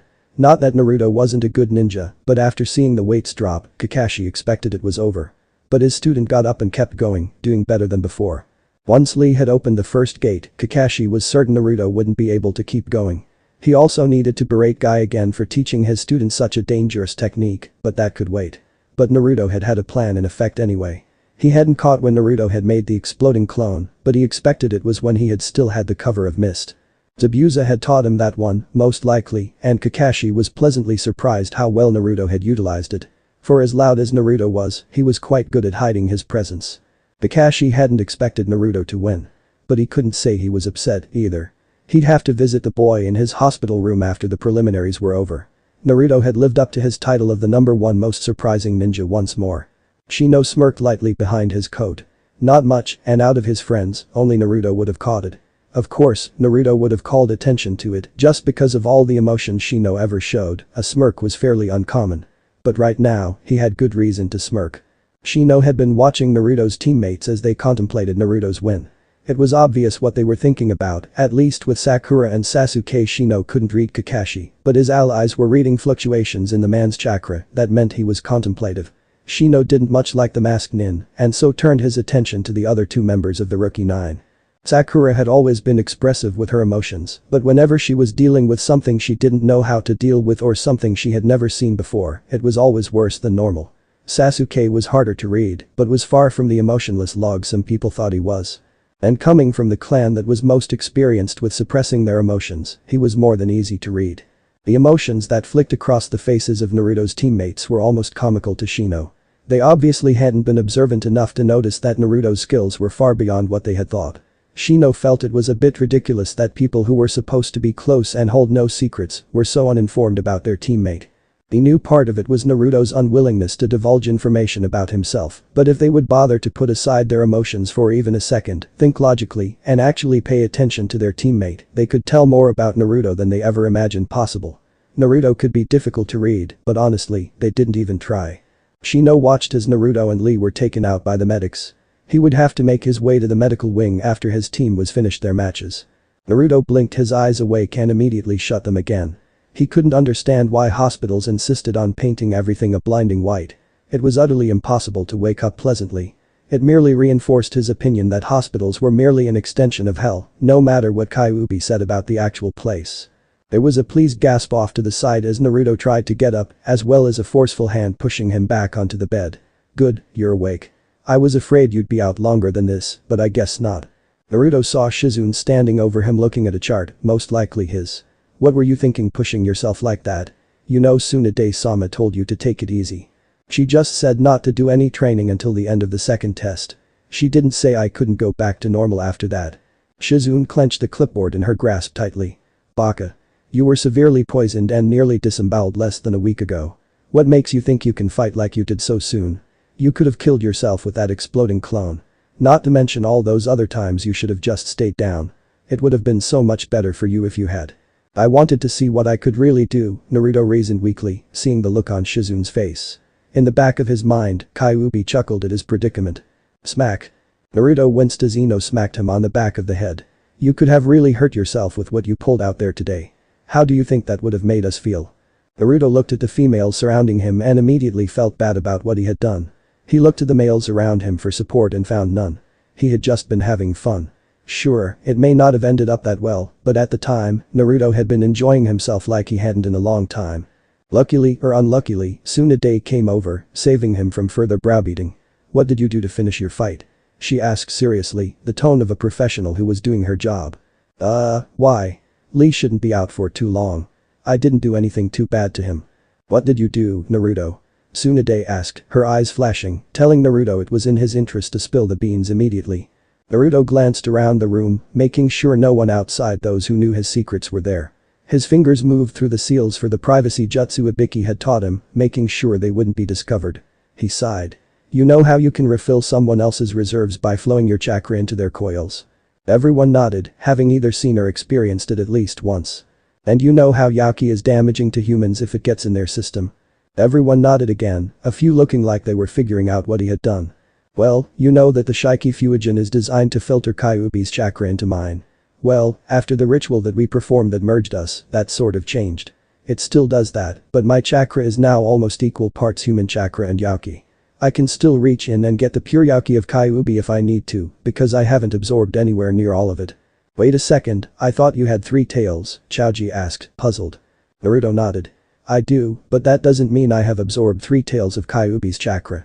For foxes, the number of tails you have corresponds to power and amount of chakra. However, I'm not a yokai, just a Hanyu. Because of this, my chakra isn't as potent or as powerful as a full demon's is. A Hanyu's chakra is actually only about a third as potent. And since I'm a Hanyu, that's what my tails refer to. I have 3 tails, but I'm technically only as powerful as a one-tailed demon. Once everyone indicated they understood, Naruto continued. Yaki can be deadly when in someone's chakra coils. However, since my chakra isn't as potent as Yaki, I can flow it into someone else's coils, and all that will happen to them is that they'll be knocked out for a couple of days, tops. Sooner if you treat them for chakra poisoning. So you shouldn't have to worry about Lee. Tsunade looked over her shoulder where Lee was laying, unconscious. Well brat, congratulations on making something else go completely weird. Came Naruto's intelligent response. Lee has never been able to use chakra. This is because his coils are almost literally tied in knots. Everyone initially thought it was because he simply had no talent that he wasn't able to use chakra. It was only after a Hyuga looked at his chakra system that Lee's condition was discovered. There are only very few procedures for healing the chakra system and absolutely none for healing damage on the scale Lee was at. The chakra system is something that requires complete control to manipulate through outside forces, which is why the Hyuga clan trains so extensively to master their clan style. They affect the chakra system, and without training, they could never do what they do. They would likely just destroy the chakra coils completely, instead of cutting off the flow temporarily like they do. I'm getting off the point, Tsunade continued. The delicacy and control needed to work on the chakra system is why nothing was ever attempted to heal Lee's coils. No one believed it could be done. Truthfully, nothing should have ever been able to fix him. But when Niji was up here earlier, looking in on his teammate because it would be unbecoming of a Hyuga not to, I noticed something that didn't match Lee's previous records. I had Niji take a look at Lee's system, well since he was the closest Hyuga on hand, and he said that Lee's coils were no longer knotted and unusable, but looked like a normal person's coils now, even if they were a little on the small side, something that could be fixed through basic chakra building exercises. Naruto was confused, and so was everyone else. Would that happen? The blonde shinobi asked. If Lee's chakra system was normal, things would have gone as you said. He'd be out for a couple days, but fine eventually. Nothing would have changed. Even where it wasn't normal, nothing like this should have happened. However, since Lee had the first gate open at the time, more chakra than normal was flowing through his coils, stressing them. With your more potent chakra and your lack of finesse, the intensity of all the chakra stressing his coils simply forced him to work the kinks out, for lack of better terminology. At least, terminology you'll understand. Naruto scratched his head. Oops. I didn't mean to mess with his chakra coils. You actually ended up doing him a favor. In time, he'll probably be able to use ninjutsu and jinjutsu. But if you had done the same thing to someone who didn't have such a damaged coil system, the stress could have possibly destroyed their coils. So I can't use it anymore, got it, Naruto nodded resolutely. He wasn't about to start using techniques that could permanently damage someone like that, at least not in spars and whatnot. If an enemy deserved it, maybe. Of course, not many people used the strategy Lee did, so it probably wouldn't come up that often anyway. Tsunade shook her head. No, your tactic should still work. The extra force came from the fact that Lee had the first gate open. If he hadn't, this probably never would have happened. Oh. Naruto really had no clue what to say to that. Okami, Tenten cursed, speaking up for the first time. Everyone looked at her questioningly. I just realized what Guy Sensei's going to be like now that more things to teach Lee than just Jujutsu. They'll never stop training to sleep. Everyone who knew Guy and his student blinked before the image took hold and they burst out laughing. Team 10 had never met the green-clad Jounin outside of the prelims, so they were confused as everyone slowly regained control over themselves. Hey, what about the rest of the matches? Shouldn't you guys be down there? Those troublesome fights are over. You were out for a couple hours, Baka, Shikamaru explained lazily. The rest were a little boring though. Not Hinata's. Chaoji interrupted. Shikamaru waved his hand. Most troublesome fight of all, he muttered. What were the fights? Who won? Naruto pressed. I lost to Forehead Girl, of all people. Ino exclaimed bitterly, startling Naruto. I can't believe it.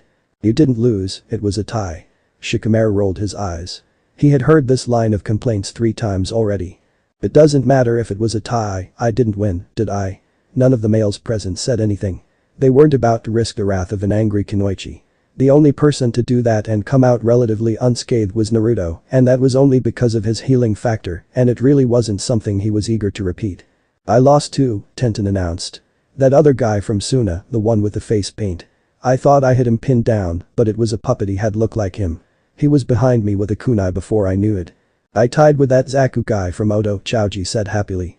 He knew he wasn't the strongest in the world, and after seeing how strong he had been in the forest, a draw was pretty good in his mind. We ended up sending each other into the wall at the same time when he used that air attack, and I hit him with Bubenbaiken no Jutsu. Kiba was rather foolish during his match, Shino stated. He allowed his overconfidence to get the better of him. His fight with the Suna Kunoichi Tamari could have been won if he had thought logically and not tried to pull a stupid stunt like he did. What did he do? Naruto asked. Shino gave the Abiram equivalent of a deep sigh.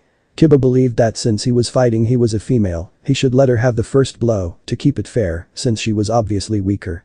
Naruto mumbled as Shizune smacked him on the head for his language. She used her fan to create a chakra-imbued gust of wind and blew him into the wall. He just woke up 20 minutes ago. Naruto just shook his head as the girls fumed at the reminder of Kiba's attitude. What about Hinata? You said she had an interesting fight. The cold silence descended on the group and Naruto felt a shiver go down his spine. He was just glad the feeling didn't seem directed at him. She fought her cousin, Niji, Ino started. Before they even started fighting, he gave this big long speech about fate and the Hyuga clan, and Hinata looked ready to quit right there and then, but Chaoji started cheering her on and said that she shouldn't give up or something like that. She got all steely resolve and whatnot, and suddenly, she and Niji are trading these super fast hits. She got a few good hits in on him, but Niji was really dominating the match. She ended up getting hit in the chest, and Asuma-sensei explained how the Hyuga style involves using chakra to hit organs and the chakra points. Apparently Niji had hit her with chakra right over her heart and she was coughing up blood, but she got up anyway. Forehead and I started cheering her on, Kunoichi cried, and they started fighting again, but Niji hit Hinata again, right in the same spot. Niji started this big long monologue about how it was his destiny to win, and how a weakling like Hinata could never have hoped to win against him. Hinata got up again and told him that she would never give up, would never go back on her word, and that he was the one suffering, not her. Niji finally lost it completely and charged her again, even though she was coughing up blood and could barely stand. Ino sighed. Luckily, before he got to her, that sick proctor, Kakashi-sensei, Guy-sensei, and Kurenai-sensei stopped him. Niji made a smart remark about the Hyuga main house getting special treatment, and I wanted to smack him. But Shino was awesome and got down there to check on Hinata, while everyone else was still making sure Niji wasn't going to do anything else. The medic started working on her, and Shino threatened to kill Niji if he met up with him in the finals. Ino glanced at the stoic Abiram. It was kinda scary. You were a lot more intense than I've ever seen. Shino nodded his assent briefly. Perhaps I overreacted slightly, however, Hinata-san is my teammate and friend. Niji was attempting to kill her, even after he had beaten her. It was my place to defend her. Naruto quirked his head. I didn't know you were that close with her. I was not. However, Hinata has been training very hard lately, and I joined her after remembering how you once said that it was better to train with a partner than on your own. We have both grown stronger and are better friends as well. Naruto nodded. He would have to tease his friend later on, but right now there were more important things to figure out. How's Hinata now? She received serious damage to her internal organs, Tsunade answered. Shizune fixed her up to begin with because I was still trying to figure out what the hell you did to Lee, but she'll be fine as long as she takes it easy and sees me for a few more sessions. The kind of damage she received couldn't be properly healed all at once. Naruto let out a breath he hadn't known he'd been holding. He had never been close to Hinata, but he knew she had never hated him like most other people did. It would have hurt to hear that one of his friends wasn't going to make it. That's good. So what's the third test? There will be a tournament in 1 month. We will fight before a panel of judges to show our skills. You don't need to win to become a Chunin, but the longer you last, the more you can prove yourself, Shino explained. I will be facing the puppeteer from Suna in my first match. And I have to deal with the troublesome girl from Suna, Shikamaru mumbled. Who am I fighting? Naruto asked, eager to hear his opponents. Niji, Tenten confirmed. He's going to be really hard to beat, and if you do win, you're going to have to fight either Sasuke or that psycho Gaara. I heard some things about him. He's called the Bloody Desert because he's been crushing people with sand since he was 6. Gaara's not that bad, Naruto countered. He's just had a seriously bad life. He's a jinchuurki, like me, but he was never accepted by anyone. He was shunned by the entire village, he said quietly. I could have ended up like that if not for you guys. Naruto brightened. And if Sasuke does manage to beat him somehow, I'll just kick team's ass all over Konoha. Maybe you could blow Niji up with a clone like you did with Lee. Chaoji added thoughtfully, if slightly belatedly. Naruto shook his head. I might be able to, but I don't want to do that if I don't have to. It uses too much chakra. Everyone rocked back. If Naruto said it used too much chakra, that was a serious technique. I don't have it mastered, really. A normal Bunshin Daibakuha takes about 10 times the chakra of a normal Kage Bunshin. Unfortunately, since I haven't completely figured it out yet, I'm stuck wasting a whole lot of chakra in it and overpacking it with chakra. Until I figure something out, my version uses about 10 times the chakra of a normal Bunshin Daibakuha. So it's like making 100 Kage Bunshin, and I can't really do that over and over or make a whole bunch at once, even with my chakra supply. Nobody said anything for a brief moment. Everyone there had seen Naruto train, and they knew just how long he could go and how much chakra he had. To say he wasn't able to do something because it took too much chakra was something they didn't even want to try and process. Tsunade and Shizune both knew how chakra-exhaustive Kage Bunshin was, and that meant it was a truly scary amount of chakra Naruto used on a daily basis. It was more than enough to kill any normal Chunin, and most Jounin. Only Jounin-level ninjutsu specialists could even think about the chakra reserves Naruto did, and he was still only a genin. It was astonishing. My youthful student. Everyone jumped and was immediately on guard as Guy burst into the infirmary, over the top and shouting. You fought with the fires of youth on your side. It was only misfortune that you opposed someone even more youthful than yourself. Aye. Tsunade shouted. Shut the fuck up. This is a hospital, not a training ground. Keep quiet or I'll toss you out on your ass, got it? I nodded fearfully, quailing under Tsunade's furious gaze. Besides, Lee's not even awake yet. You can keep the ranting to yourself until he regains consciousness." There were a few more minutes of idle discussion, but soon Ade quickly drifted off with Shizune, saying there were other patients she needed to check on. Asuma came in shortly after, looking for his team and saying that they would be leaving soon. Team 10 took him up on his offer to guide them back through the forest, knowing they could get back through themselves, but not wishing to do so. Shino decided he would go check on Hinata, leaving Tenten and Naruto alone. Naruto-kun. Tenten started tentatively. "Yeah, Ten-chan. Niji asked me to help him train. He wants my help to finish a move he's been working on." Naruto felt a strange pang when he thought about Tenten spending a month with Niji, but wasn't completely sure why. He quickly repressed the feeling. "So? He's on your team. Even if I don't like the guy, you should help him just for that. But if I help him, he'll have another move he can use against you." And from what he said, it was supposed to be something big. Naruto shrugged as best as he could from where he was on the hospital bed. "If he does figure it out, it'll just be that much better when I beat him. I've got a month to train, and frankly, I'll be fine.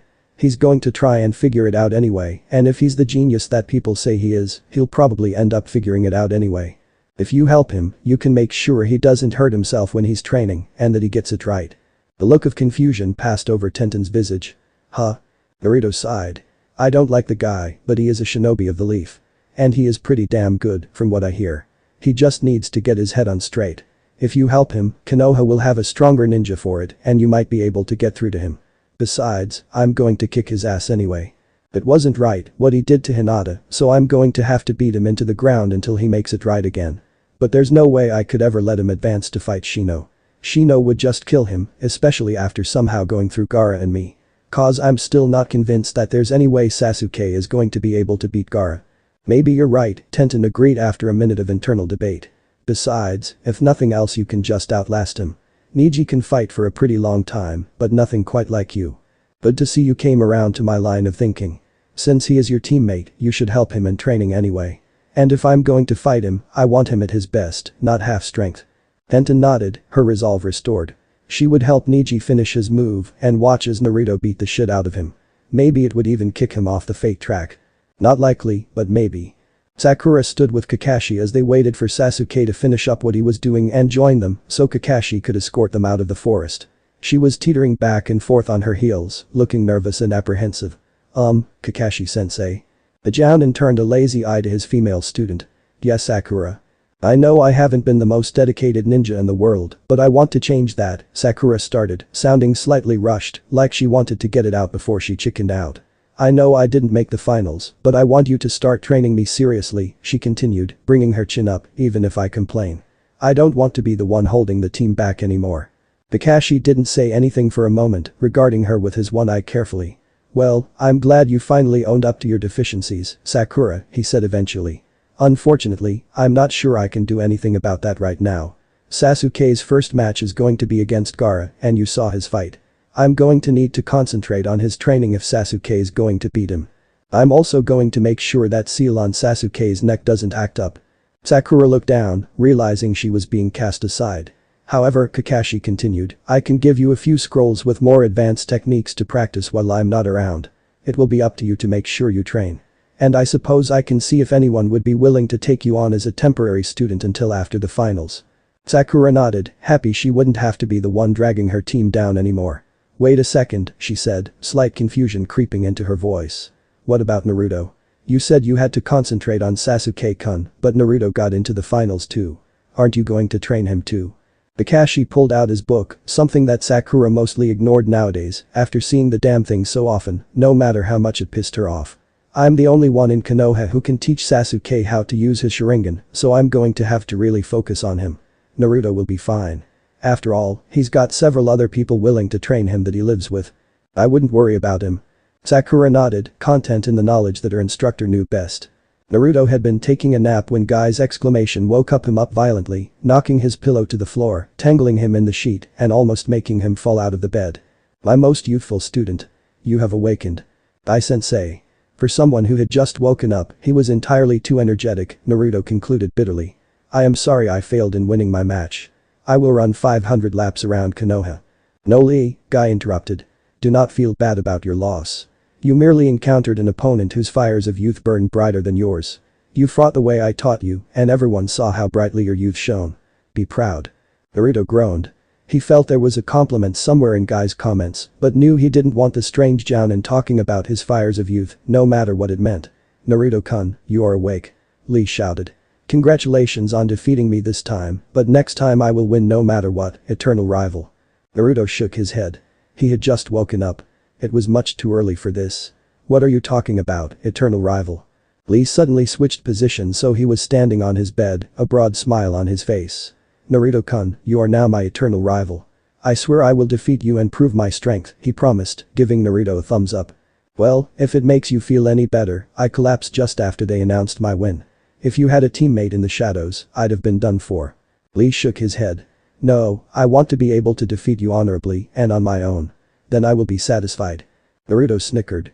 Sorry to burst your bubble, Lee, but I can't lose to you. I'm going to be the greatest Hokage ever, and that means I have to be able to beat anyone in the village. But I'll train with you, if you want. Lee beamed. Very well, Naruto-kun. If we train together, we will become stronger, and no one will able to beat us. That's the plan. Maybe after the finals, though. I've got some serious training to do if I'm going to become a Chunin. Lee nodded sharply. Who's your first match against? Your teammate, Neji. My former rival, I see. I wish you the best of luck against Neji. I have yet to defeat him, but perhaps you can show him a genius of hard work can surpass all other geniuses. Hey, you can probably beat him a lot easier now that you can use chakra, Naruto suggested. The sad look passed over Lee's face. What are you talking about, eternal rival? I know I cannot use chakra, but there is no reason to use such unyouthful tactics. I put an understanding hand on his student's shoulder. Naruto-kun speaks the truth, Lee. Due to the technique Naruto-kun used to end your match, he fixed your chakra coils. If Tsunade-sama's predictions are correct, you can now use ninjutsu and jinjutsu without fail. Yosh, Guy-sensei. What are you talking about, Guy, if my predictions are right? I know they are, I looked over the results extensively and even had a Hyuga look at the boy's coils. If I'm wrong, I'm not one of the legendary Sannin. But I thought there was no technique to fix my problem. Tsunade snorted. Tell that to the brat over there. He does impossible shit all the time. Besides, Naruto did something no doctor would ever do. Most doctors treat injuries to the chakra system with a feather-light touch. Naruto came in and used a hammer, if you get what I'm saying. Lee looked up, fierce determination on his face. Yosh. Thank you, Naruto-kun, for you have done something that I have hoped for a long time. You can't understand how much this means to me. Tears were now running down Lee's face in the waterfalls, a sight that was slightly disturbing, but Naruto thought it was nice being appreciated. Lee suddenly turned worried. Guy-sensei. What about my dream to become a great ninja even without ninjutsu or jinjutsu? Naruto shrugged. So what? You're great with taijutsu. Just use that, prove you're strong that way, and if you ever do come across someone you can't beat with just taijutsu, you can have ninjutsu and jinjutsu to fall back on, at least so you don't die, you know. Lee brightened again. Naruto swore the boy was most bipolar person he had ever met. Yosh, that is what I will do. I will still become a great ninja through my taijutsu, but now I can have my other skills match. Great, now quiet down, you're disturbing the other patients. The three males immediately closed their mouths, frightened for what dangerous Kunoichi would do if they went against her. Tsunade gave them all the evil eye and turned around to leave. Once she was out of sight, they gave a sigh of relief. Guy turned to his student. Lee, once you get out of here, we will have to start your training to truly make you the second green beast. You can now be the inheritor of the turtle contract and learn everything I have to teach. Lee looked up at his teacher with tear-filled eyes, and Naruto looked away just in time to avoid seeing the unbreakable jinjutsu. 10 minutes later, Tsunade came back in and knocked the two apart. She forced Lee to go to sleep with a medical jutsu, and Guy stopped by Naruto's bed before leaving. Naruto-kun, I have some advice for you. Naruto perked up at that. He was willing to listen to just about any advice, especially if the person was stronger than him. My student Neji is a strong ninja, but his fires of youth have long since guttered out. It may not be youthful of me to ask this, but please defeat him and show him that his line of thinking is not the only way. He will become better for it. Naruto nodded and Guy started to walk off. Before he was out the door, Naruto called him back. You seemed pretty sure I'm going to win against Neji. I know I'm going to beat him, but why are you so sure he's going to lose? I smiled. His fires of youth are nothing compared to yours, Naruto-kun. He would have lost by that merit alone. However, I am completely assured of your victory because of something else. Lee has never beaten Neji, this is true. However, Neji has never faced Lee at full strength, either. They have always fought with Lee wearing his weights and without using the Hachiman. You defeated Lee even after that. I have no doubt you will prevail. Naruto beamed, the knowledge that someone else believed in him filled him with pride. Part 2 end. For part 3 check out my playlist, don't forget to leave a like and subscribe to my channel. For now, you guys can watch this amazing video. Click on it and enjoy.